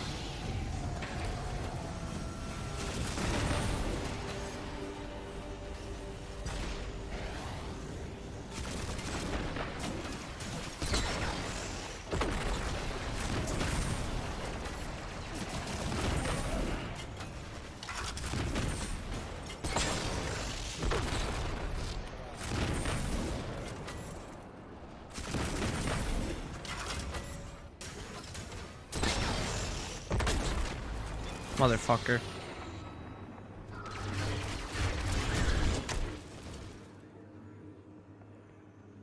Okay, I guess. Oh, never mind. I thought we were gonna be on foot for this. Legion directed by a lightless kid. I can't get over it. Bill's not a Guardian. He's just a punk with a gun. At first, I wondered Wait, if what? he lost his ghost, like Eris or Zavala. But his hate for them makes me doubt it. He's a planet killer. Bale brought hell to Mars and wants to do the same on Earth. And we made him. He stole his power from a Praxic vault on Europa. A vault we failed to secure. One of our own citizens, Lightless, stole his power from our vault. Used it to bootstrap a connection to Six. An unacceptable failure. Let's hustle. Find a way to get these lasers down. If you run into Bale out there, make sure you do what Drifter couldn't. Bale's no Dark Guardian. He's just a man. Finish this. Damn. So that man is just some random guy who got... I mean, the concept ain't necessarily bad. The concept in and of itself is not necessarily bad. It's just kind of funny. Like, he's not a guardian. That man's just some random ass dude who just has a hatred for... Well, no. I mean, he makes sense. Never mind. There are reasons as to why he is like this, but...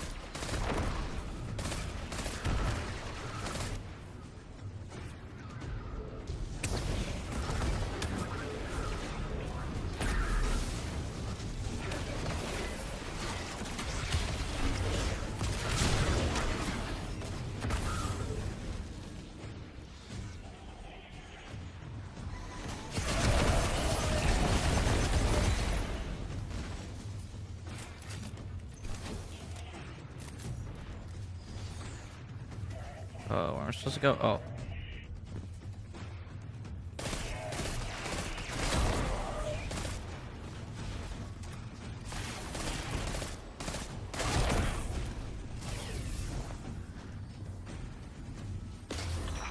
My jump ship's screaming warnings at me, gang. If they start shooting, I don't know how long I can dance with them. Don't worry. If you get atomized, I'll scrape you back together. Yeah, that don't sound too fun for either of us. But thanks all the same. And, Blue, I'm sorry.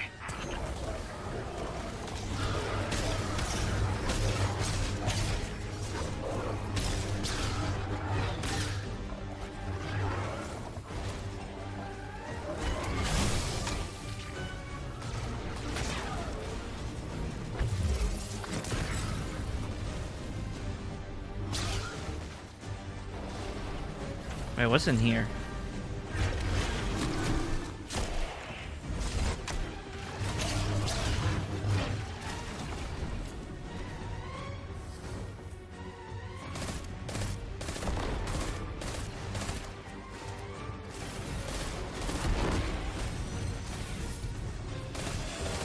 Oh! Bro. Oh my god. Why? Oh man, I was doing so good. I was like, yes sir, I'm doing it. I'm juking them, and then I die. By what? A hole. Feels bad, man.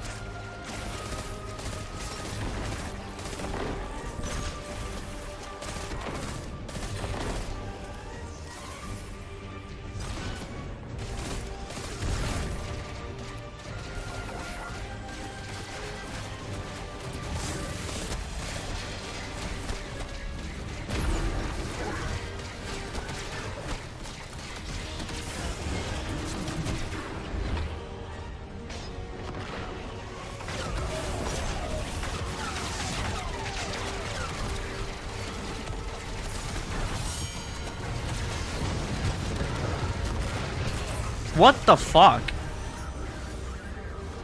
What the fuck was that? Bro, what the fuck? Man, god damn it.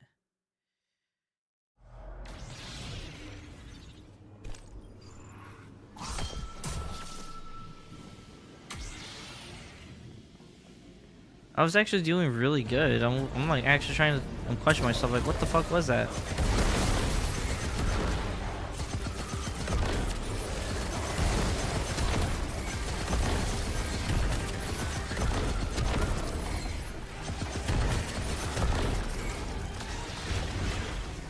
Ah, son of a bitch. Oh, oh, okay. All right, never mind.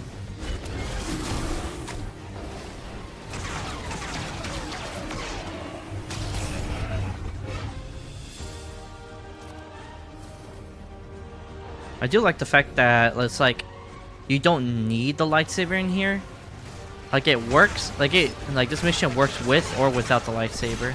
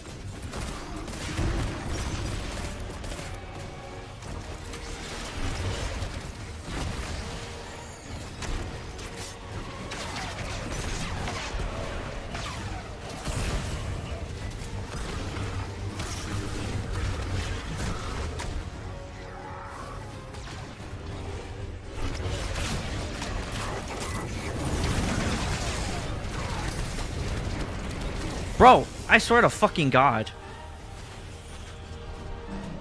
Dude. Okay, so scratch that. Using the deflect on the lightsaber will not work.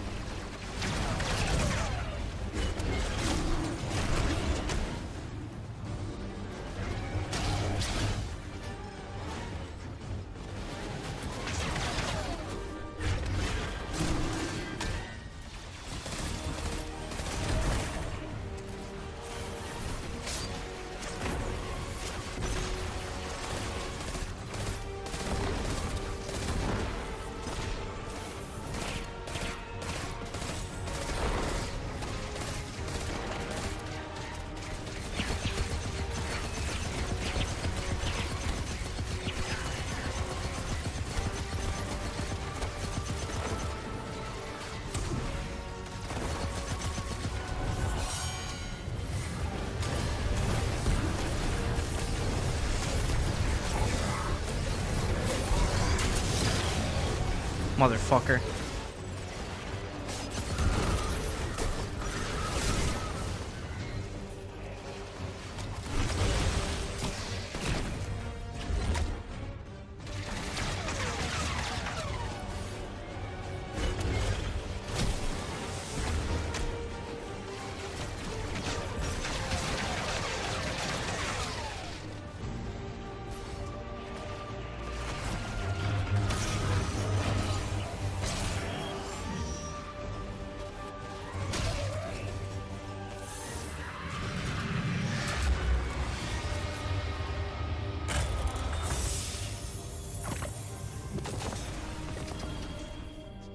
Ooh. Son of a bitch.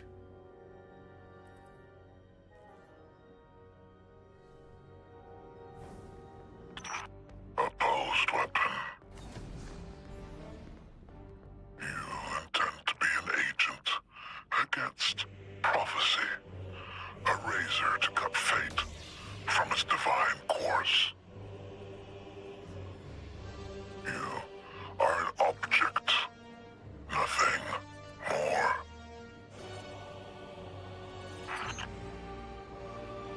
Ah, well, I don't know what to tell you, bro.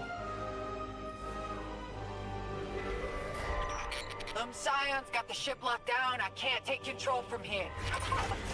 Backtrack. We can take the main lift to the bridge. We'll face Loom directly.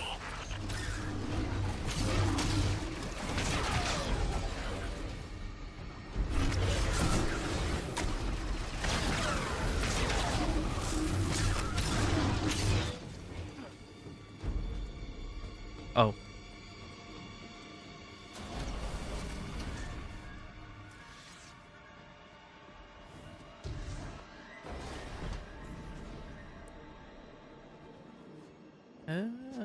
Okay. All right.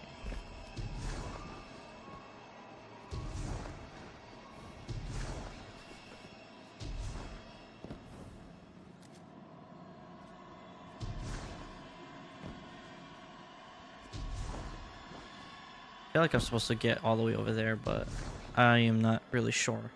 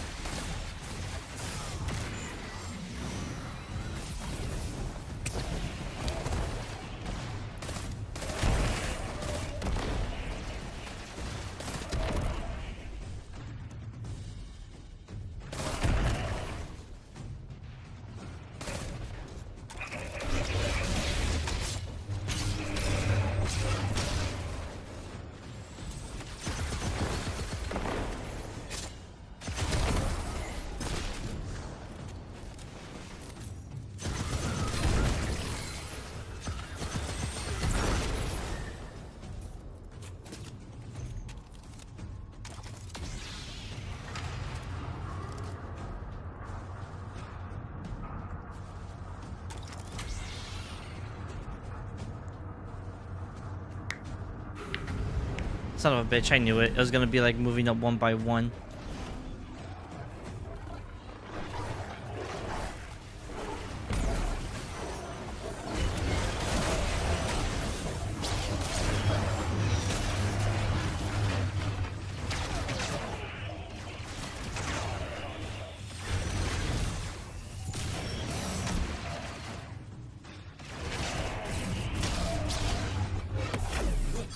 Boom. Imperial Priority Channel is howling. Catching you. The inner's weapon approaches. Dredgen, I offer you tribute to eclipse the sun. Allow me to face them. Allow me this gift. Go, Loom. Kill them.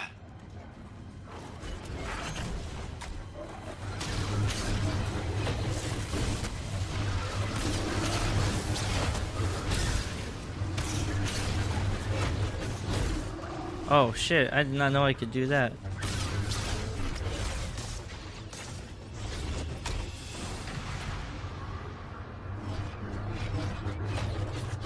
Nice.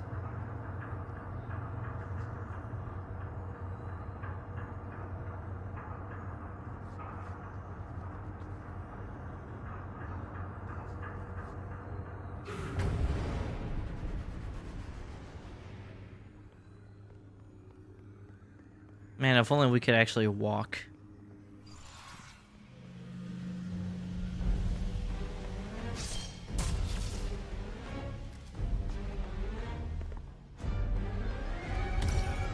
Rise, weapon.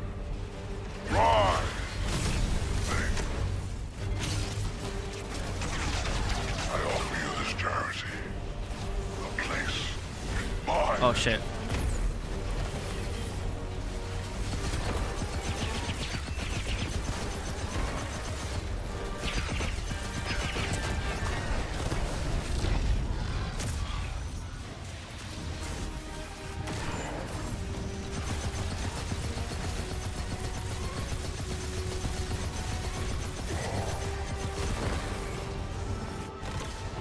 Let's see how fast we can actually beat this guy.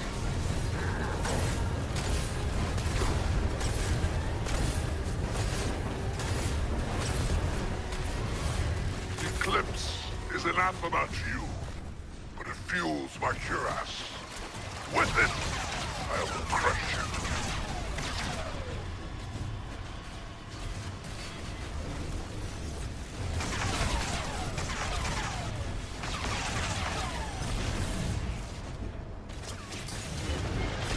Oh. Nope.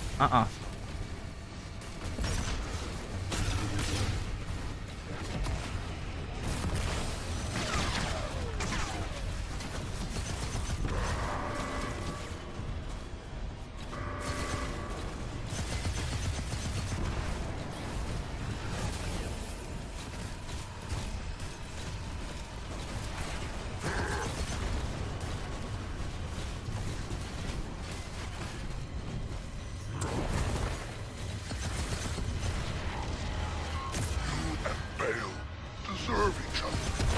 You will fight forever. I don't know what he means by that.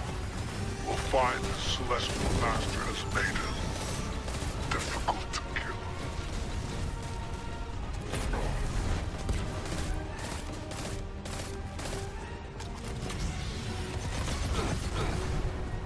Shit. Oh.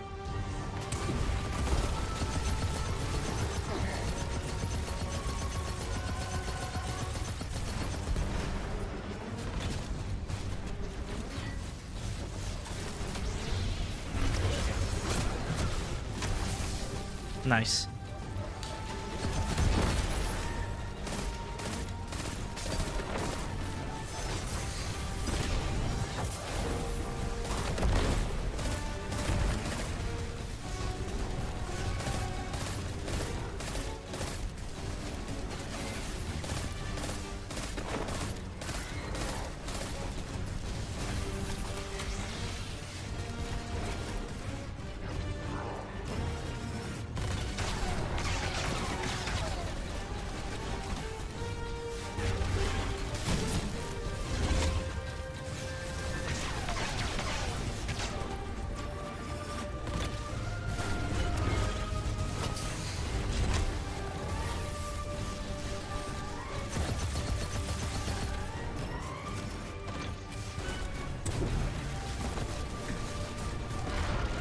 Our Empress no longer provides.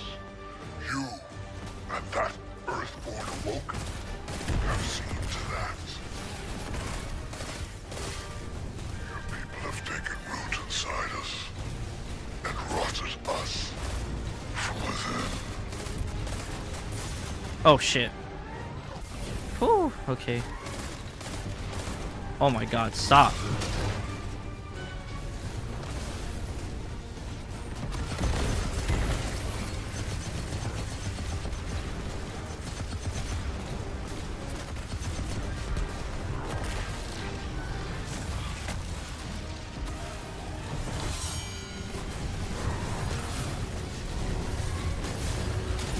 I think I can probably finish him off with this.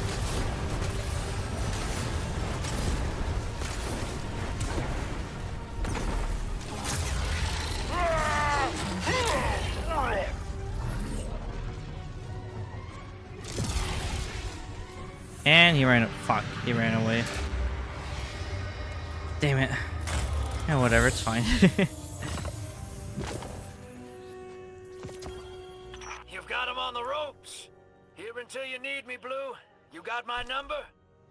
I got your number. Got you on speed dial. And, thanks. Thank you. You know, for apologizing.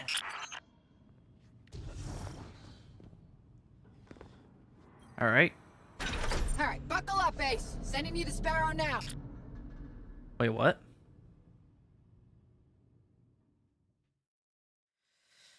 Oh boy.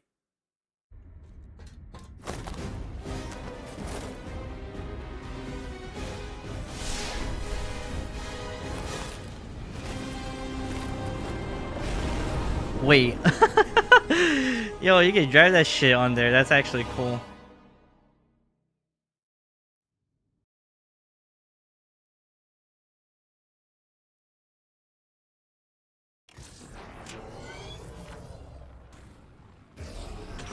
It's a straight shot to the weapon Yo. car at the end of the trench. What?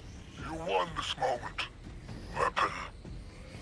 Enjoy your triumph. Oh my god. Oh no! Glory delayed will be twice the sweeter when harvested. You will fall the next time we meet.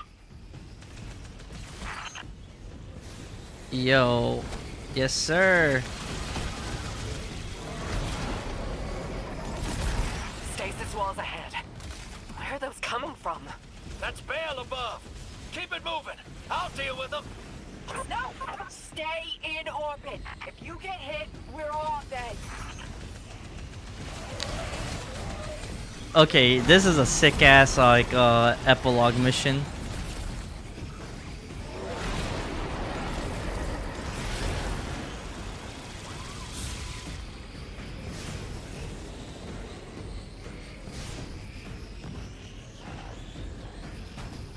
Woo!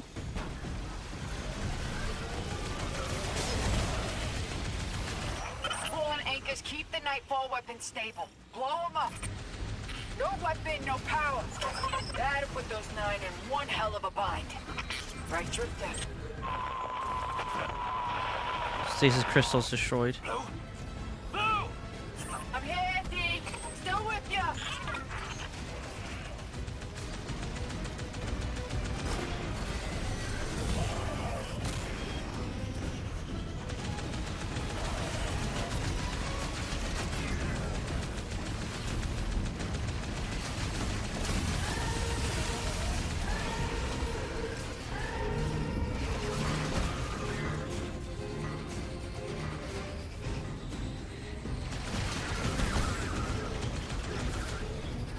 Oh shit.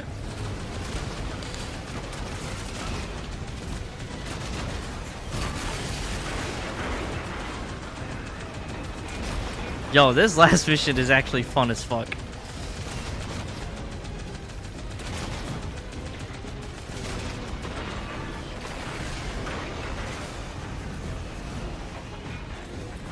Oh shit. Fuck. Oh man.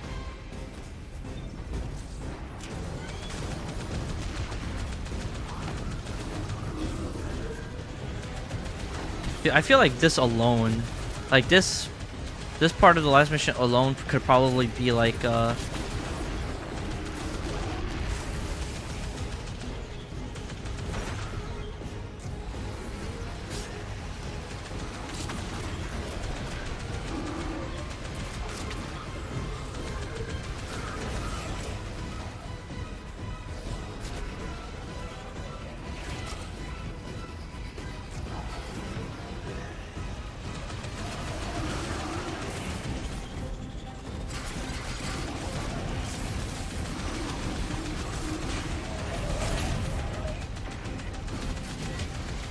come on. All right, there we go.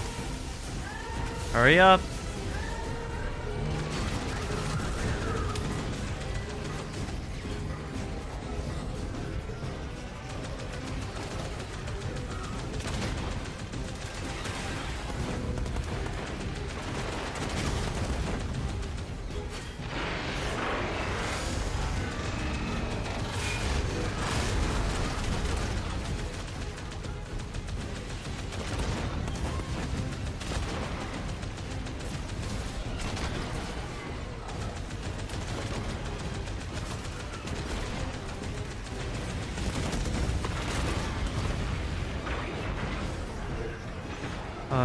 If only it could give me a new sparrow.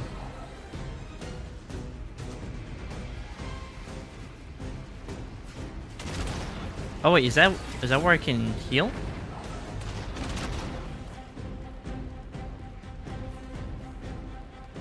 Or was I just or am I just like thinking that? Oh, motherfucker. Ugh.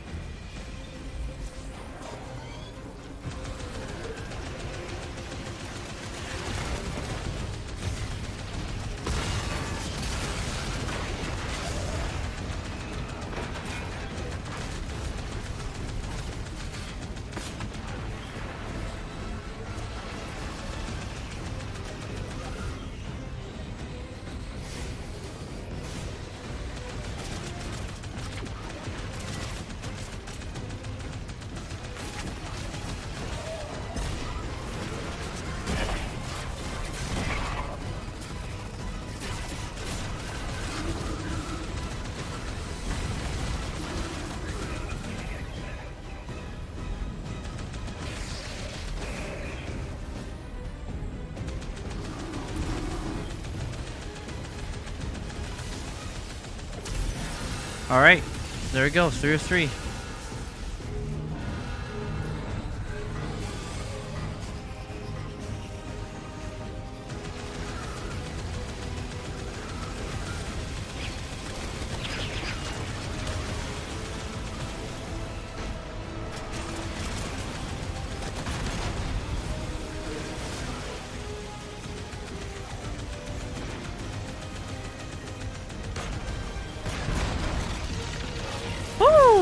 Alright, okay, alright, now it's time to get the fuck out of here. Eclipse energy is spiking. The weapon is preparing to fire. Blue, can you get through to the drifter? No, nothing. It's okay. Oh shit. He'll be there. There's our exit, Ace. Let's go.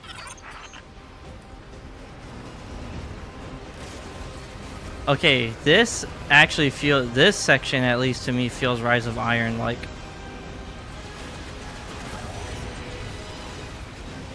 I know it's like the Star Wars thing, but it really makes me think of Rise of Iron though. Guess because of like the red. But I know it's like Star Wars as well though. Hang tight, hero. Ah, damn it. I'm reading multiple engine signatures.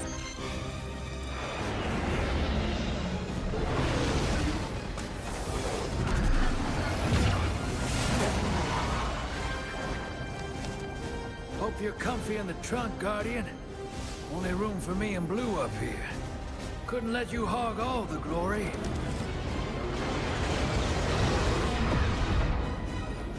Is the weapon ready? Energy levels are fluctuating. Will it fire? Yes, Lord Mayo. And the Vanguard had its chance. Now we liberate the last city.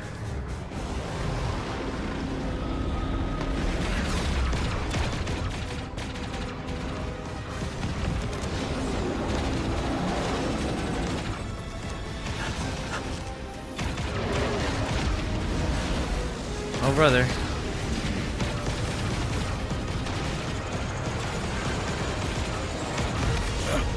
You don't have to do this, kid. You've shown me that I do. I'll walk this path alone.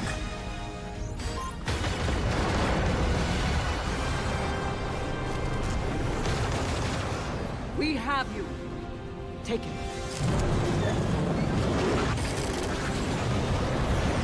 Woo!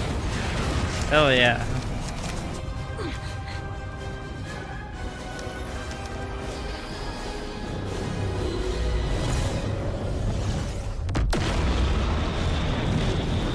Yes, sir. Let's fucking go. Thanks, fire team.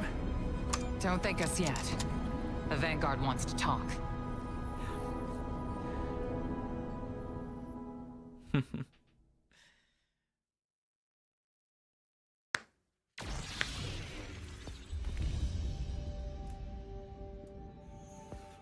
Frontier domination.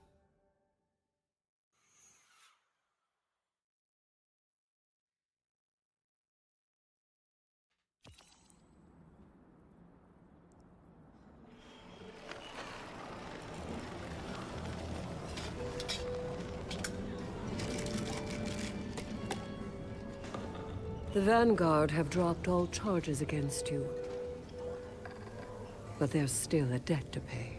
Yeah, but them too. I know I played it reckless. But cozying up to Bale was the best way to protect the crew.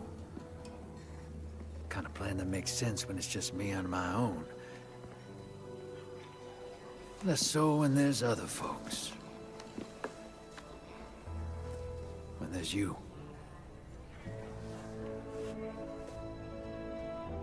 You were never at risk of losing yourself to the Nine. I know. Nevertheless, Dredgen Bale remains on the loose. Dark Guardian cells across the system are resurgent. Yeah. Judge and Vale's still out there too. There'll be a reckoning when new meets old. The system caught in between. And what will you do about it? I'm not sure what our heroes thinking these days, but the Vanguard and I are done. I'm lucky they're letting me keep Gambit. Blue and I had a heart-to-heart. Pretty much ordered me to get out there and clean up my own mess. For once. So I reckon I'll go hunt me some dredgens. And deal with 6 and the 9 as they come. A worthy pursuit.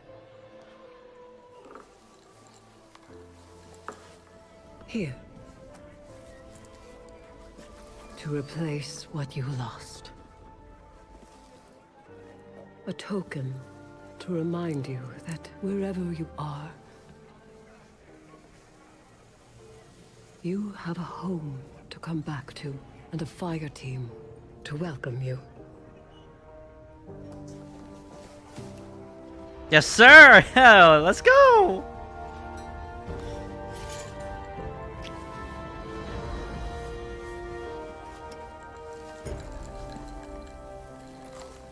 Hell yeah, brother.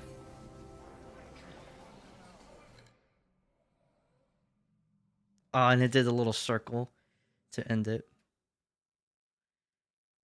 Question is, will we get an epilogue, like little cutscene?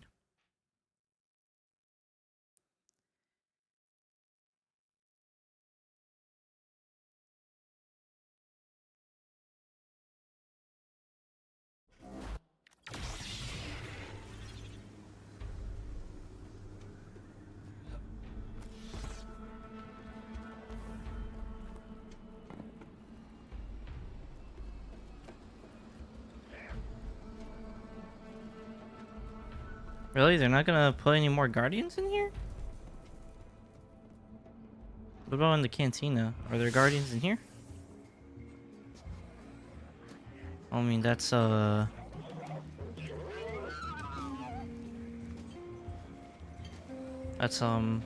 is it?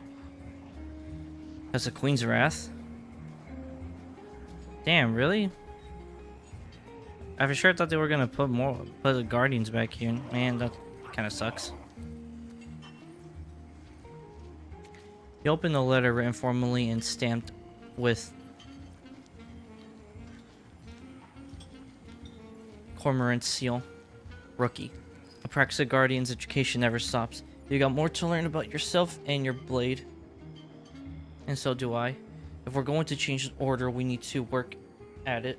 Come see... Oh, my bad. Okay. Sorry, just like kind of moving around a bit. Okay. Let's see. Apraxa Guardian's education never stops. You got more to learn about yourself and your blade. And so do I. If we're going to change the order, we need to work on it. Come see me upstairs when you've got a moment. Ever forward, Honor. P.S. Try the Ether Fizz House of King style sometime. Don't let the price of the receipt scare you off. It's worth every credit. Okay. The Praxix Path. Ooh. The territory war begins. The barkeep flags you down before you can leave the cantina and the barkeep flags you down before you can leave the cantina and draws your attention to a crumpled receipt tucked under Honor's envelope. On the backside, written one, Guardian. You showed me that I was wrong about the darkness. Aldo showed me I was wrong about the prophecy. The people of the city deserve to know what we're all up against, so we can face it together. The syndicates are scrambling for resources and territory. All eyes are on them, and that means plenty of cover for this unauthorized action. Ido has a line on a busted broadcaster. Parts for repair have to be available somewhere, but we're coming up empty. Help us fix it. Let's blow this thing wide open. Ever forward, Honor. Okay.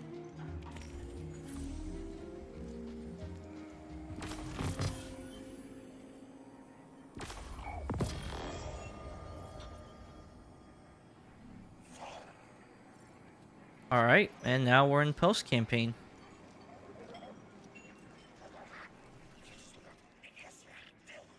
I'm gonna see for how much longer I can play. I'm probably gonna play maybe, I don't know, maybe half an hour, so 30 minutes, not that long. Maybe all the way up to, let's see, my time is 2:08, what is it? 2:08 a.m. Maybe 30 more minutes, I don't know, maybe an hour and a half that I'm going to do. Well, that I'm going to play. Either way, that's cool with me. And if anything, I'll probably, probably do some offline grinding now, which I can finally do now. Which, obviously, that's gonna be fun to do. Because I've been seeing a lot of people, jumping into, like, doing the Renegade stuff, the post-campaign stuff, and I'm like, man, I really want to... I'm like, man, I really want to do some post-campaign stuff, like, start, like, grinding and shit. But, obviously, I have a service for you all, the viewers, that, I played the campaign on stream, I gotta see it through on stream. Don't want to leave you guys hanging. Let me go ahead and switch back to, Mida Mini.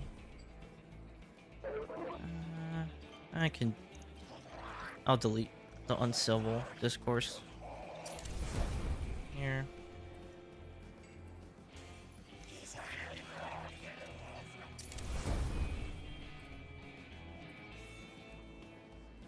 What do I want to give this to? Actually, I know what weapon I'm going to give it to.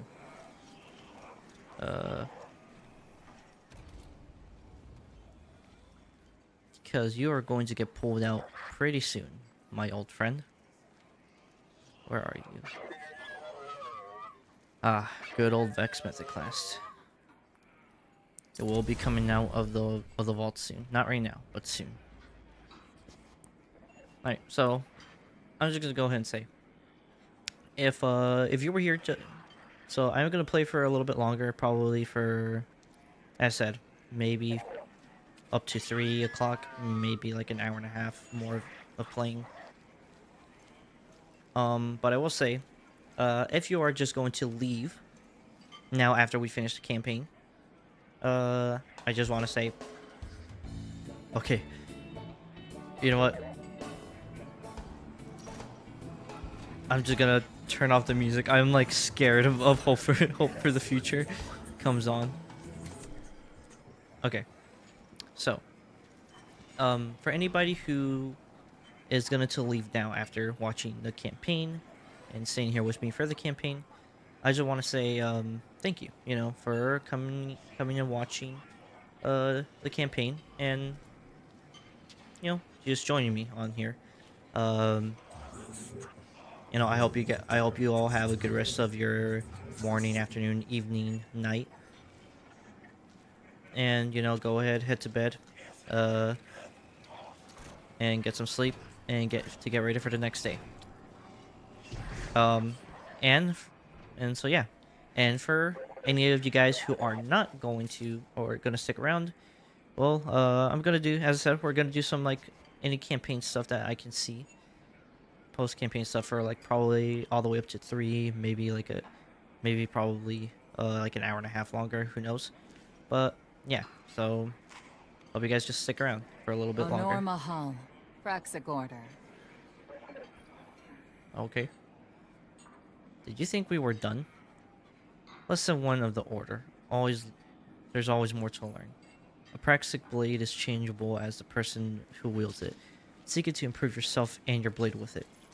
We'll begin assessing your combat skills. Go with the Light Guardian.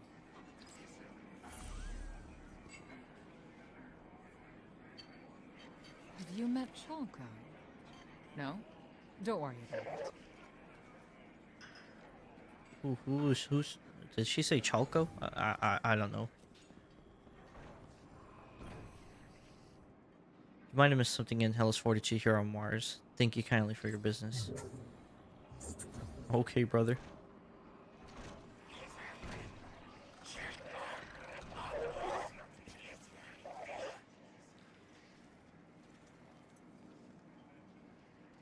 Part of your crew got caught by the Sangin Gloriosas and somehow made off in one piece. I knew Guardians were powerful, but I never got the chance to tangle with one before I went houseless. As a piker, I got no problem with you. Talk to Boss Relix when you get the chance. We can do business.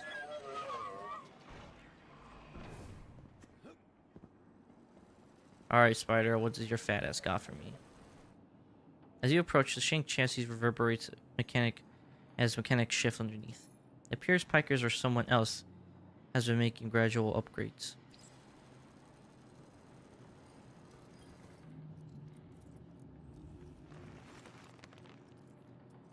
Requires completion of fellow friend triumph. I keep getting a lot of fucking uncivil discourses. Tier 5s actually of them.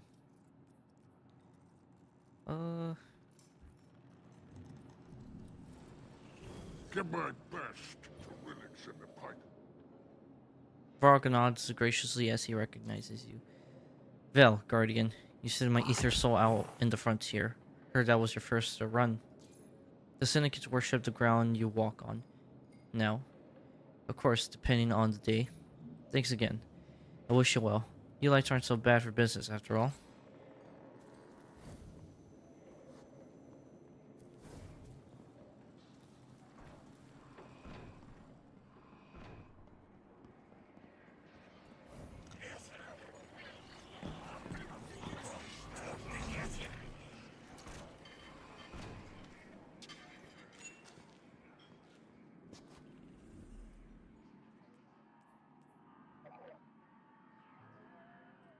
Gather the remaining components from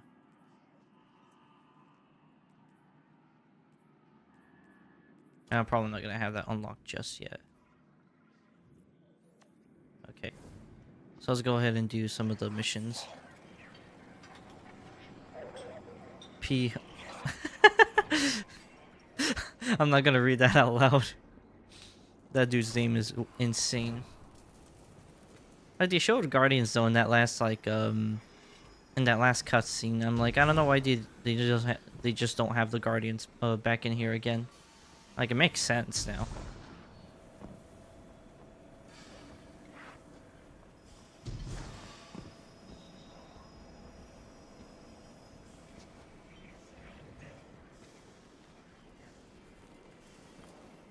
I've been talking to Ido. Wanted to apologize for keeping the prophecy from her.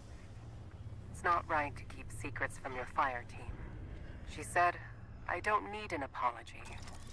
I need to fix this for everyone else. Ido's right. The Vanguard's choice is a burden we can't carry in secret. Care for some reckless subversion of authority?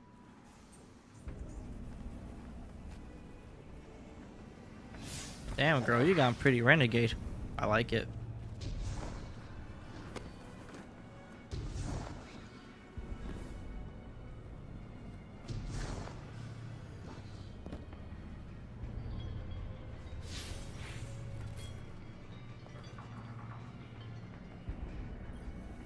I've been up to my 4 elbows in radio components. I took everything I've learned from House Light Splicers and the Pikers' anti-Imperium tech. But we're ready. We're going to tell the people of the city about the Kepler prophecy. The Vanguard might make the law, but the law isn't the same thing as justice. Keep Keep your ears open for us, Lightbearer.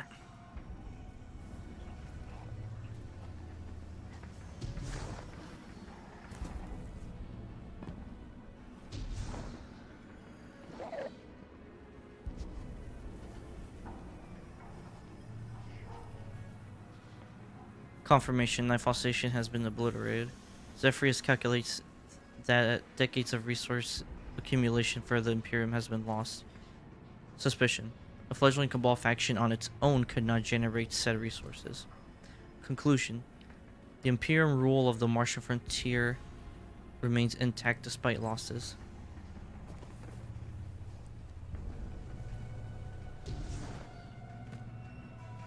Neomuni sources report electromagnetic fluctuations in the Cloud Arc. Citizens fear for their digital integrity. Listen to the recording. People of the city, the Vanguard and the Praxic Order have kept secrets from us all. The death of Earth's spirit and a prophecy commanding us to bind the Nine. You deserve to know what we face. And we who knew were wrong not to speak. We can't stay silent any longer. Not when the stakes are so high. This disclosure comes with a request and a responsibility. Keep your eyes open and report what you find. Each new phenomenon is a clue to a mystery we can and will untangle. The people of the city deserve a final truth. If we fail to decipher the prophecy and bind the Nine, we face extinction. Help us. Search for the effects of Three's death. Help us decipher the meaning of our task. Help us stay alive. Guardian, I was hoping you'd stop by. Wait, hold up a second. Let me talk to this ghost right here. Sung. Wait, there was another Guardian. One of the No rush. ghosts. Take your time. Don't stress. Not like we have anything pressing to do. Okay, Blue. Berlioz, one of the ghosts here, sent word Tharsis was a place to lay low. Find chosen guardians out there. I'll have to find a way off planet. Be careful, Guardian. Bill can snuff out the light. Oh, man, just dipped. Mars was a war zone before the Red Legion, fought over by Vex and Sand Eaters. Sand Eaters? Then the Witness took the planet, a whole war with Savathun This later. ain't the worst place Drifters brought me. Not the best. Hate all the sand, though. and it's back. Imperium ruled. But ghosts never left. Before Bell, this Dust Bowl always had a hotspot for finding our guardians. Can you do one more solid, Ace? Lone ghosts are shaking in their boots, scared of this frontier now. But we can bring them back and make this place safe. Let's find some ghosts. Speak to Spider in the cantina. Is this why we don't see any more ghosts/guardians? Might be the case. But I'm like, we saw a lot of them though here. I don't know. Maybe it's just wishful thinking. Let's talk. I'm avoiding people. We already talked, girl. Calm down.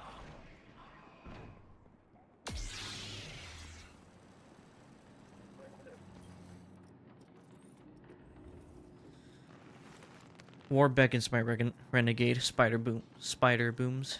War among the syndicates for power, prestige, territory, and above all profit. He leans forward, looming over you with his raised seat. You did this, you know. With the Imperium neutralized, a power vacuum has opened on the lawless frontier. Everything is up for grabs, and that includes your ally ship. The syndicates and their quartermasters have all come to me on bended knees, mind you, to ask for assistance. Spider winks his glowing eyes. Give them a moment of your time, will you? And remember, out there, today's ally can always be tomorrow's rival. Follow the glimmer, Guardian. Follow the glimmer.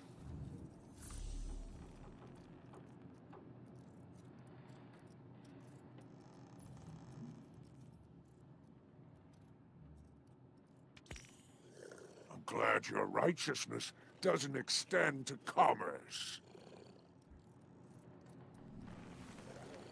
What is your Earth phrase?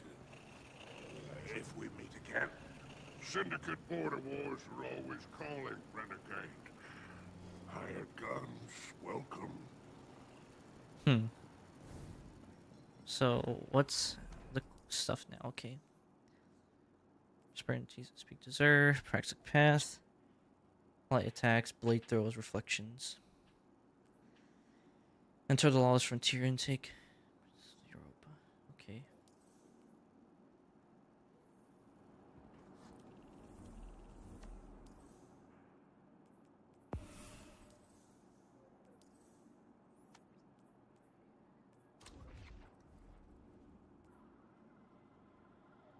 G Matrix Europa bounty hunt. Totality control.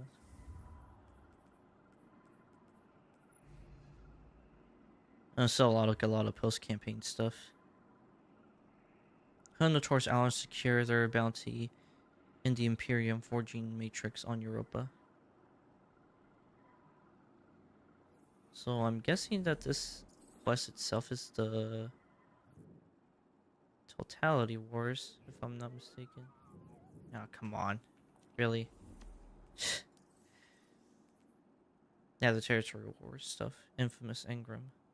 Dark Matter Ingot. Ooh, interesting.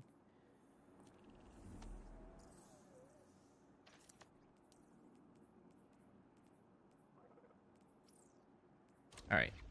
Let's go ahead and...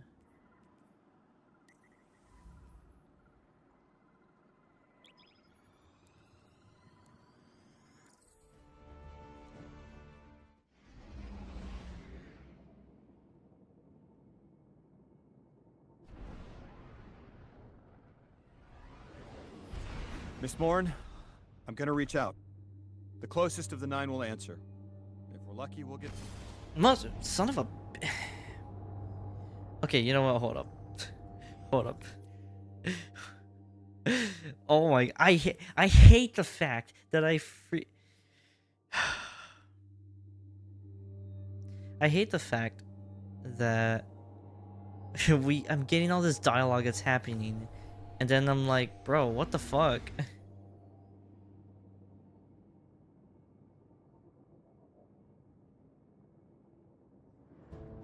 Miss Morn, Okay. I'm gonna reach out. The closest of the 9 will answer. If we're lucky, we'll get 2. I have you. I will keep your spirit anchored here. You wail across space like a coward, 6. Set aside your shriveling vessel and speak directly. You seek to tear through reality to escape its laws through mimicry of the death you fear. Preaching, whinging, childless father. Gods are useless when I already feast untithed. I am magnitudes greater than any worm. You cast life into the furnace with ignorant abandon, hoping the warmth will bring you strength. But you will only burn. Patience and timeliness. When my weapon is attuned, he will kill only one.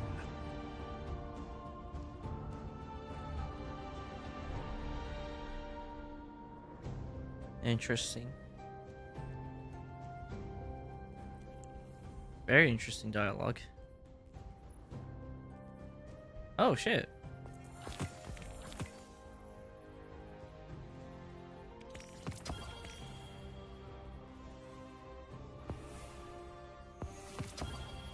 Ooh, Riptide.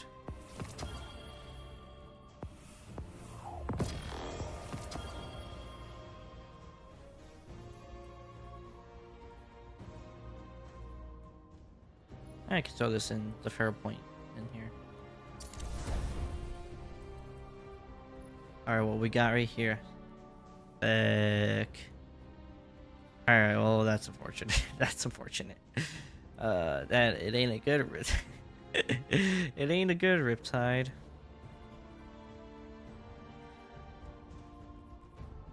You know what? You can go in there. Yeah, that ain't a good Riptide.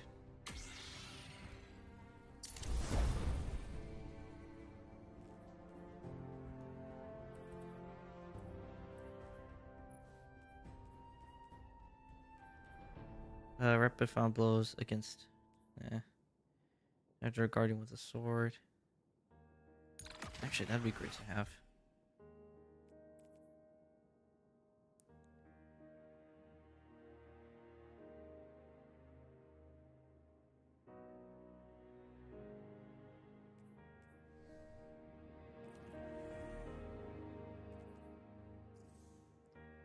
New items in the store? No, thank you. I'm not spending money on that or wherever the or this. I'm like, would it be cool to have a white lightsaber? Sure. Would it be cool to have weapon ornaments? Sure. But, meh, I don't care.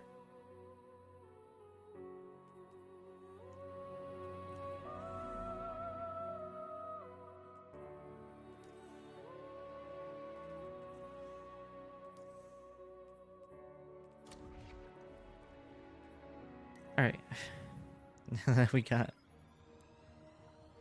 that portion of story out of the way, because I got so pissed off when that happened, we're gonna go ahead and keep on going.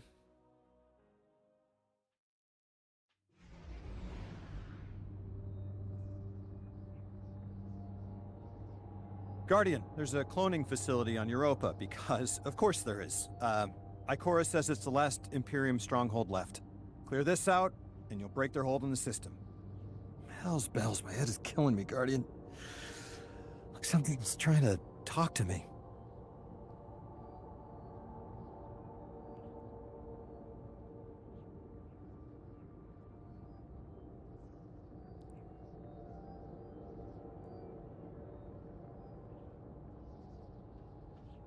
So, I'm gonna assume right now in the story is that Primer Loom has now gone into hiding. Well, not Primer Loom, but Dredge and Bale.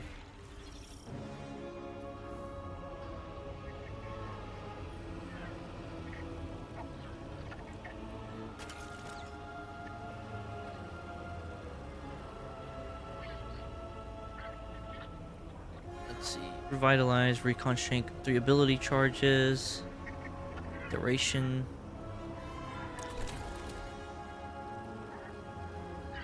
Revitalize. And that. Ah.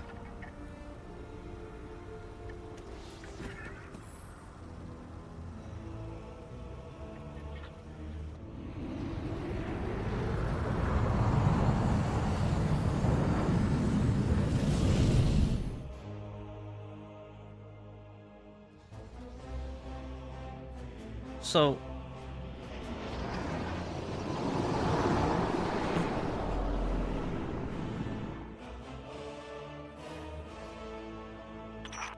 Emissary, coddling, nodding, saying you understand, only to tell me I suffer alone.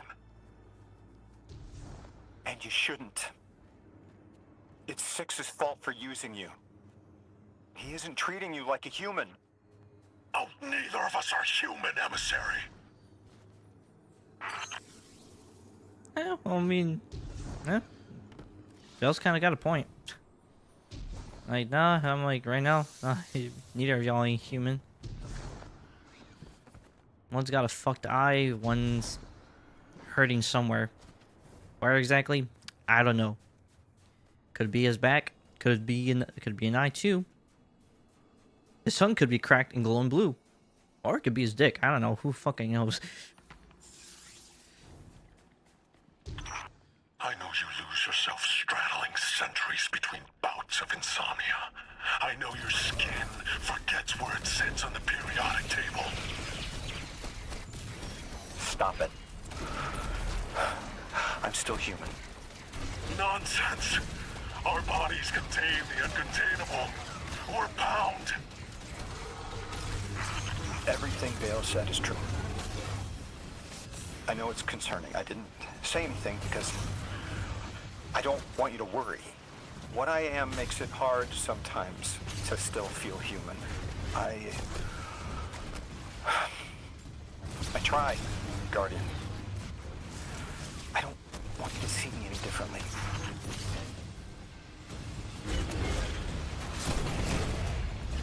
I'll be real. I would not be surprised if we get to like some point in the Fate Saga where fucking Lodi decides to be like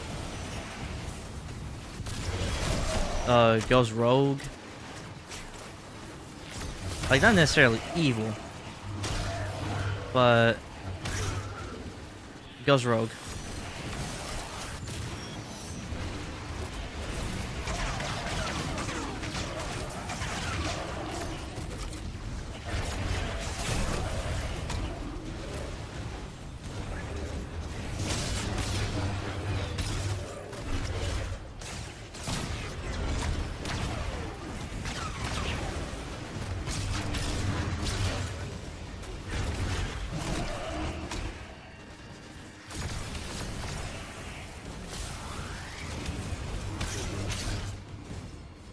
Intelligence tracking data resumes.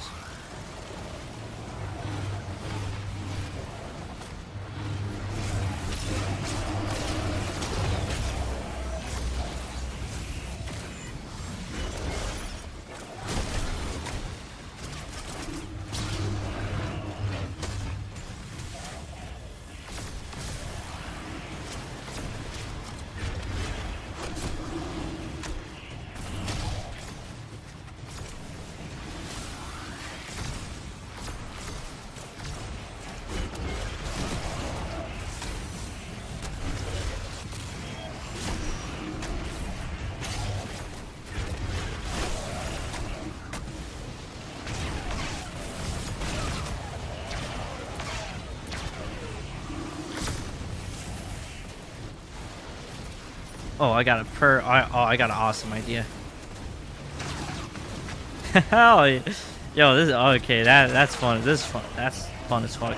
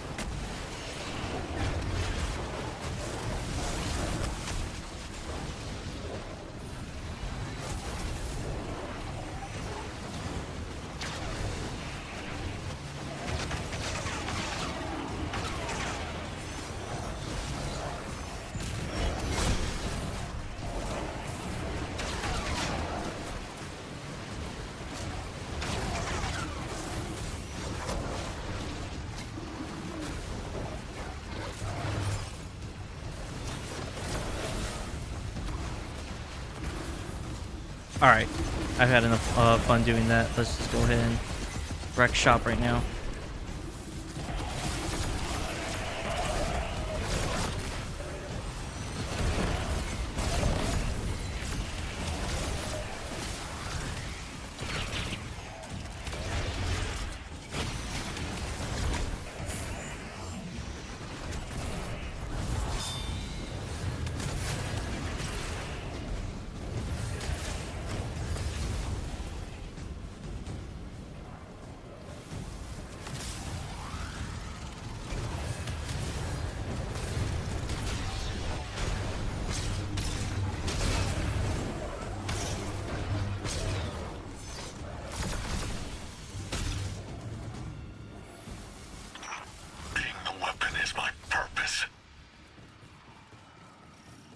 Six will honor my agency, and besides, he can't alter the future if he's tied to me.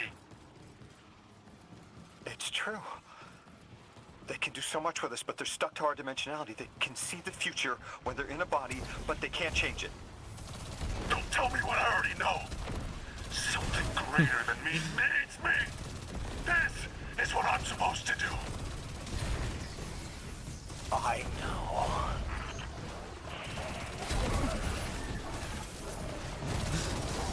Don't tell me what I don't know. Oh my god, that shit's funny.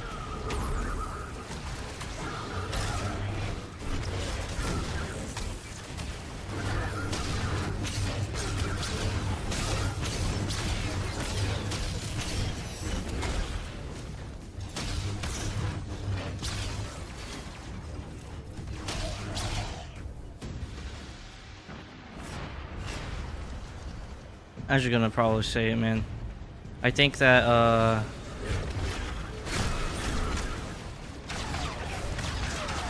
fucking Destiny's like the Renegade expansion honestly mogs the whole new trilogy of Star Wars, which is like episodes 7, 8, and 9. I think that it actually like blows that out the fucking blows that fucking trilogy out the water.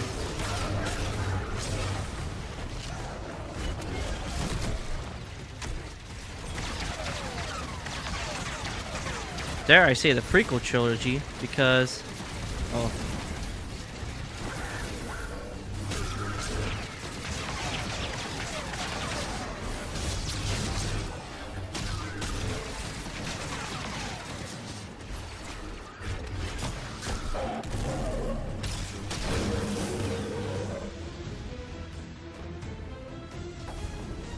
Huh.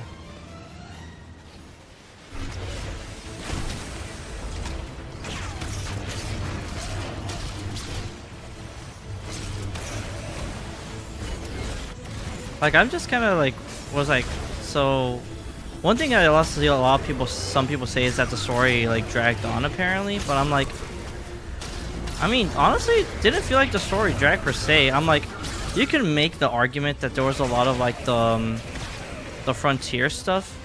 Like, you can make the argument for that, I guess. Like, I can see that being like something you can make an argument for. But like, I feel like it kind of like push it, but it also kind of like helps push the story with all the character like dialogue and interactions.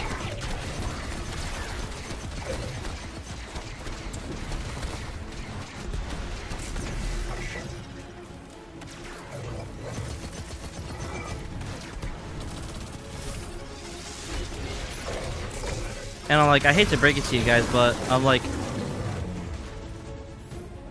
that's the one thing that a lot of people really didn't like about like Destiny 1 was the lack of a story direction.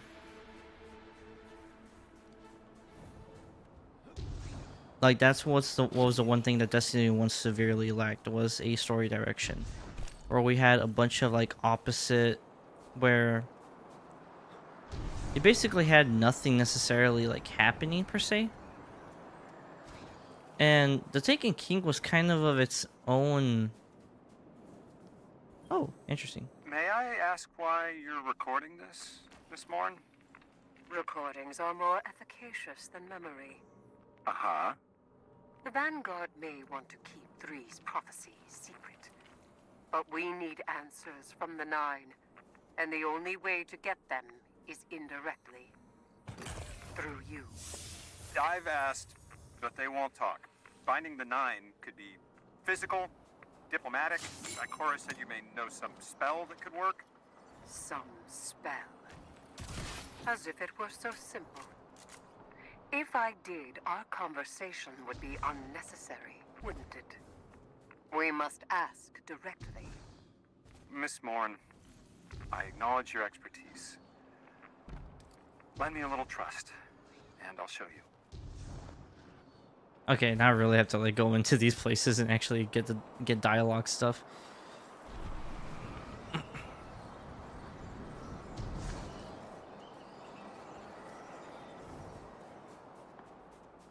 I'm like, but yeah, like that's the one thing that I think a lot of people like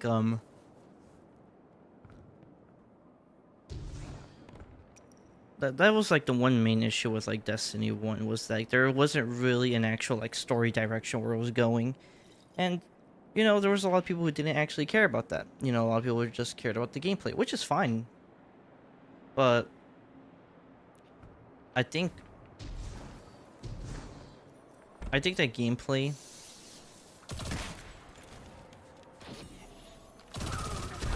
is only gonna get you.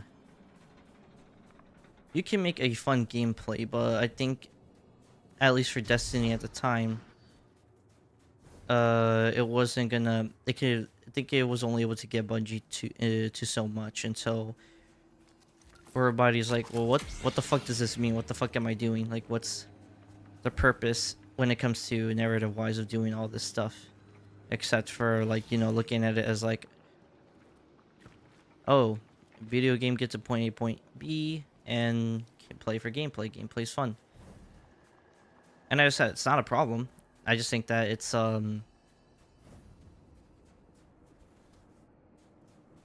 Bungie is honestly a developer that tells stories in their games. Halo, Old School Marathon, Myth. I think that was called Myth. And I think there was another game that they developed.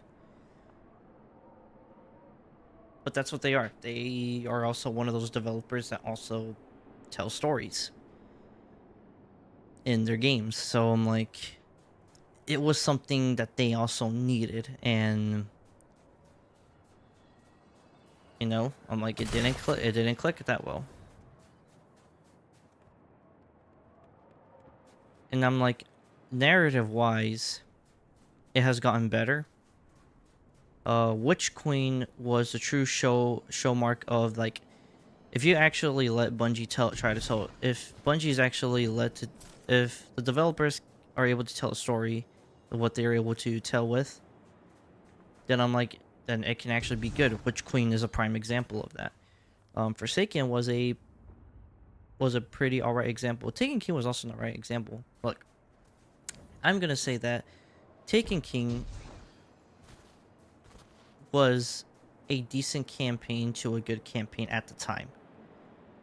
But if we could realistically compare that to Forsaken, to Witch Queen, to Final Shape,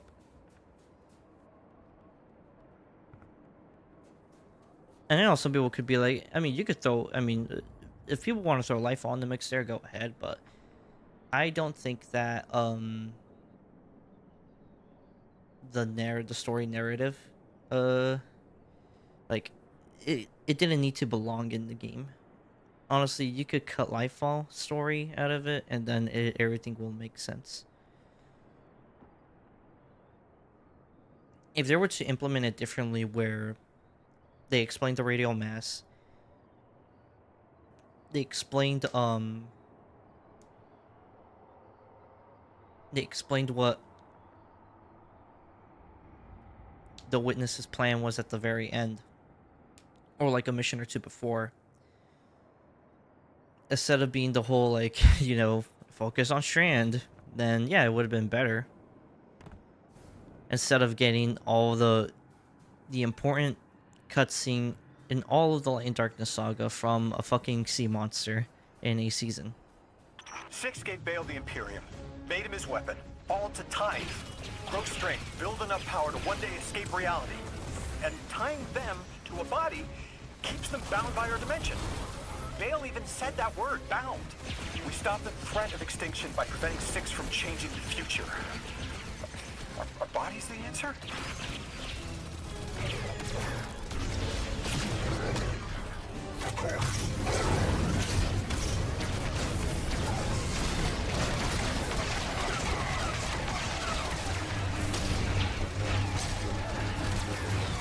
But yeah, that's what I think though. I'm like, I think that,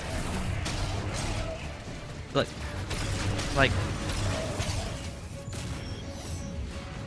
gameplay wise of Taken King and stuff like that, I think that gameplay wise, when it comes to like gameplay and content wise, Taken King is a good DLC in the series. But narratively wise, no. I'm like, it is just some rare, like, I'm gonna put this in the layman's terms. Because, oh, okay, first I'll explain it like how you actually explain it. Back in the the Dark Below DLC, which is honestly, you can call it a season, honestly. You kill Crota. And Oryx hears of this. He gets pissed off that, he is pissed off that you killed his son. Like, okay. I'm like, simple. Like, okay, simple. Like a simple story about a father, about an antagonistic father that's also a god getting revenge for his son.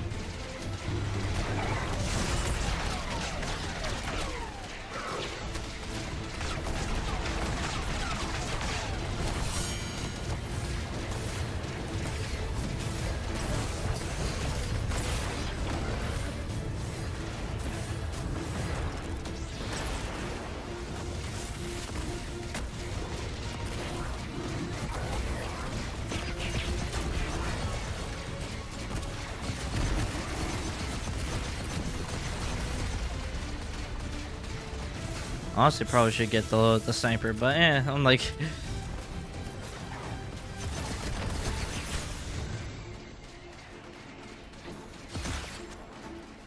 no, give me, stop running away from me. But yeah, I'm like when you compare something like that, where then you kind of like. But then when you put something like that and then you compare it to, what is it, fucking, son of a, come on, damn. Okay, I really need to change the Z button.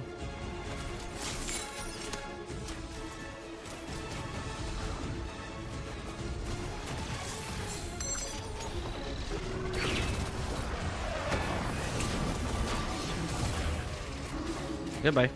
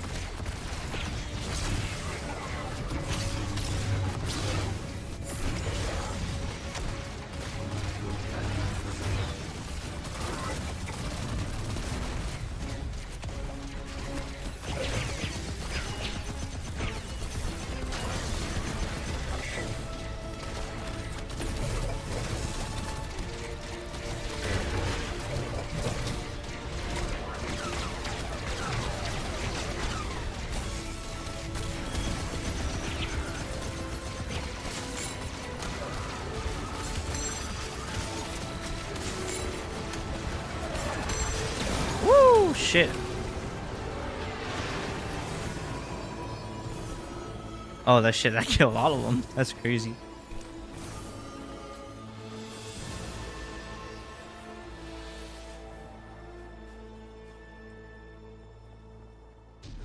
But I'm like, but yeah, I just think that, that's what I think. I'm like gameplay content wise, Taken King was good. Better than a lot of like other Destiny 2 DLCs, I could say that much. But narrative wise, I'm like, nah, man. I'm like, it was pretty average to mediocre at best.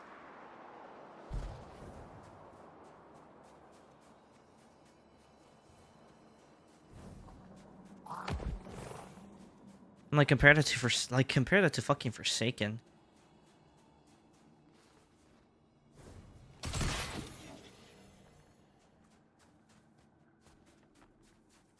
Listen, by taking this facility down, you're creating a power vacuum. Without the Imperium patrolling the frontier, expect an all-out conflict between the Tharsis Reformation, Totality Division, and the Pikers. They respect you now, and that means they'll want your help. Choose your side wisely. And, congrats on starting a turf war. Yep. It's like Chicago.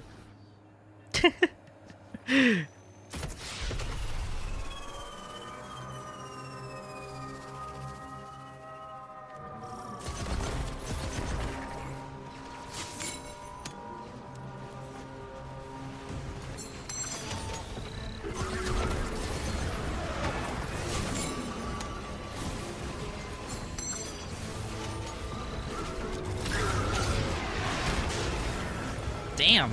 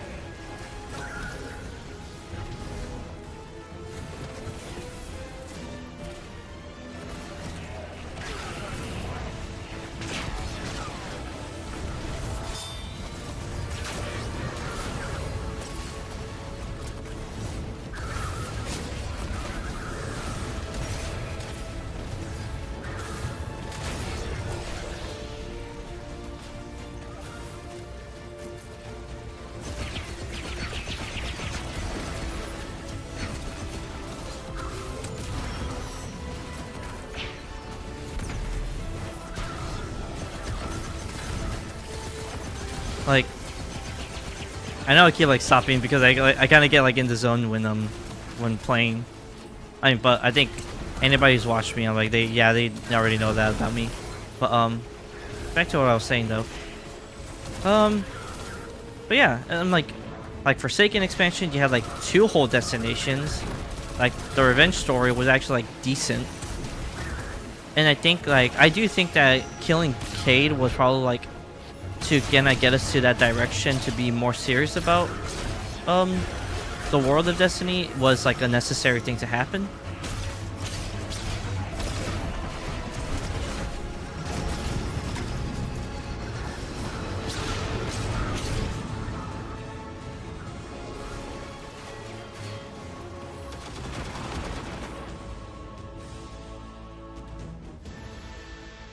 And you know, what's great about Forsaken that it stretches us to actually gets us ready for the Witch Queen, because there's like a lot of because in the seasonal stories, in the seasonal stuff that happened during from Forsaken to the DLCs and the seasons that happened between Forsaken all the way to Witch Queen set us up really big for that.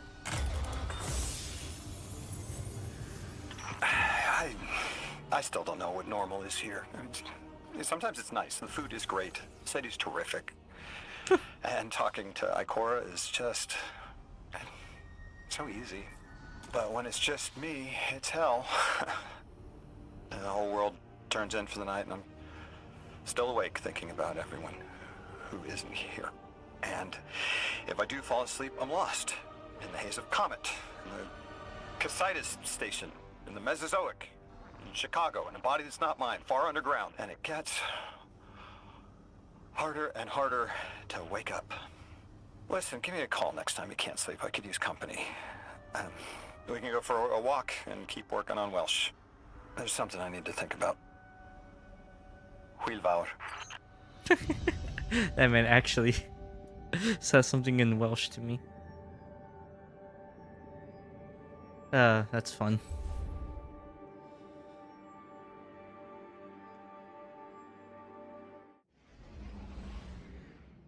So one thing I'm going to say though is that I did leave a positive review about Edge of Fate on Steam, and as I know a lot of people have bashed the game for the portal, and the decisions that Bungie made with the portal, which obviously there were bad decisions, like pretty clear bad decisions with it. I am a firm believer that the portal does have a place in the game. It just needs to be used as like that, like more of a thing to highlight certain activities that are active. To highlight certain activities instead of having like a crap ton of activities to do here instead. Like honestly, like for example, like the arena ops, they can be here, sure.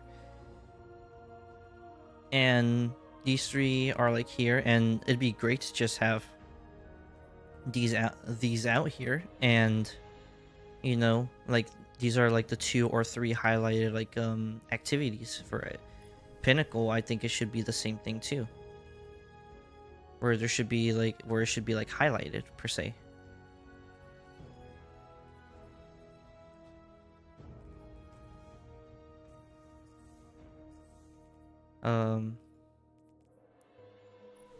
Well, Crucible kind of be honestly, Crucible is kind of fine if I'm gonna be honest, like how it's set up like that.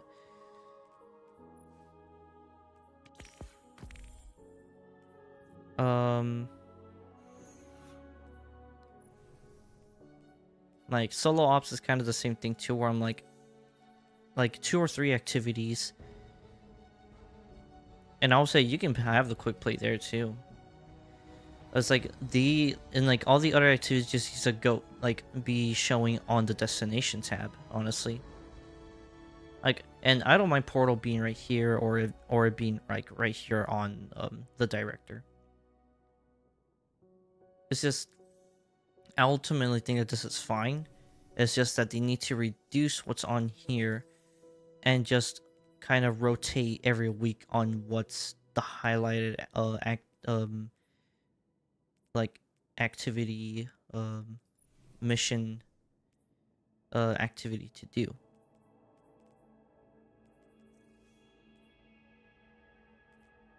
Like for fire team to highlight strike slash offensive mission to do, for solo ops to highlight it like a solo operation mission to do or missions to do. As I said, like 2 to 3. Like this I think is like a sweet spot for like 3. Where you have your highlighted 6-player activities. And also this. I think this is fine. I am part of the the crowd of get rid of the dungeon layers. Oh my, no one wants to do no fucking dungeon layers.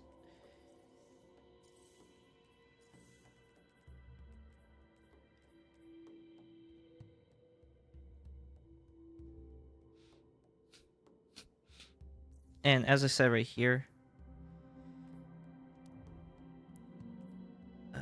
there's something right. Oh, okay, cool.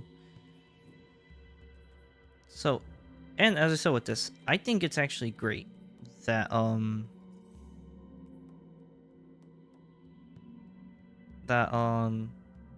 like I think these going into the timeline is fine. And actually putting their destinations here is actually fine too. I think these should be also changed to where Lightfall has Neomuna. This has the Pale Heart. Witch Queen has Savathun's Throne World. Beyond Light has Europa. Shadowkeep has the Moon. Forsaken has the Dreaming City. And if they're bringing back the stuff, like, so I don't know if you guys heard, but there was a thing where Nixus, a group called Nixus, actually helped Helldivers 2 massively reduce their file size for their games from like 150 something gigs to just 25 or 25 to 30. And apparently it's like massively like helping with stability for the game, which I think is great.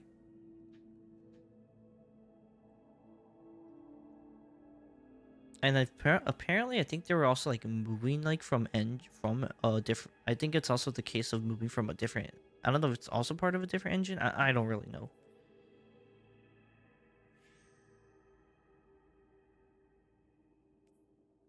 Oh wow, new player guide. Like, just put the new player guide in the game. Like, don't have a scan a QR code, please. I'm gonna have this right here. Let me screenshot that. Like, just give it, like, just put the new player guide and stuff in the game, please. Like this cutscene is great. Like, both of these are great to have. But anyways, though, I think that they should, like, find, like, a group that can help them, or if PlayStation has a group that can fucking help them. Well, I mean, yeah, they helped Helldivers. I'm like, have Nixus come in and assist Bungie with. Let me say, what's good about this too is that this is a dedicated. I mean, I don't know if it was like a movement from engine to engine per se, but I think maybe some assistance could help with reducing the file size, because the game has been staying around like 120 to 150 gigabytes, which has been actually pretty surprisingly well that they were working with it. But I think this case could help them, like, actually be like, hey, we could probably plan on putting out, bringing back the Red War. And as I said, in my vision of them throwing old content back in the game, the Red War comes back. Obviously, it's gonna be free for everybody, duh.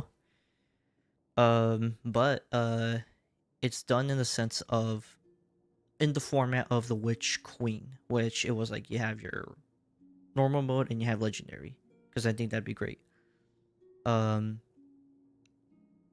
of Osiris, honestly, if they want to follow that same path with Curse of Osiris, the original path, where you have your missions, you have your adventures, and then you just do, and then you can choose a difficulty and set it up that way, that'd be great. Same thing with Warmind too, honestly. Like, just do that, do the same thing too with that. Forsaken kind of moved into that format where instead of those being adventures at the very, like, when Forsaken came out, you had your main missions and then you had the adventures, which were hunting down the Barons.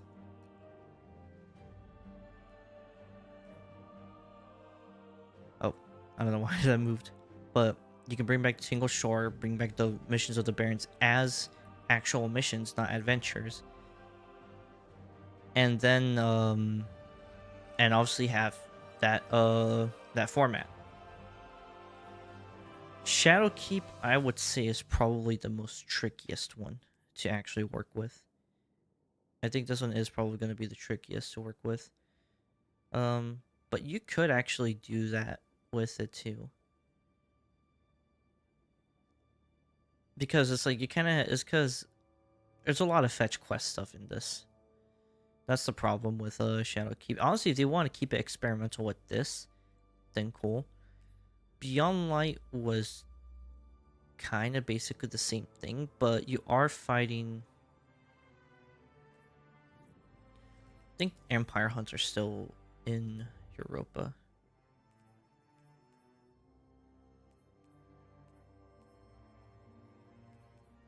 No, the Empire Hunts are not here anymore.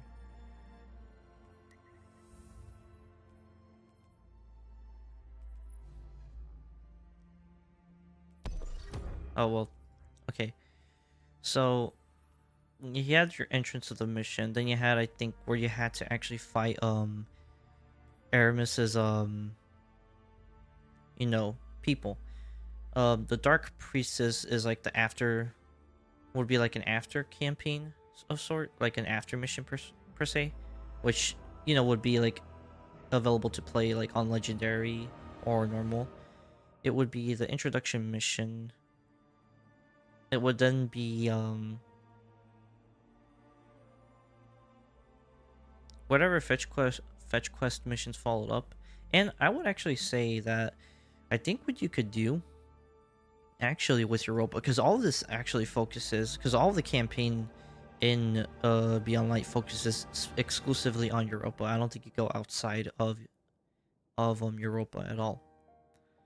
So what you could do with Europa, and I will say this, the one thing I did like about what they did with the Edge of Fate and Kepler was the world tier system. I think that for Beyond Light, the world tier system would actually work well. It would incentivize and I don't think you don't have to do it like Mythic. Honestly, you could probably boost it up to. And I've played on level 30. Like, I would say have them just hit a little bit harder, but boost it up to like have normal and then have like like brave, which is normal difficulty, and then have legendary. But just boost the difficulty for legendary to make it a little bit harder. Because I think Witch Queen, because I actually don't know if they still have it to where where Lightfall or for Lightfall or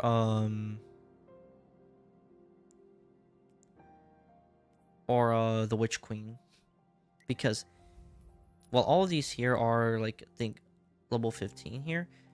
Dude, these missions were this Witch Queen's missions during the time how the Delta scaling was. 15 power was fucking brutal. Like 15 power was brutal. It was very brutal. When it came to it was either the Communion or the Ghosts. One of these two. It was fighting the one dude who was basically like the was a like Baron that would use the little like swinging flaming ball that he would slam on the ground. That motherfucker actively pissed me off severely.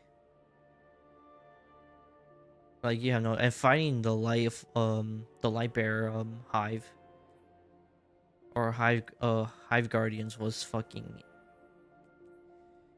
It got to some points where I wanted to tear my hair out.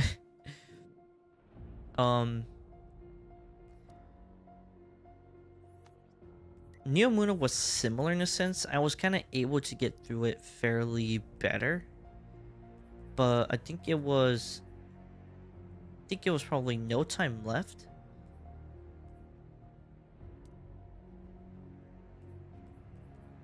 I think Headlong was the I think was the Shan mission, which was that always irritated me. But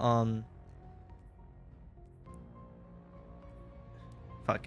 let me look at the campaign stuff again. No Time Left, and I think Desperate Measures is what pissed me off the most. With Witch Queen by myself, I was able to deal with Savathun fairly well. For some reason, I would just fuck up over and over and over against Callus, and that just pissed me off. No Time Left was a portion where I was dealing with the bullshit of of like when I think it was like the mission with the tank where you had to drive the tank, and Jesus Christ. I don't know. I did not know what was happening to me there.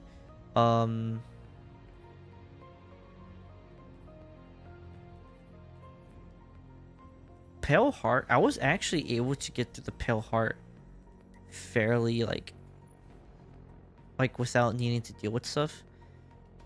It was either Descent or Iconoclasm was where I actually like died. I think I only died once though in the campaign. No. It was in the fight. It was in the fight against the Witness where I actually died. I died one time throughout this entire campaign. I think besides like falling off through stuff, like falling through like falling through the world and then dying, like outside of like encounters where you would get locked out of that. When it came to encounters where it was restricted, I didn't die except for the Witness fight. So in a sense, you could call it like a pseudo-flawless run that I did. Well, almost a pseudo-flawless run. Kepler with its like a mythic and tier system. They'll go back to Kepler. Like I think this should stay fairly exclusive to Kepler, because it is pretty cool to actually have the world tier thing happen, where the destination gets harder when you set it up like that. And as I said, that I think since Beyond Light kind of follows that it's focusing only on. It focuses only on Europa. You don't go outside of Kepler for this. Which, as I said, I think it's actually great that it does that. I think like that, like this could do the world tier system, but just have like 2 difficulties, honestly, like brave / legendary, and set up the deltas to be at least like, you know, a little bit harder than -20 in the mission campaign for the Lawless Frontier.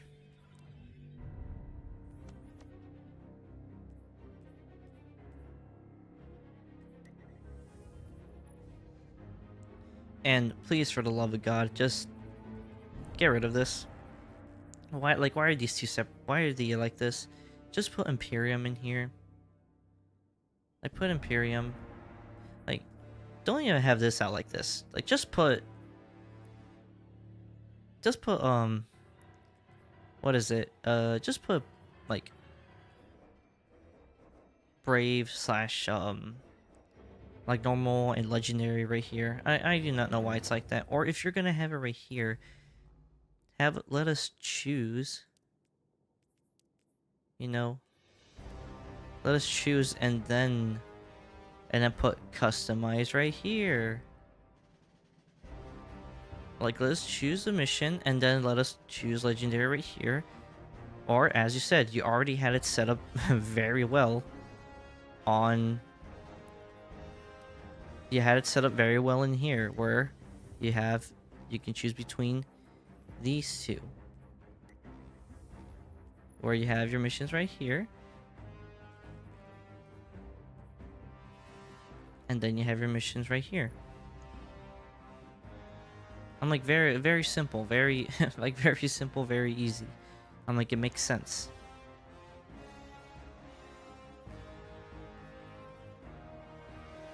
Like, I personally don't understand why they have the Lawless Frontier set up like that. I don't understand it. Like, it just doesn't make any. To me, it just doesn't make any sense. Like, I don't know. Maybe I'm complaining too much about it, but that's just how I feel. Like, it doesn't make sense to have this. Like, it just doesn't. And then having all of your difficulties like that, because it's just one. It's just one. It's 1, 2, 3, 4, 5, and then 5 missions and the exotic mission, which is part of the campaign. Which, as I said, I think that's great. I think it's great to have the campaign. Like 5 missions and an exotic mission equals 6. And I think that's fine. I'm like, but I don't know. I'm like, I don't know why they have it set up like that. It's just pretty stupid to me. And that's kind of the same issue I had with Kepler, though, is that they don't have. They have the world tier, but then they have their freaking stupid time lapse mission, or weekly mission, and then the time lapse mission, where you cannot choose.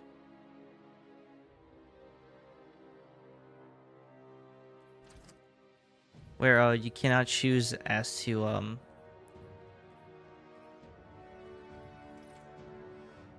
like which mission you want to do outside here.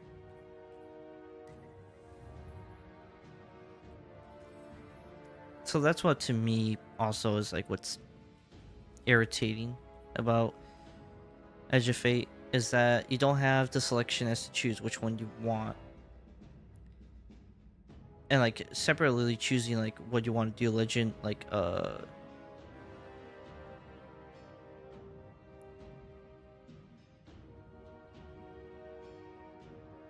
you don't have like your 4 nodes, or let's like you can choose your world tier here, and then you can choose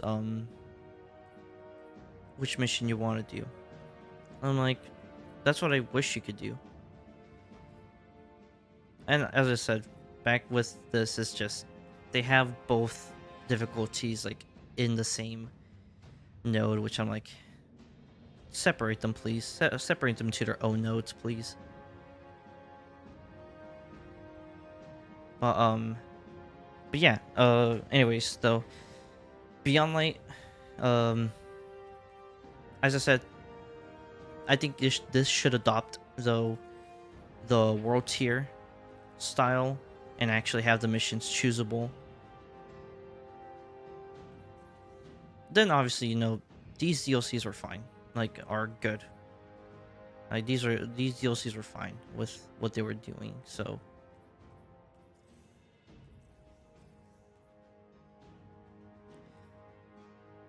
but back to specifically Edge of Fate now. I do believe that I'm gonna change my score. Like I gave it a 7, but I think I'm gonna change my score to more like a 6. Or I don't know, because like a 6 to a 7, it's like kind of like just jumping around from there, because looking at it, there's stuff I didn't like. There's stuff I like that it did, but there's also stuff like was the reliance on using a Matter Spark way too much. There was like putting the Mattermorph stuff into very awkward areas where it just became kind of like so annoying to try to find where the little Mattermorph deposit thing is. Because like I was looking everywhere at one point, and then there's like it was in this corner. I had to actually look up a fucking guide to find that damn thing, and I'm like, I shouldn't be doing that.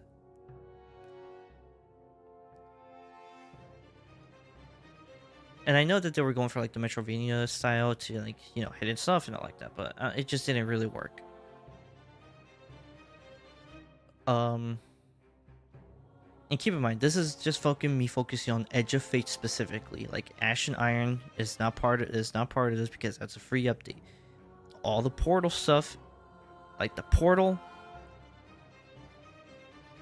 like everything that came free for the game with that was updated in the game without Edge of Fate. I'm not talking about those stuff because that's basically the game itself. I'm just talking about the DLC specifically. Desert Perpetual was obviously like a great raid. A lot of people were saying that, and the epic version. I was watching the race and I'm just like, yo, that looks sick as fuck. So I'm like, yes, I will say that the raid did save Edge of Fate. I think that's, yeah, I said that's for me, that's what actually like kind of put it to a 7 is the raid. The raid actually did save Edge of Fate, which was basically what Vault to Glass did for Destiny 1. It's what was it?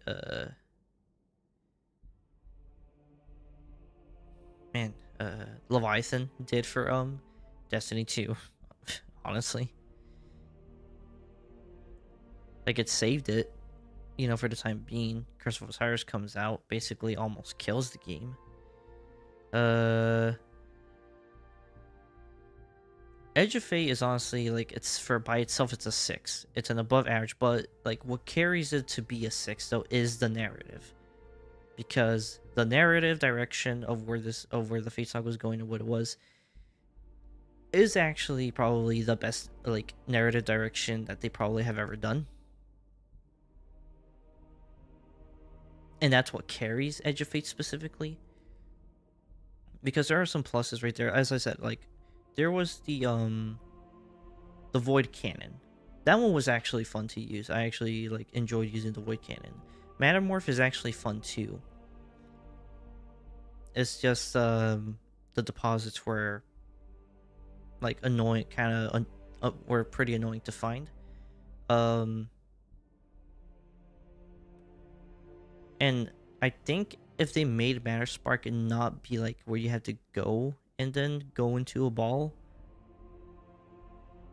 But I think if you had Matter Spark like already on you to activate, and you had it as like a timer thing, then that would have probably been like, that would have probably worked out fine for for the campaign, where it's like you don't have your Sparrow but you have your ball, and right now your ball just have a limited amount of time, but you know, progressing the campaign is going to increase, like the second stage is going to increase it, and then the third stage you go unlock it permanently.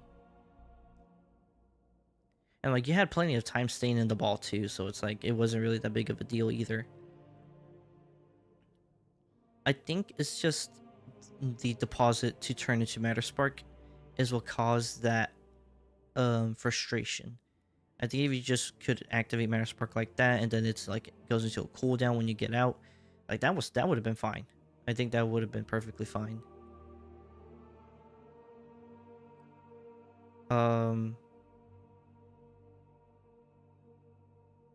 Like the campaign missions, as I said, like the campaign missions themselves were like okay. The gameplay wasn't necessarily bad.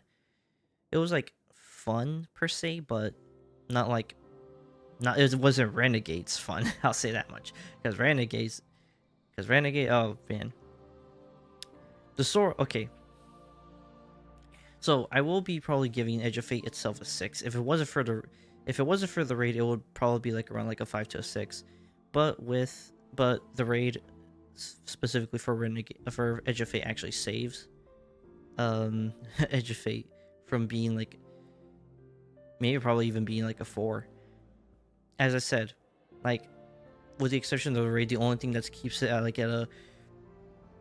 a low high score and to a average, to a mid to above average score would be the campaign.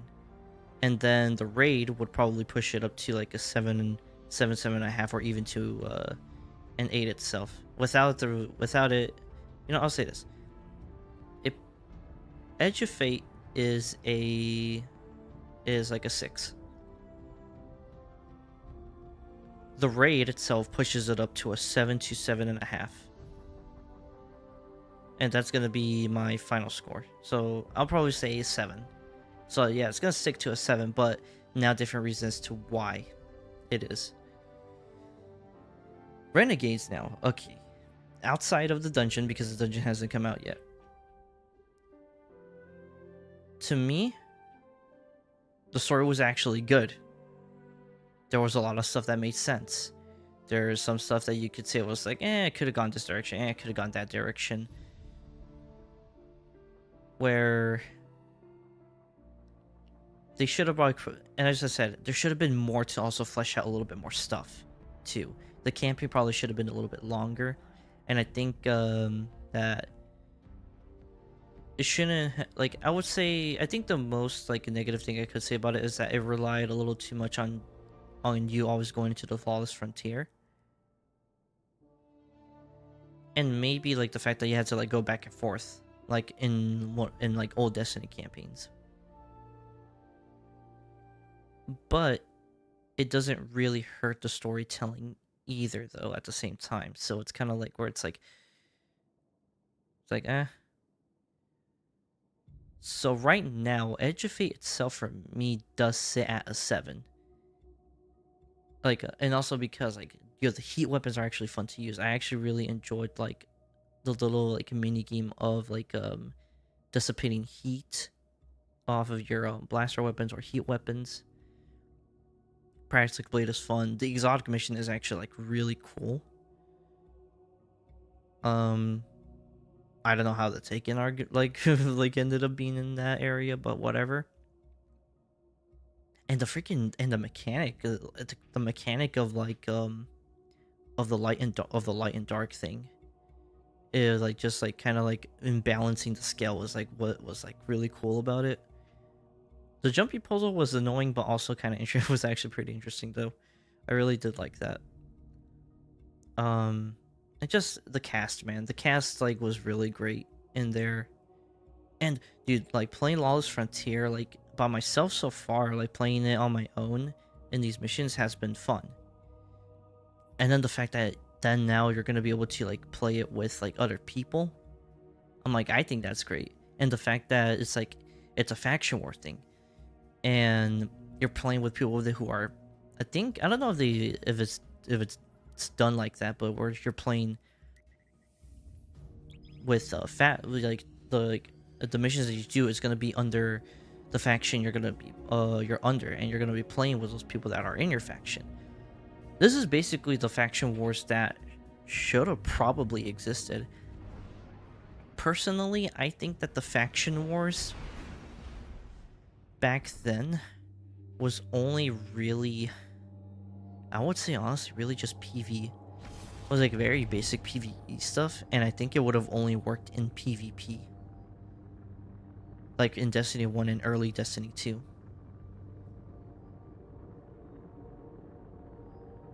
Though this, like the turf areas that they have and how this works, this is what I imagined what I want a faction war to be. And then you have the invasion mechanics, which I've seen gameplay of, and I'm like, and a lot of people actually enjoy the faction the invasion game, the invasion mode. Oh, Guardian, you've got an incoming call. oh, it's all I. The other 9 didn't stop 6, which means they didn't know what he was going to do.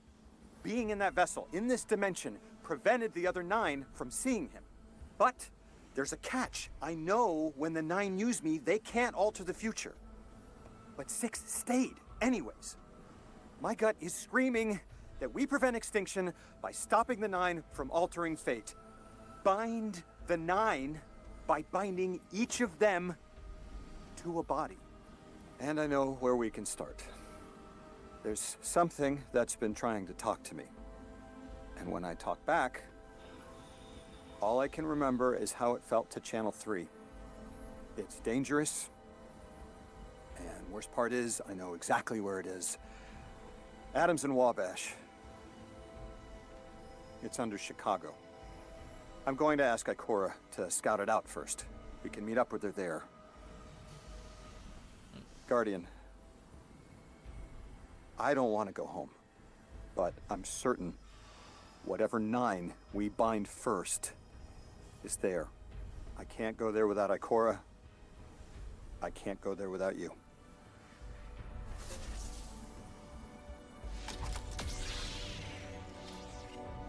Yo. All right, dude. One of the biggest things that everybody wanted from Destiny 2, or in the story of Destiny altogether, was going to Chicago. And if that's where the Shattered Cycle is gonna be going to, holy fuck, we are gonna, dude. Meditate with me, Warlock. I'll meditate with you later.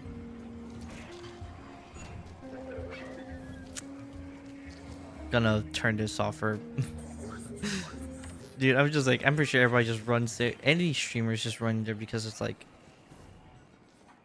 Alright, let's go ahead and talk to this fucker.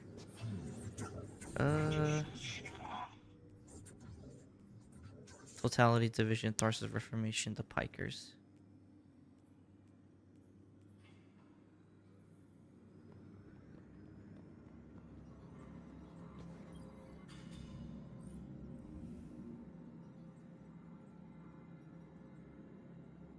Chin, looking for something to talk with? I won't say we couldn't use you, and you couldn't do better than the Totality Division. One thing about the division is Rao doesn't brook any nonsense. We won't mess with your glimmer. We share resources accordingly. What am I gonna do? What am I gonna do to a Praxic blade? Cut my hand off? Any mods come in, they're earned for you if you earn them. I'll see you back here soon, yeah?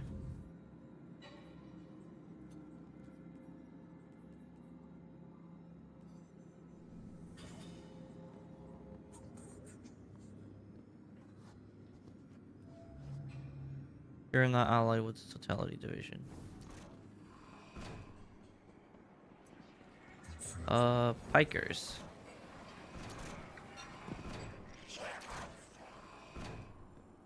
But dude, I'm at like, yo, I'm ready to go to fucking Chicago then if that's the case.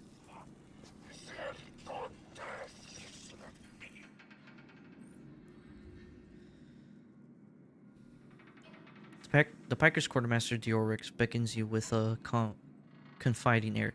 You know us, Guardian. Do you want the frontier run by a military force, prioritize, or a bunch of soup that like to gamble? Pikers are the only answer. Sheelington. Listen, Relix is a weird one, but they've got a vision. I've never regretted joining up. I'll take this gang over any house you could name. We've got the best tech, the best perks, and let's be honest. Here, the best company. Ride with the Pikers Guardian. Ride with the Pikers Guardian. Ride with the Pikers Guardian. You won't regret it. Wait, what? They got a shader? Oh, that actually looks pretty badass. Actually, let me look to the guy again, to Totality, and see their shader. Dude, I actually kind of wish that they were like, hey, you know, our armor is made specifically for stuff, but like if you join us, we'll also make like an armor that specifically fits you. Yo, that shader looks sick as fuck.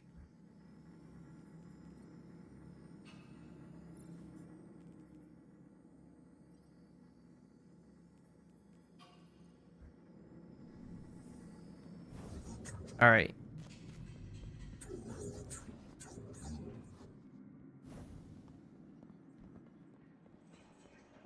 Let's go ahead and now talk with Tharsa's Reformation.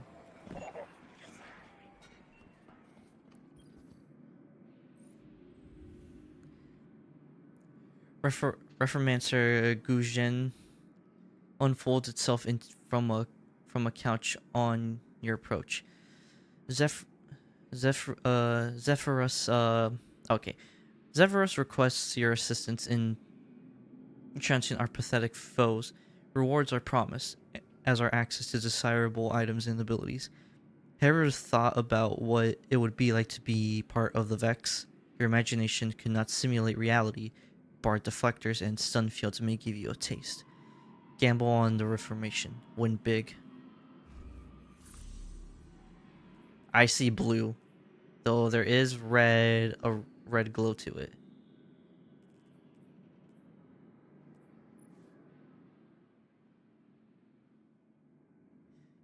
I'm not necessarily the biggest fan of the yellow, but I do like the blue on here and the white.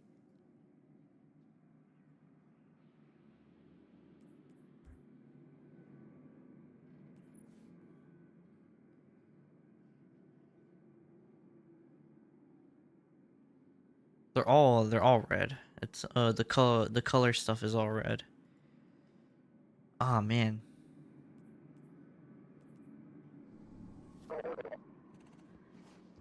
Damn.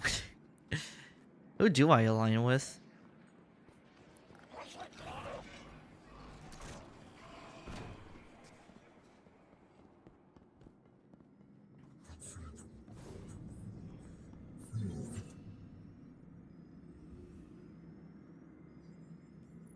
See, this gives me like a white yellowish, like little like tech glow on the eyes and on the feet.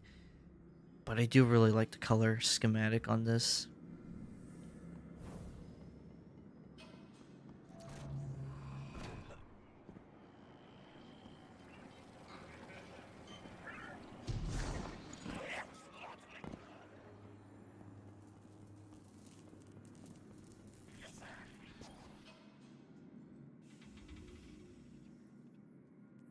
This is like a pure white greenish glow. And the color scheme's not bad either. I'm like, it has blue, but I'm like, the aqua blue stuff like that, it's not really what I want to go for. Now, here's the thing I'm going to say. I like the Fallen. I like Fallen. The Fallen has been a kind of faction that I actually like enemy faction that I personally do like. Well, I like all the factions.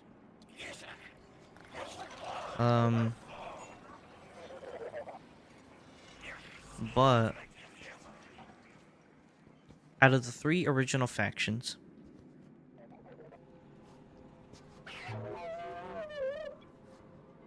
out of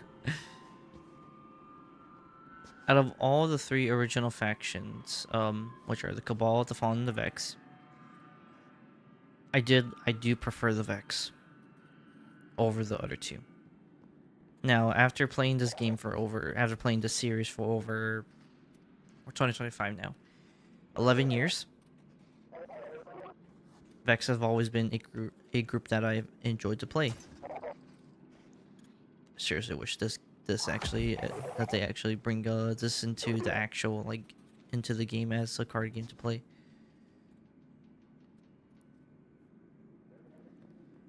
But I think it's great. Like, I always preferred I've always preferred the Vex over the other 2, because I mean, I just like robots. I like futuristic shit. And I do understand the aesthetics of why people like either the Fallen or the Cabal. But I am a Vex person through and through. I personally feel that the Vex have never gotten like a proper expansion that actually puts them as, like, you know, as something to deal with.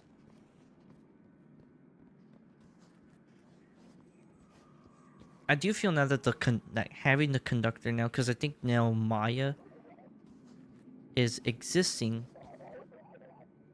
without the conductor now, and the conductor is now acting on their own. Or that version of Maya, which is the conductor, is acting on her own now. From what I've seen, like, during the Desert Perpetual raid. So, yeah. I'm going with the Vex. I'm going with Arce's Reformation.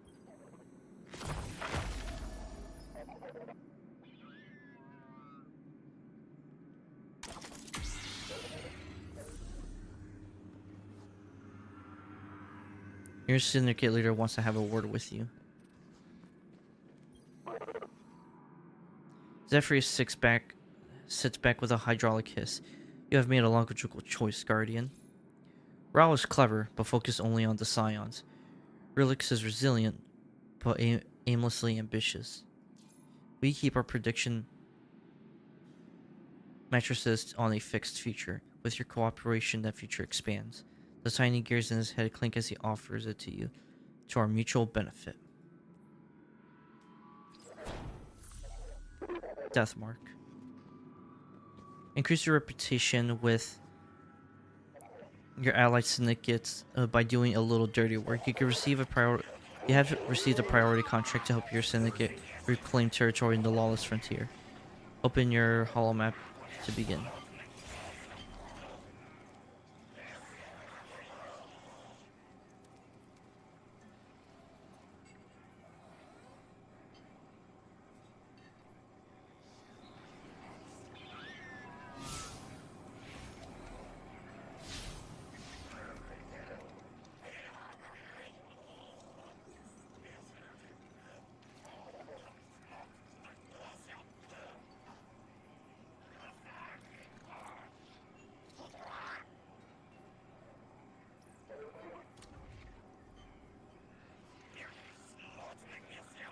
Syndicates fight for control of territories in the lawless frontier. Contested territories are locations of active battles, and competing a priority contract here will secure territory for your syndicate. Jobs rotate frequently, so check the map often for new ways to support your syndicate ally. Your active contract can be viewed here. Priority contracts offer the best rewards and can be completed once each day. After completion, you will not be able to ally with another syndicate until the next daily reset. Syndicate contracts can be completed regardless of who you're currently allied with, and invasion contracts are optional. There's always dirty work to be done in the Lost Frontier.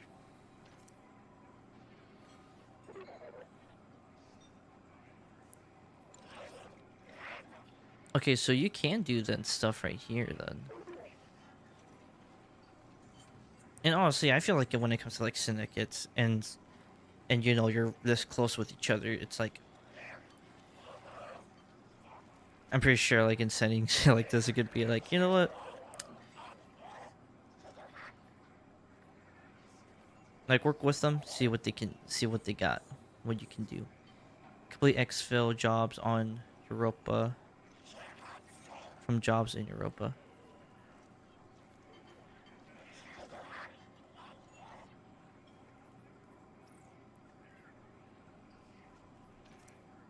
So it's like, what is it for totality? It's what's a totality division renegade ability? Complete next fill jobs in totality division territory. So totality division. So you would basically do this stuff.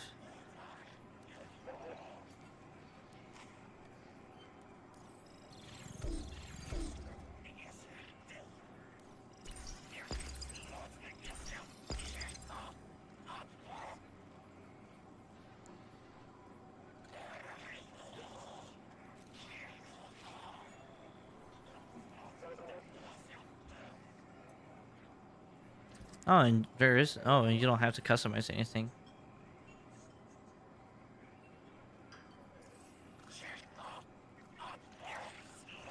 Let's see, this is Europa, so you can go right here. Totality division area. Division territory.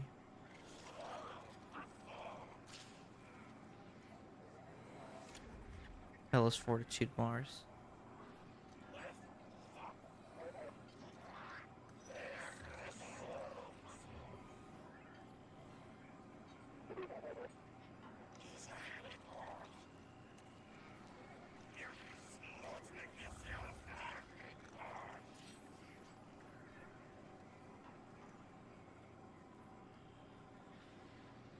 Parking control totalities are sys controlled.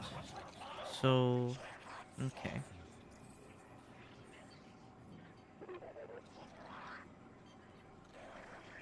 And then there's the invasion.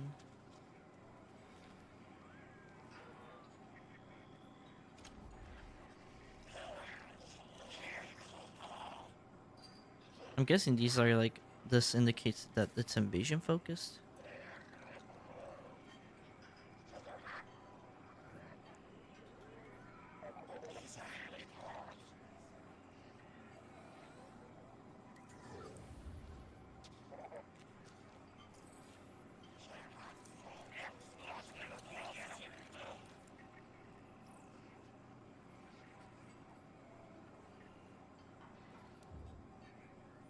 Something else here for me to do.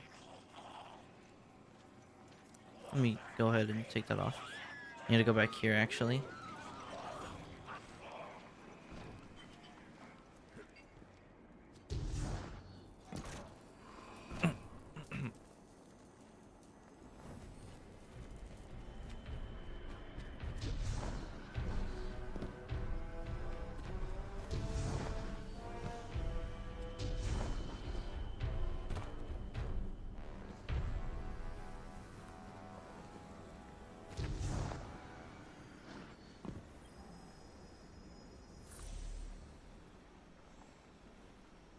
Purchase a Praxic mod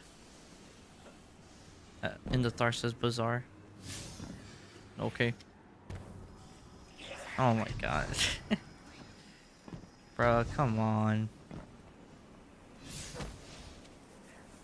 I don't need to see that type of fucking name here.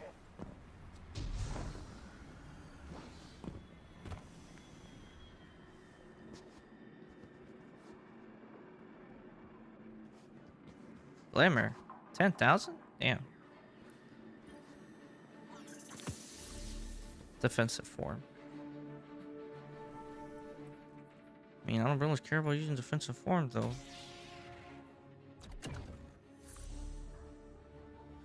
As part of your training, revisit the exotic mission Fire in the Ice with guidance from Onor. Defeat targets from the with your Praxic Blade. Actually, damn, actually, it's not that bad, per se.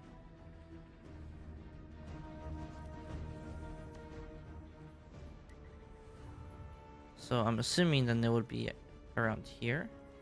Yeah.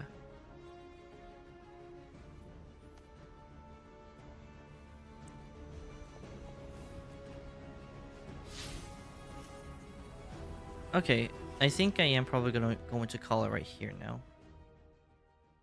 I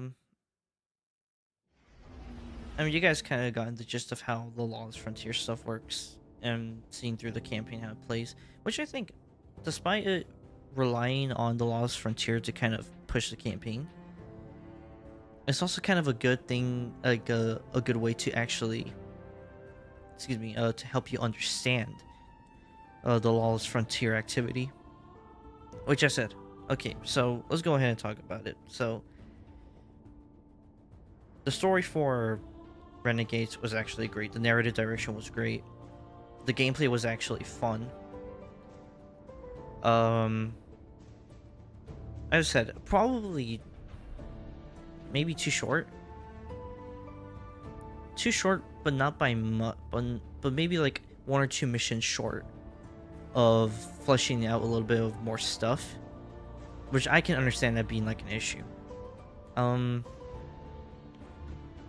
Luckily, I wasn't part of the people who have actually had like any crashes or any like I haven't had any like actual like game crashes, only like 2 disconnection issues throughout this, which is like fine though. I think though the crash was like an internet thing that I dealt with because my stream was also kind of having like problems in that regard too, because I was like dipping down, it like froze. Then I thought like, you know, OBS was like bugging out or something like that. The Marinberry, when I booted up the game on Tuesday, obviously that was a Destiny 2 thing. Didn't really deal with any like glitches or stuff like that in it, so for how unstable D2 is per se, this was for me like a pretty stable and optimized experience. But back to Renegade specifically, as I said, missions were fun. The missions were actually like fun. The story beats were great. The narrative was cool. Dredge and Bale and Primer Loom. I think I wanted to know more about him. Dredge and Veil were getting a pretty good idea. I hope we get more stuff, which I was like, they could have fleshed him out a bit more. For long-term storytelling for the both of them, I think it's actually great because Loom has obviously a lot of connection to Keitel.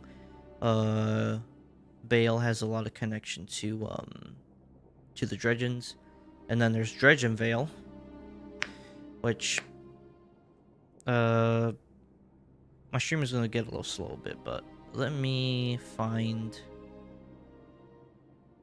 Is it Destinypedia? Yeah. Okay. So.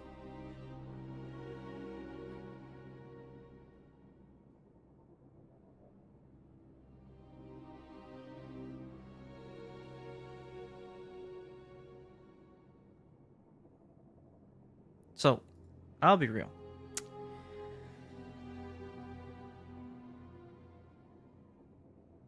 I hope we get to a point where we actually kill Dredge and Veil. Because now it's set up as... Because Dredge and Veil was the guy who basically killed any Guardian who fucks with the darkness. Or has any teetering...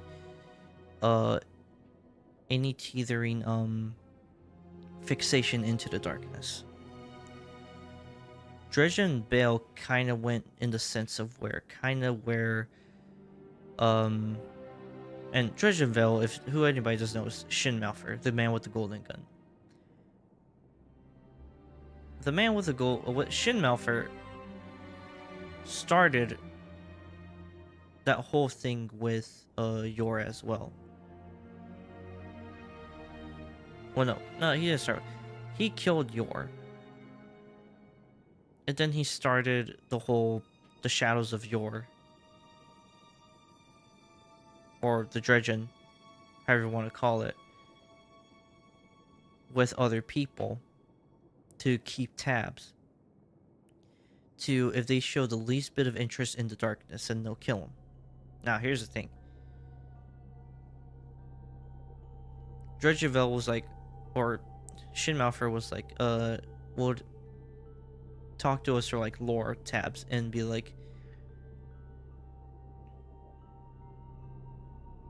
you know, kind of more in a sense like do it for the light, because he was kind of thinking that same way as like kind of the Praxic Order. Just, I would say, if you think that the Praxic Order's like philosophy and stuff like that was like dogmatic, Dredgen Vale was kind of like a massive dictatorship of that, where if you show the least bit of interest, even the smidget of interest in darkness, then you're fucking dead. He kills you.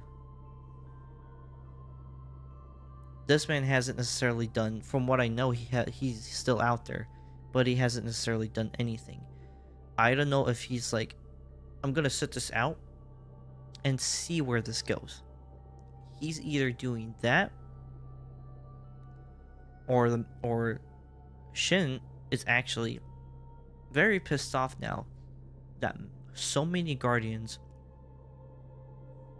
are now using darkness abilities, but a lot of Guardians are using it. It's obviously a tool. It's obviously a tool.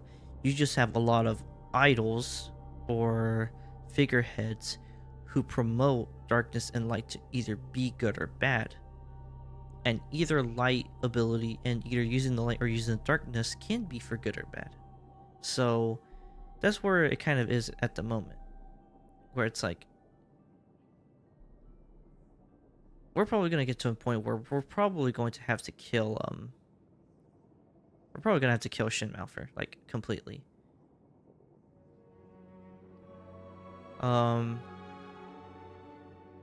Yeah. Like, there's going to be a point where we're going to have to face him and he's going to have to die, because he has that extreme mindset. All because of one person, which was Dredgen Yor.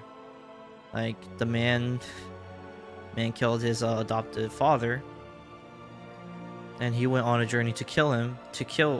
Then Shin went on a journey to kill Dredgen Yor, and now here we are. And this is obviously, like, you know, I don't know, many years to maybe a century-ish later. Or centuries later, however you want to call it. And it's like, you got Dredgen Bale, you got other Dredgen out there who are like kind of taking up, I guess, probably like interest in what Bale's doing.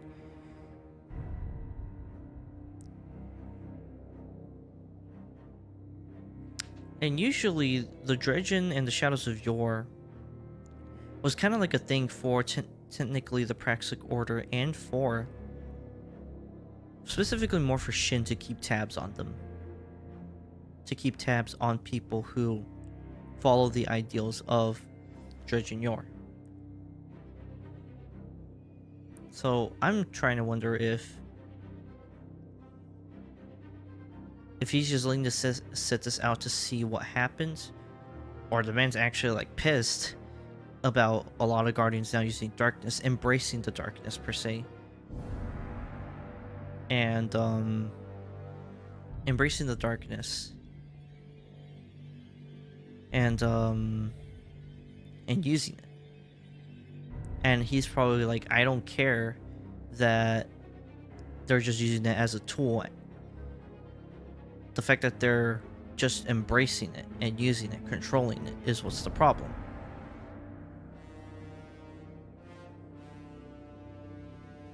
So realistically, like, obviously the Shadows of Yor and the Dredgen stuff, honestly, that was all because of Shin Malphur. he started this whole mess with the Dredgen by creating the Dredgen and creating the Shadows of Yore. I'm like, I think in order for the whole Dredgen stuff and Shadow stuff to end, we need to kill Dredgen Vale. But a lot of people fear the man with the golden gun, Shin Malphur. Like, a lot of people fear Shin for that. And I'm like, hey, the Shadows of Yore and the Dredgen won't end until Shin Malphur is dead. So I am part of the vote of, we need to kill Shin. Shin needs to get put in the fucking grave. Because because even though he got his vengeance for his dad Jared against Yore. I honestly forgot the dude's actual name though. I'm like, this man created the Shadows of Yore. He created the Dredgen to keep tabs on them. And look where this shit's gotten. And then for him also trying to keep people into the light. You could also say he was one of the fuckers who put all this dogmatic sense of light good, dark bad, where we were in the state of where it's like we don't know what to fucking do against people like Savathian, people like the to do anything against the Witness. We had to learn how to use darkness, or adding to that, also people like fucking Nezarek. So, excuse me. We needed to use darkness and light together in order to actually do some shit against the Witness. Because if we didn't, then all the world would cease to exist. I'm like, what the fuck was Shin gonna do? Shin was gonna do nothing. He was gonna do not a damn thing. He was gonna do jack shit. So he's part of that dogma too, that pushed it to the extreme. So I do think that the fucker needs to die. He needs to just die. Kill his ghost. Put his Debone 6 feet under. Or kill him, take his ghost, put that fucker on lockdown. I don't know, man. But, anyways, though. Back to, talking about the final stuff about Renegades. The final mission was actually pretty fun. And then we had, like, I don't know if you call it... I'm gonna suggest that the final mission was ended with fighting a Primer Loom.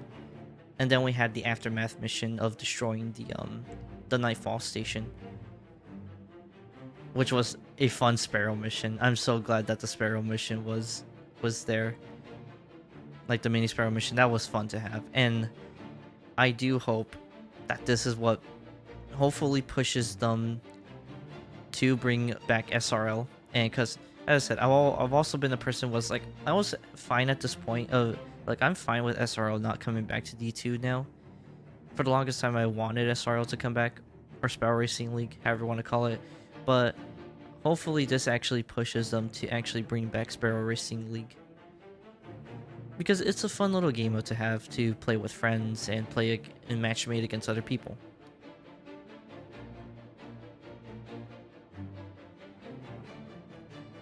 I think it would be just a fun thing to have. But yeah. I don't know when the dawning's gonna start. I think they said next week though. I have to actually look at that. Let's see. Destiny 2 The Dawning 2025.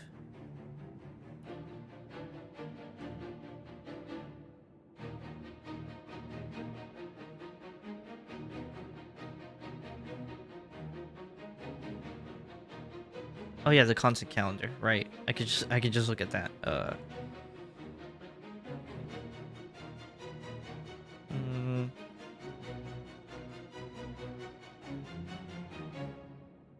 Yeah, we're gonna have 3 weeks. So, and I'm pretty sure it ends then It's either gonna end January 6th or it ends on the 30th. So it could start on the 9th. But I don't think the 9th is gonna... I don't think it's... Okay, so I'll say this. Dawning's probably gonna start on the 9th or the 16th. I'm assuming the 16th. And then that's when we'll have all the way till the 30th of December to be the final week. And then that's when we get...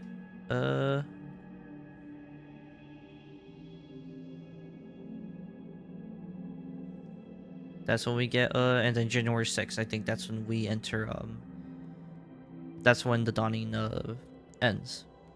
Or that's when it resets to, take out the Dawning. And then I would assume Tuesday, February 3rd is then going to be Shadow and Order. Because if I look back at July 15th was the Edge of Fate. September 9th, I think, was, it was either September 9th or the 16th. That started on Ash and Iron.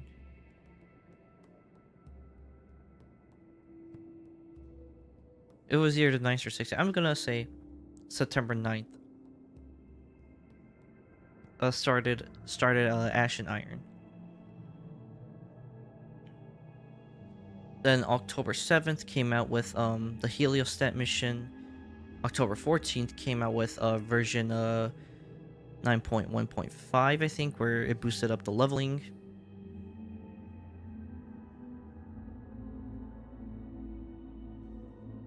And then December 2nd, obviously, you know, Renegades came out. So I'm going to assume that either it's the 10th or the 3rd of February. We're going to get Shadow and Order.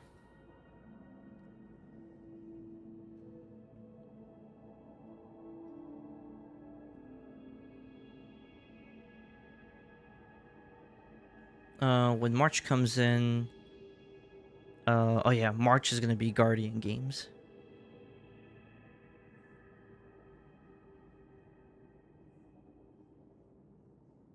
March is gonna come in. We're gonna have Guardian games.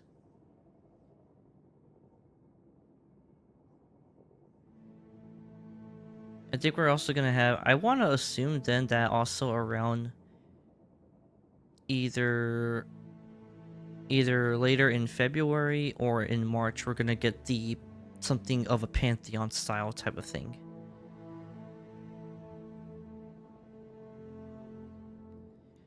Then I would assume then in April to early May, that's when we're gonna get more stuff on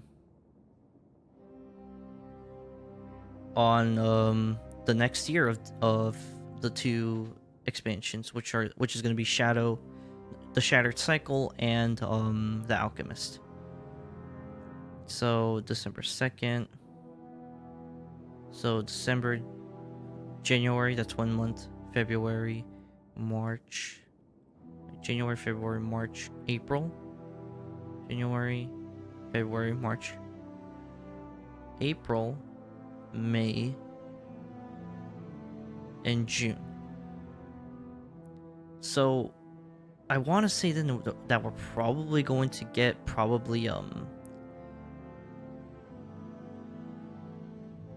it's either gonna, I don't know if they're gonna either decide like to do July again or put out the DLC in June.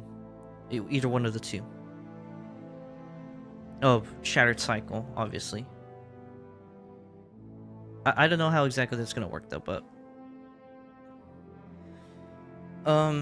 overall though, Renegades I think is so far, I would have to say it's actually like a 7 to like a 7.5. I'm gonna say 7.5. No, I'm going to say 7.8. I think 7.8 is a really good score.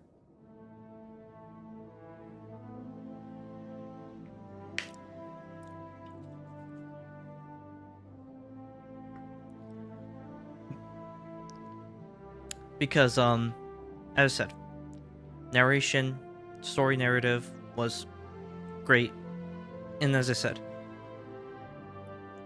the narrative direction or the narrative of the Fate Saga so far is probably the best that they have, for me at least. The best that I think that they have ever done for a story in Destiny at all.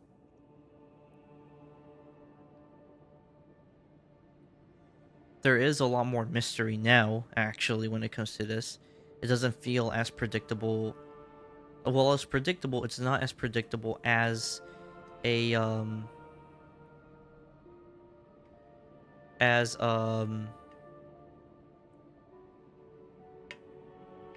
as like a Beyond Light thing now. Because once we got to Beyond, it got into the Beyond Light year, that's when everything was now predictable of what was going to happen. Especially things got even more predictable, especially when leading up to the Witch Queen, with season of The Chosen, season of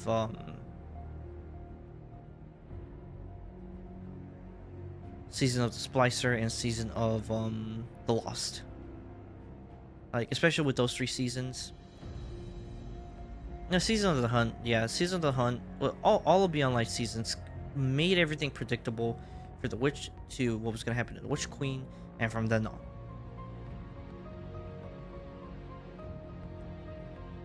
And I know that there's some people who just want like a clean-cut good versus bad thing, and doesn't want this to be like so mysterious or so monotonous, something like that.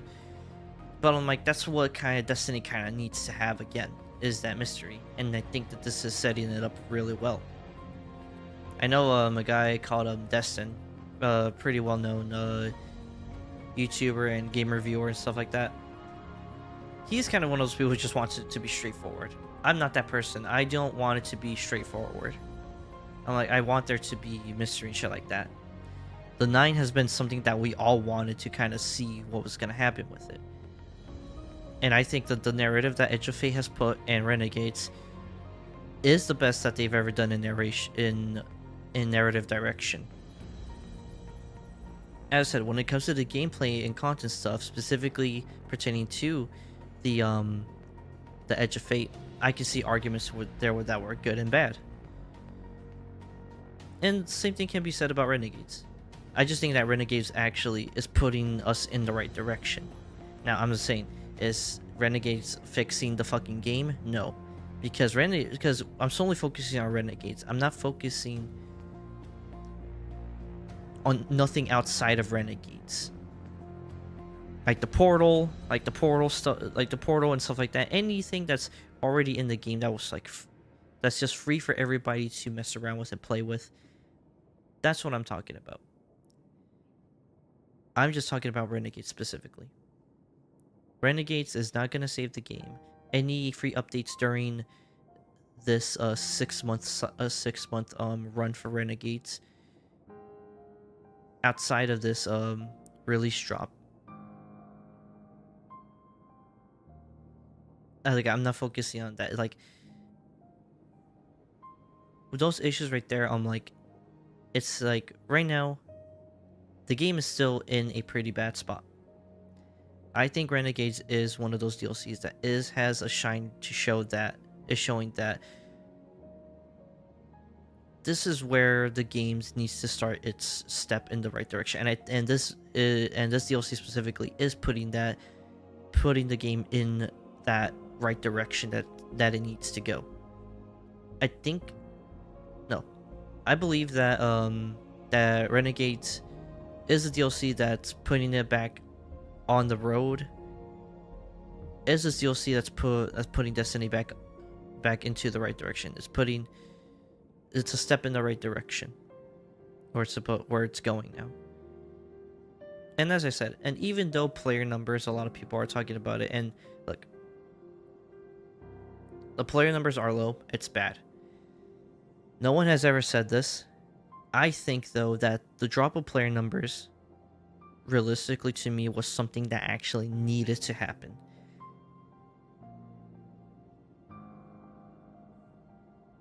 it's a wake up. It needed to happen to be a wake up call for Bungie to actually get their shit together. And I think it's also a player count that needed to happen for a player drop off that needed to happen for players who are, I would say, for players who are so jaded and who have now grown a visceral hate for this game or for the company to just leave. To just say, nobody's getting on, there's nobody to play, I already don't like playing this game, or just like they just straight up hate the game and then they just leave now. They don't want to play the game anymore.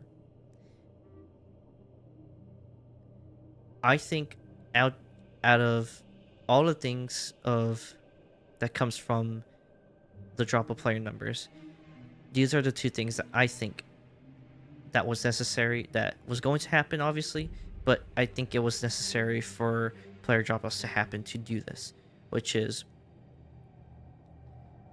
finally having players who are fed up with the game to just leave the game because they hate the game now with an unruly passion. And I know those players who left now are obviously in a space of where they do not want anything to do with Destiny. They want to clean themselves off of it. They want nothing to do with Bungie anymore. And nothing that Bungie will ever put out is going to entice them to come back. Now here's the thing. I've had my fair share of jadedness with the game. I had it when in 2015 with Destiny 1. I left the game alone for like the first half of 2015. Once I think we were like a month and a half away from taking King, that's when I got back into the game. I played the other two expansions because I didn't buy the other two expansions, and you know, I was actually having a good time. I did the same thing with Destiny 2 when it came to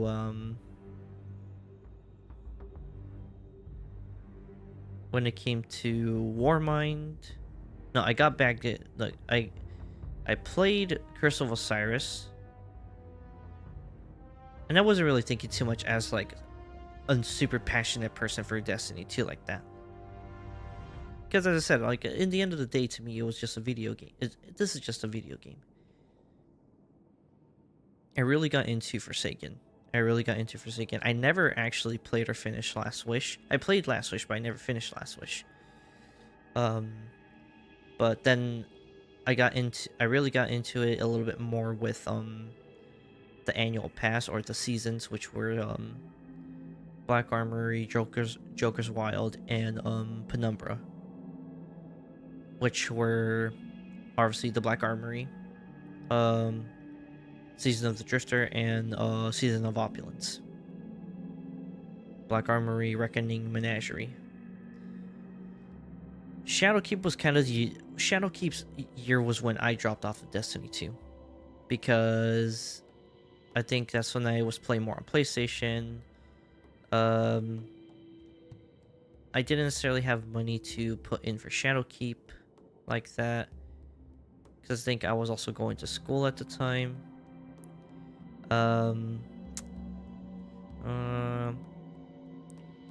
I played just a tiny bit of the Season of Dawn, which is like, okay to me. I played a tiny bit of Season of the Warmind, or Season of the Worthy. Like, meh.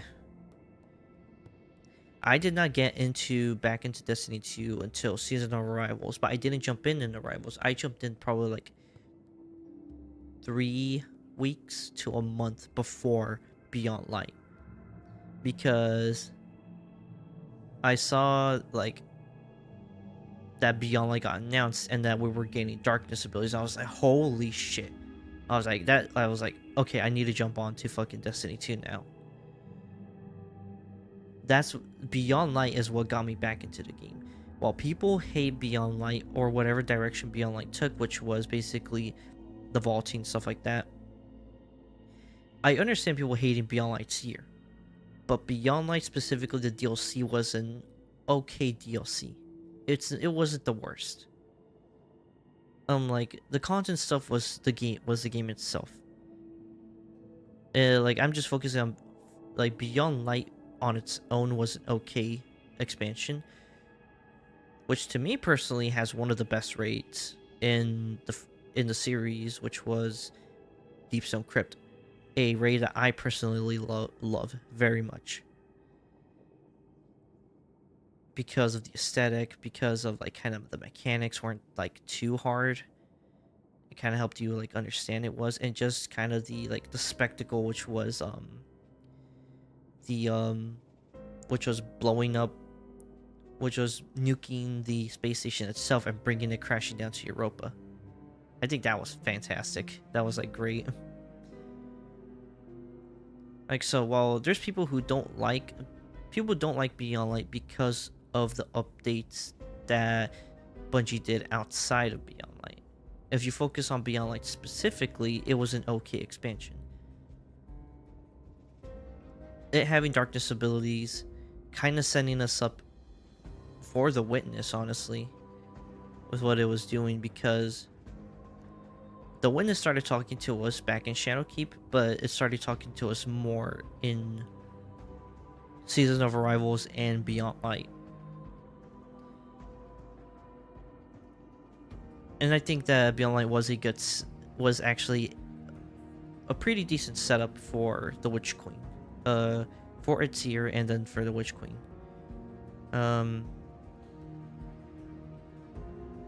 So that's why I hold Beyond Light as like a special DLC to me, because it's what got me back into the game, and it's what set us up for the climb for, you know, it set us up in a direction to finishing off the Light and Darkness saga. It brought in the darkness abilities, specifically stasis. And to me, it had arguably one of the best raids that the franchise has ever had.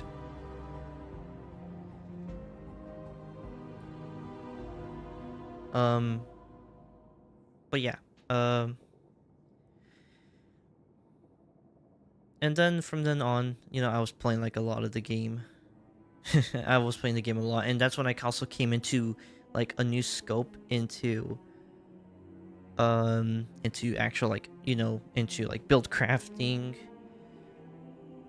Like I got into build crafting, I got into like now into like you know, farming for perks, like you know, trying to get loot for weapons, getting what works with what. That's when I actually started like sinking my teeth into what Destiny 2 is in there, which is a looter shooter, and you're mixing and matching these different builds and stuff like that.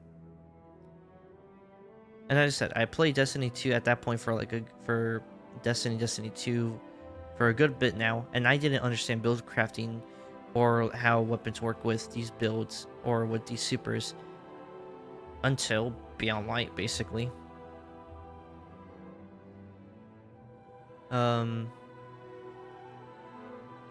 I had a period, I don't think I actually had any period where I stopped playing the game. I think it's because since I had like a new scope of how the game was and what you're actually playing is what really got me really into back into Destiny 2. Witch Queen was doing the same thing, but also was just doing it even better. There was a null point in D2 where it was a season of Plunder, which was the pirate one, which apparently a lot of people say is like the worst season.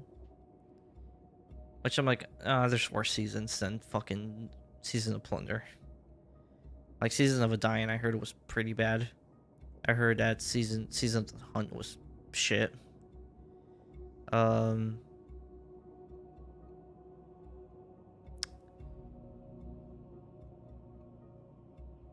Like the closest thing you can compare that was a Curse of Osiris, and Curse of Osiris is way worse than fucking Season of the Plunder. And to me, I'll say this. I know a lot of people like Black Armory and like Season of Opulence. And there's some people who like Season of the Drifter. my personal favorite season is Season of the Lost. I think it's number 1. Number 2, and it's very, very, very close, is Season of the Seraph. Going up to the Earth space station, dealing with Rasputin again for that one was awesome, because I love the Rasputin stuff. I love the Clovis Braytech stuff.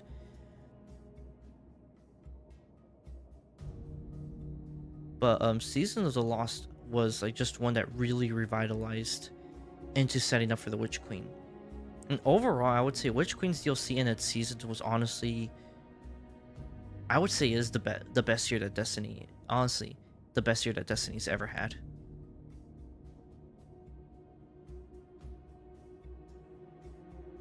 For me, it was the best season that the game's ever had, and we were at such a high with that, because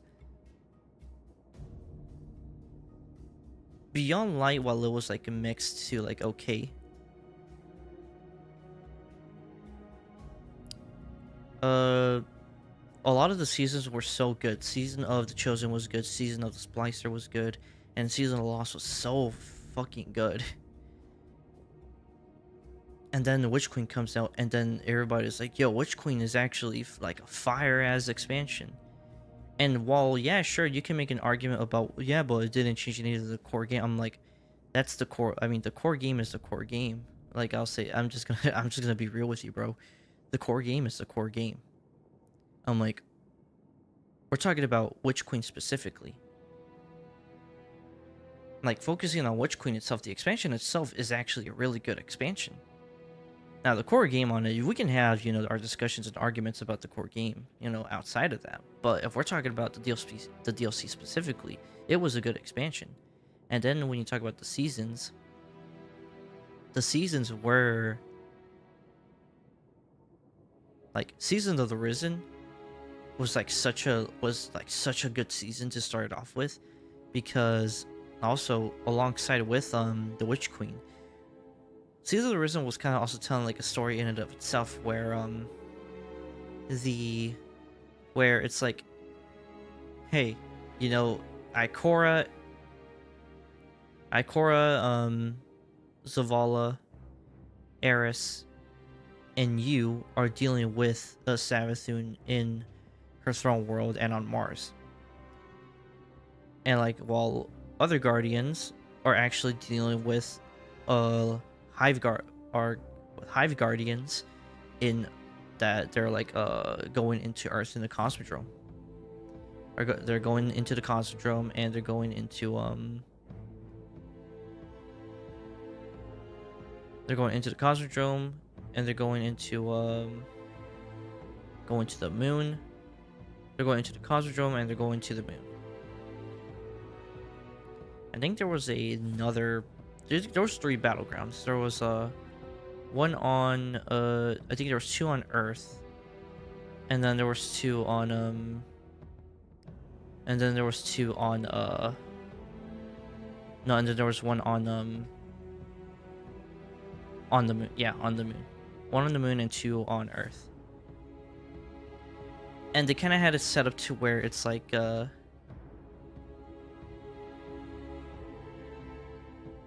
where like other Guardians, technically, like if you don't have the DLC, well, it's like don't worry about it, because story-wise this is happening at the same time, where Guardians are dealing with like Hive Guardians in the moon, and then the main Guardian is dealing with Savathun in the throne world. Like, then after Season of the Risen, then there was Haunted, Plunder. As I said, Plunder was kind of like a dullish period for the year. And then fucking Season of the Seraph comes out, and then a lot of people got really hyped for Season of the Seraph. Everybody like saw like the major cutscene, which led into Lightfall, and that was awesome. But I'm like, but obviously, you know, Lightfall, terrible narrative direction, great gameplay though. And then, you know, obviously Final Shape. Final Shape, I would say I did spend my least time amount of playing on there. The seasonal like narratives and stuff like that, though, for Lightfall's here was actually like pretty good. Like Season of Defiance was actually like pretty alright. Was pretty good. Season of the Deep was actually pretty fucking good. Season of the Witch was actually pretty awesome because it also actually gave some really interesting like lore bits. And Season of the Witch was actually also a good one. It was actually a pretty good like setup for the Final Shape. And then obviously, you know, you had Final Shapes here. I didn't really play much of Episode Revenant. Episode Revenant was kind of like my pure where like whatever. That's kind of how I felt about that. But you know, a lot of people were like, you know, Heresy was actually pretty good. Heresy was actually a really good episode. Episode Echoes, Episode Revenant were alright. Honestly, you could have just skipped those and just go straight to Revenant, because Revenant was a good episode. Season. I'm just hoping that with Shadow and Order, we actually get a proper story this time. Because like Ash and Iron was a bad major update. I'm just hoping that they learn what they learned from Ash and Iron, and just take the good stuff from the season and just put it into the major update. Like, just do that. I'm like just do it. I'm like, it's not that big of a problem. It's not that big of a deal or anything. Like, I don't know, that's kind of just how I see it. But that's just me though. But man, I am yapping a lot though. Okay, let me go ahead and just finish this off. But overall, I think that Renegades sits at a 7.5. I think for me what draws it back is a little too much of reliance on the Lawless Frontier as to push the story, but I can see how it makes sense, and I understand as to why it uses it, and I can see it, and it does make sense as to why. I just wish, like, I think 2 more camping missions could have like pushed it a little bit further to flesh out a little bit more stuff too. The fucking dialogue chatter, like the dialogue boxes, I'm like, bro, just give the voice actors extra money and have them voice the lines, man. I'm like, come on. I'm like, just have them voice the lines. I'm like, I don't want to be reading it Look, I like reading, but I don't want to read it myself. And if they're doing like, and you know, it was like, I think it's great for them to do that and to have them like have, you know, gesture motions. And I kind of also want them to like work on like actually giving them a bit more expression when talking. You know, changing, you know, like the eyebrow movement, the facial movement, like eye gesture position. I think that would work really well.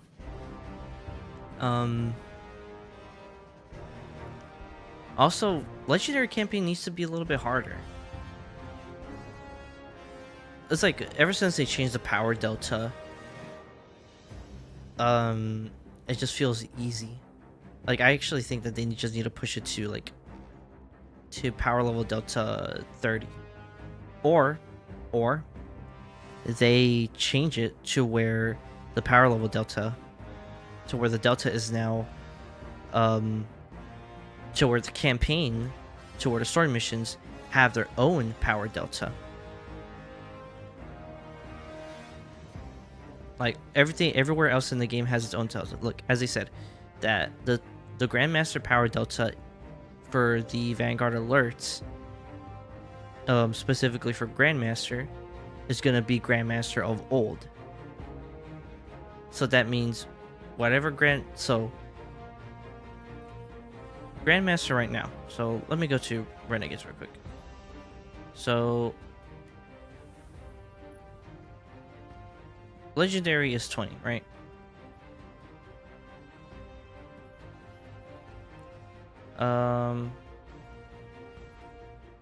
Let me do 4G, right? This is 25.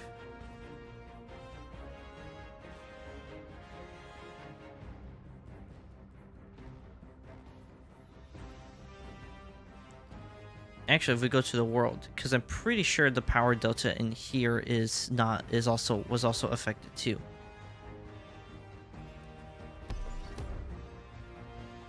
This was Master. Master here is -30, and -30 is hard.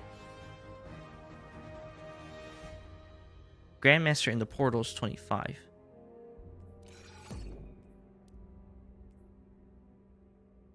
Expert in here is 20. 25 is nothing.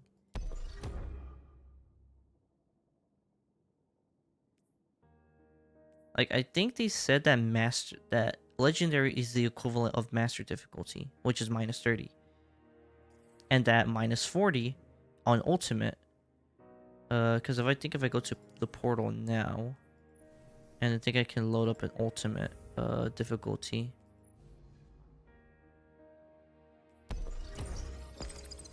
Ultimate here is -30. Here it's 25. that is so terrible.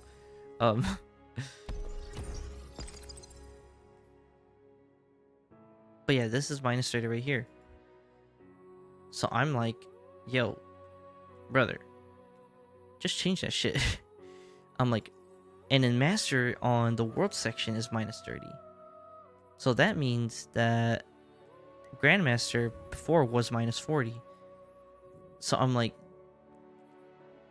I think Conquest has like a similar like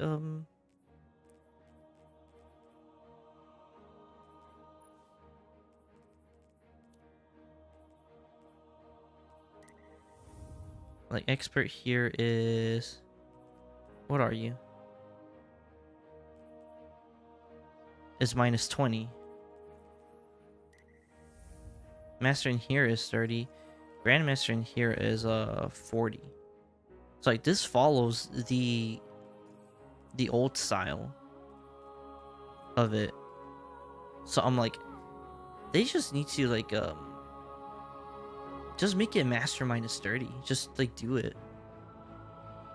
Like, cause I'm pretty sure in here, as I said, I don't know if these difficulties are affected though. I don't know if they're also affected or they're their separate delta.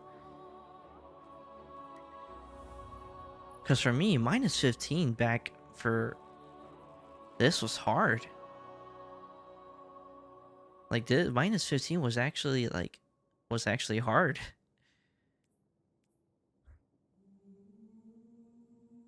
Like, cause they said like it sat between like back before they actually changed the names from like Expert. There was like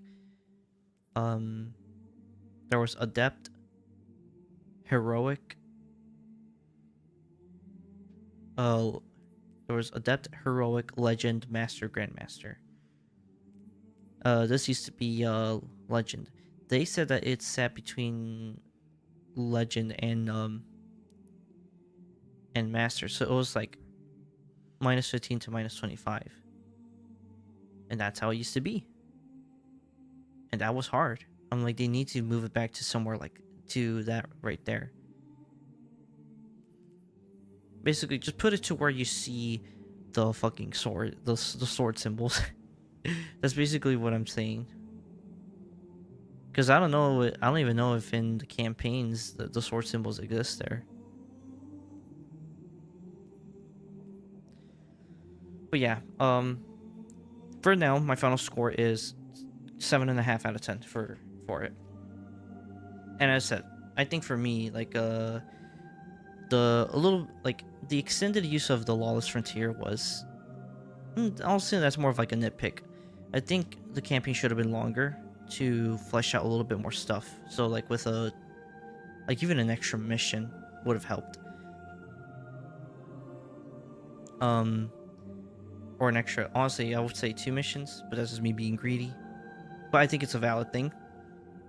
And the dialogue box, I'm like, I think that is I think to me that is a very valid thing to kind of be upset about, that it's not recorded, that they don't talk in there. And I think in Kepler with the dialogue box, like Lodi did do like some gestures and stuff like that. I was like, oh, that would have been so better to have like him talk.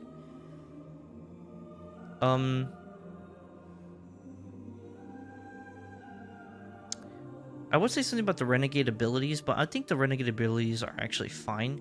And I like that the Lawless Frontier doesn't actually require you needing to use them like that.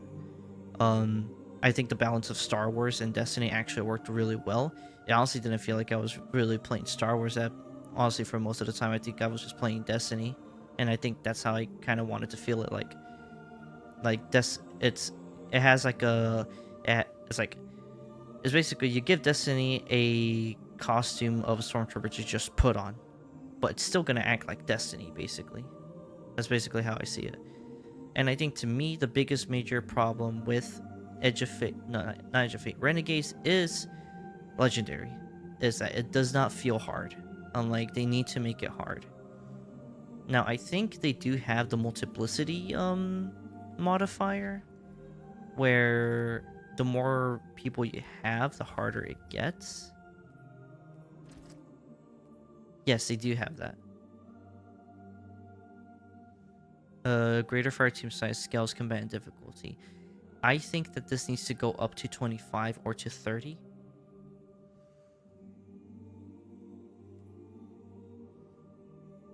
But like that would probably then start affecting this. So I kind of understand. So it's probably going to go by 25 to 25 when you have 2 people, and then it goes up to 30 when you have 3 people. So I can see it. So I can see it being here, or just add more like an extra modifier in here. I don't know exactly.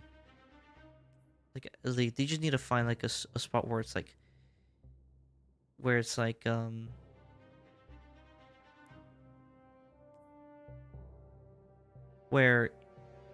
if you play it, you know it's gonna be hard, but with the multiplicity, just wait, greater fire team size scales command difficulty adds limitations on revives, or it's like just incrementally increase it to where it feels hard, but it feels fair. Even like with 3 people, where it's like you're playing with 3 people, it's gonna be harder, but it's like you're still gonna have a fair chance, but it is gonna be harder. It's gonna be harder, but it's also gonna be fair. That's how I see it, though. And then I think that is a very valid pain point with the campaign, is that. Other than that, though, I think that this is a pretty good expansion. I think this is a good expansion that's just coming out at a pretty bad time for the game. But I think this is an expansion that was necessary to happen, and it's a step in the right direction. And hopefully it pushes Bungie to that direction, as I said, to get their shit together and actually make the game fun. And while at the same time, as I said, the low player counts thing is also a contributor to that. But as I said, I think the low player count thing needed to happen because it needed to help Bungie get their shit together to actually try and do things. And I was just gonna say it like this, just to kind of push people who were so jaded and so done with the game to just leave and not come back. Because whether you have justified hatred for the game and Bungie or not, like everybody's just throwing blind so much hate, where it's not even where you're not even being constructive with your feedback. You're just throwing hate at that point, and it's like, brother, you need to get the fuck off the computer You need to get the fuck off of this game and play something else that gives you enjoyment. And that's specifically to the people who hate this game so much that they just want to be done with the game and want nothing to do with Destiny in altogether. But yeah, my final score is gonna be a 7.5 out of 10. Now we have the Equilibrium dungeon. I don't know how that's gonna turn out. That's probably gonna push it to an 8.5 then. If it turns out to be really good, then it will go to an 8. If it turns out to be really good, it's gonna go to an 8.5. But we will see. We will see. Alright. I talked way too much. It's about to be 5 a.m. I'm probably gonna wake up, get back on here, and do some grinding on the division, on the factions and stuff like that. But there won't be any streaming tomorrow. Because I'm already like streaming. I'm already still going on this late, and I kind of just want to sleep and just play this game in my own silence.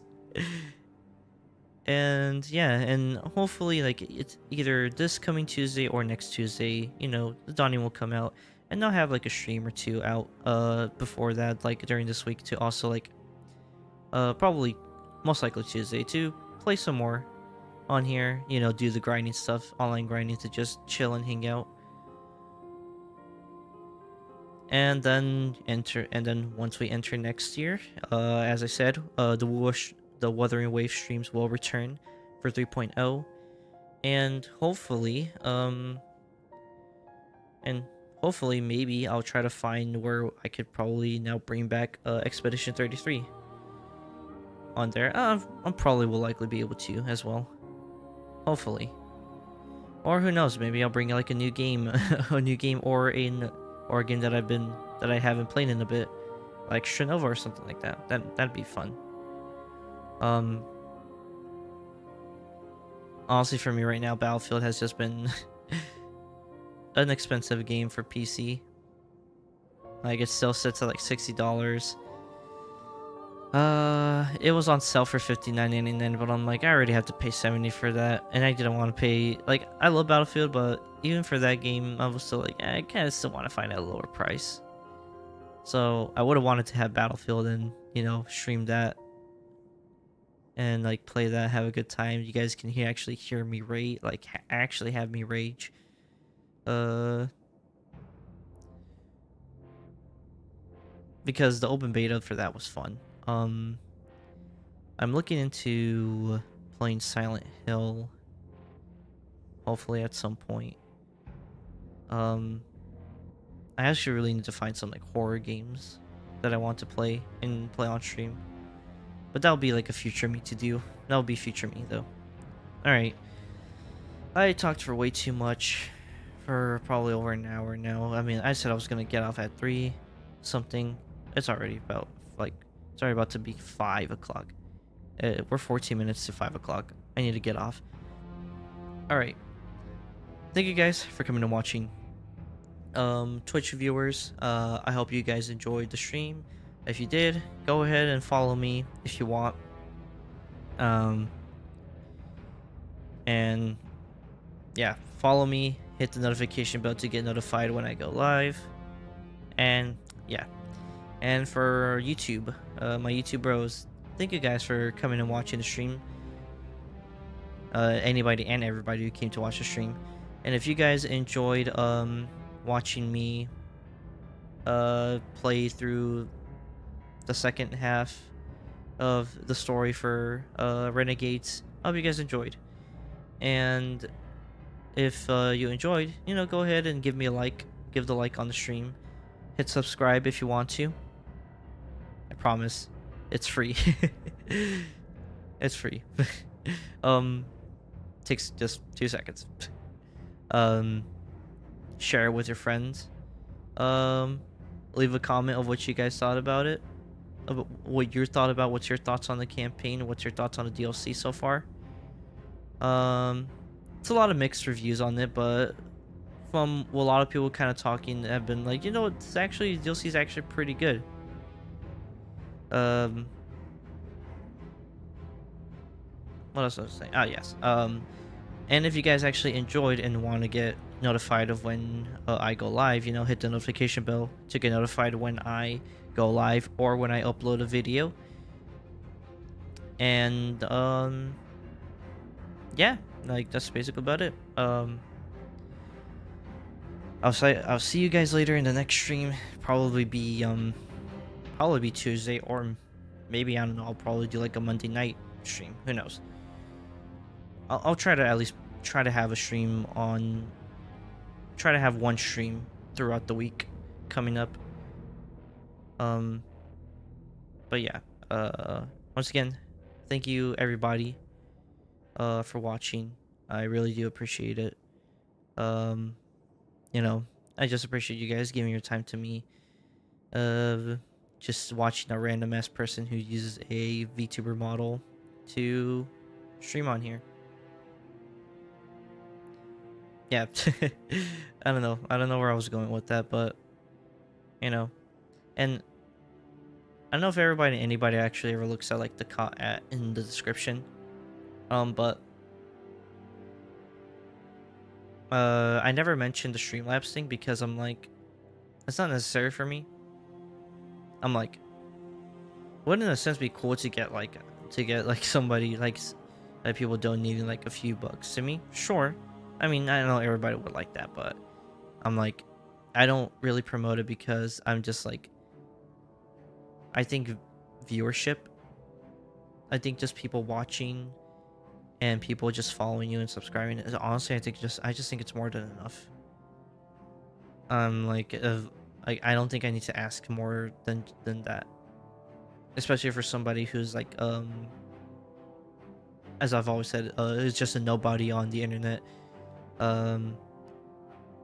People, you guys, whoever you are, like, you solely watching me or watching any of my shorts, any clips I do, or even coming in for like a few minutes just saying hi, is honestly already more than enough that I can ask for. So that's why I never really promote, I'm not really a person to promote anything else outside of that, because I just think that subscribing, liking the video, and following the Twitch channel is already just way more than enough.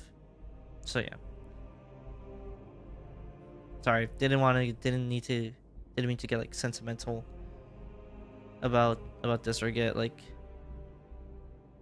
I don't know, I guess like get real for that moment. This is kind of how I just feel. And as I said, I'm like, this isn't like doing this YouTube and Twitch stuff. I don't see that as a job. It's a hobby. I'm like, as I said, maybe eventually it'll become like a job, but I'm like, I wouldn't want to drop a job that I work now for this to become my job. Like, I can't for the moment right now, and probably I want to keep my mindset like that, as this is something I just like to do. And if I make some sort of monetary gain out of this, okay, that'd be great. But I don't want it to be something that I just drop my actual job that I have for content creation. And like, while I do think that my skills are like decent at content creation, I don't want to put myself in that position. You know, as I said, I just like being here. I just like streaming. I just like talking into the void or talking with a bunch of people. That's just what I like to do. Alright, I'm heading out now. Once again, for the third time, thank you guys for coming and watching. I hope you guys stay safe. I hope you guys have a good rest of your morning, afternoon, morning, noon, evening, night. Posture check yourselves, and get up, move around, get the blood flowing so that your body doesn't stay stiff from sitting for too long or laying down on your back for too long. And if you guys stayed up this long, for me, almost 8 fucking hours, even though this last hour and a half I did not do anything, just sit here in orbit, you know, go ahead and head to bed because you guys deserve it. All right, I'll see you guys in the next stream. Hopefully, as I said, hopefully it's early in the week, Monday night, maybe Tuesday. If not, I'll, like, as I said, if not, then if I don't stream at all this coming week, then I'll definitely be streaming The Dawning. So if I don't guys see you at any point this week, then I'll see you guys at The Dawning, alright? Okay, I'm heading out. Take care, everybody. Peace.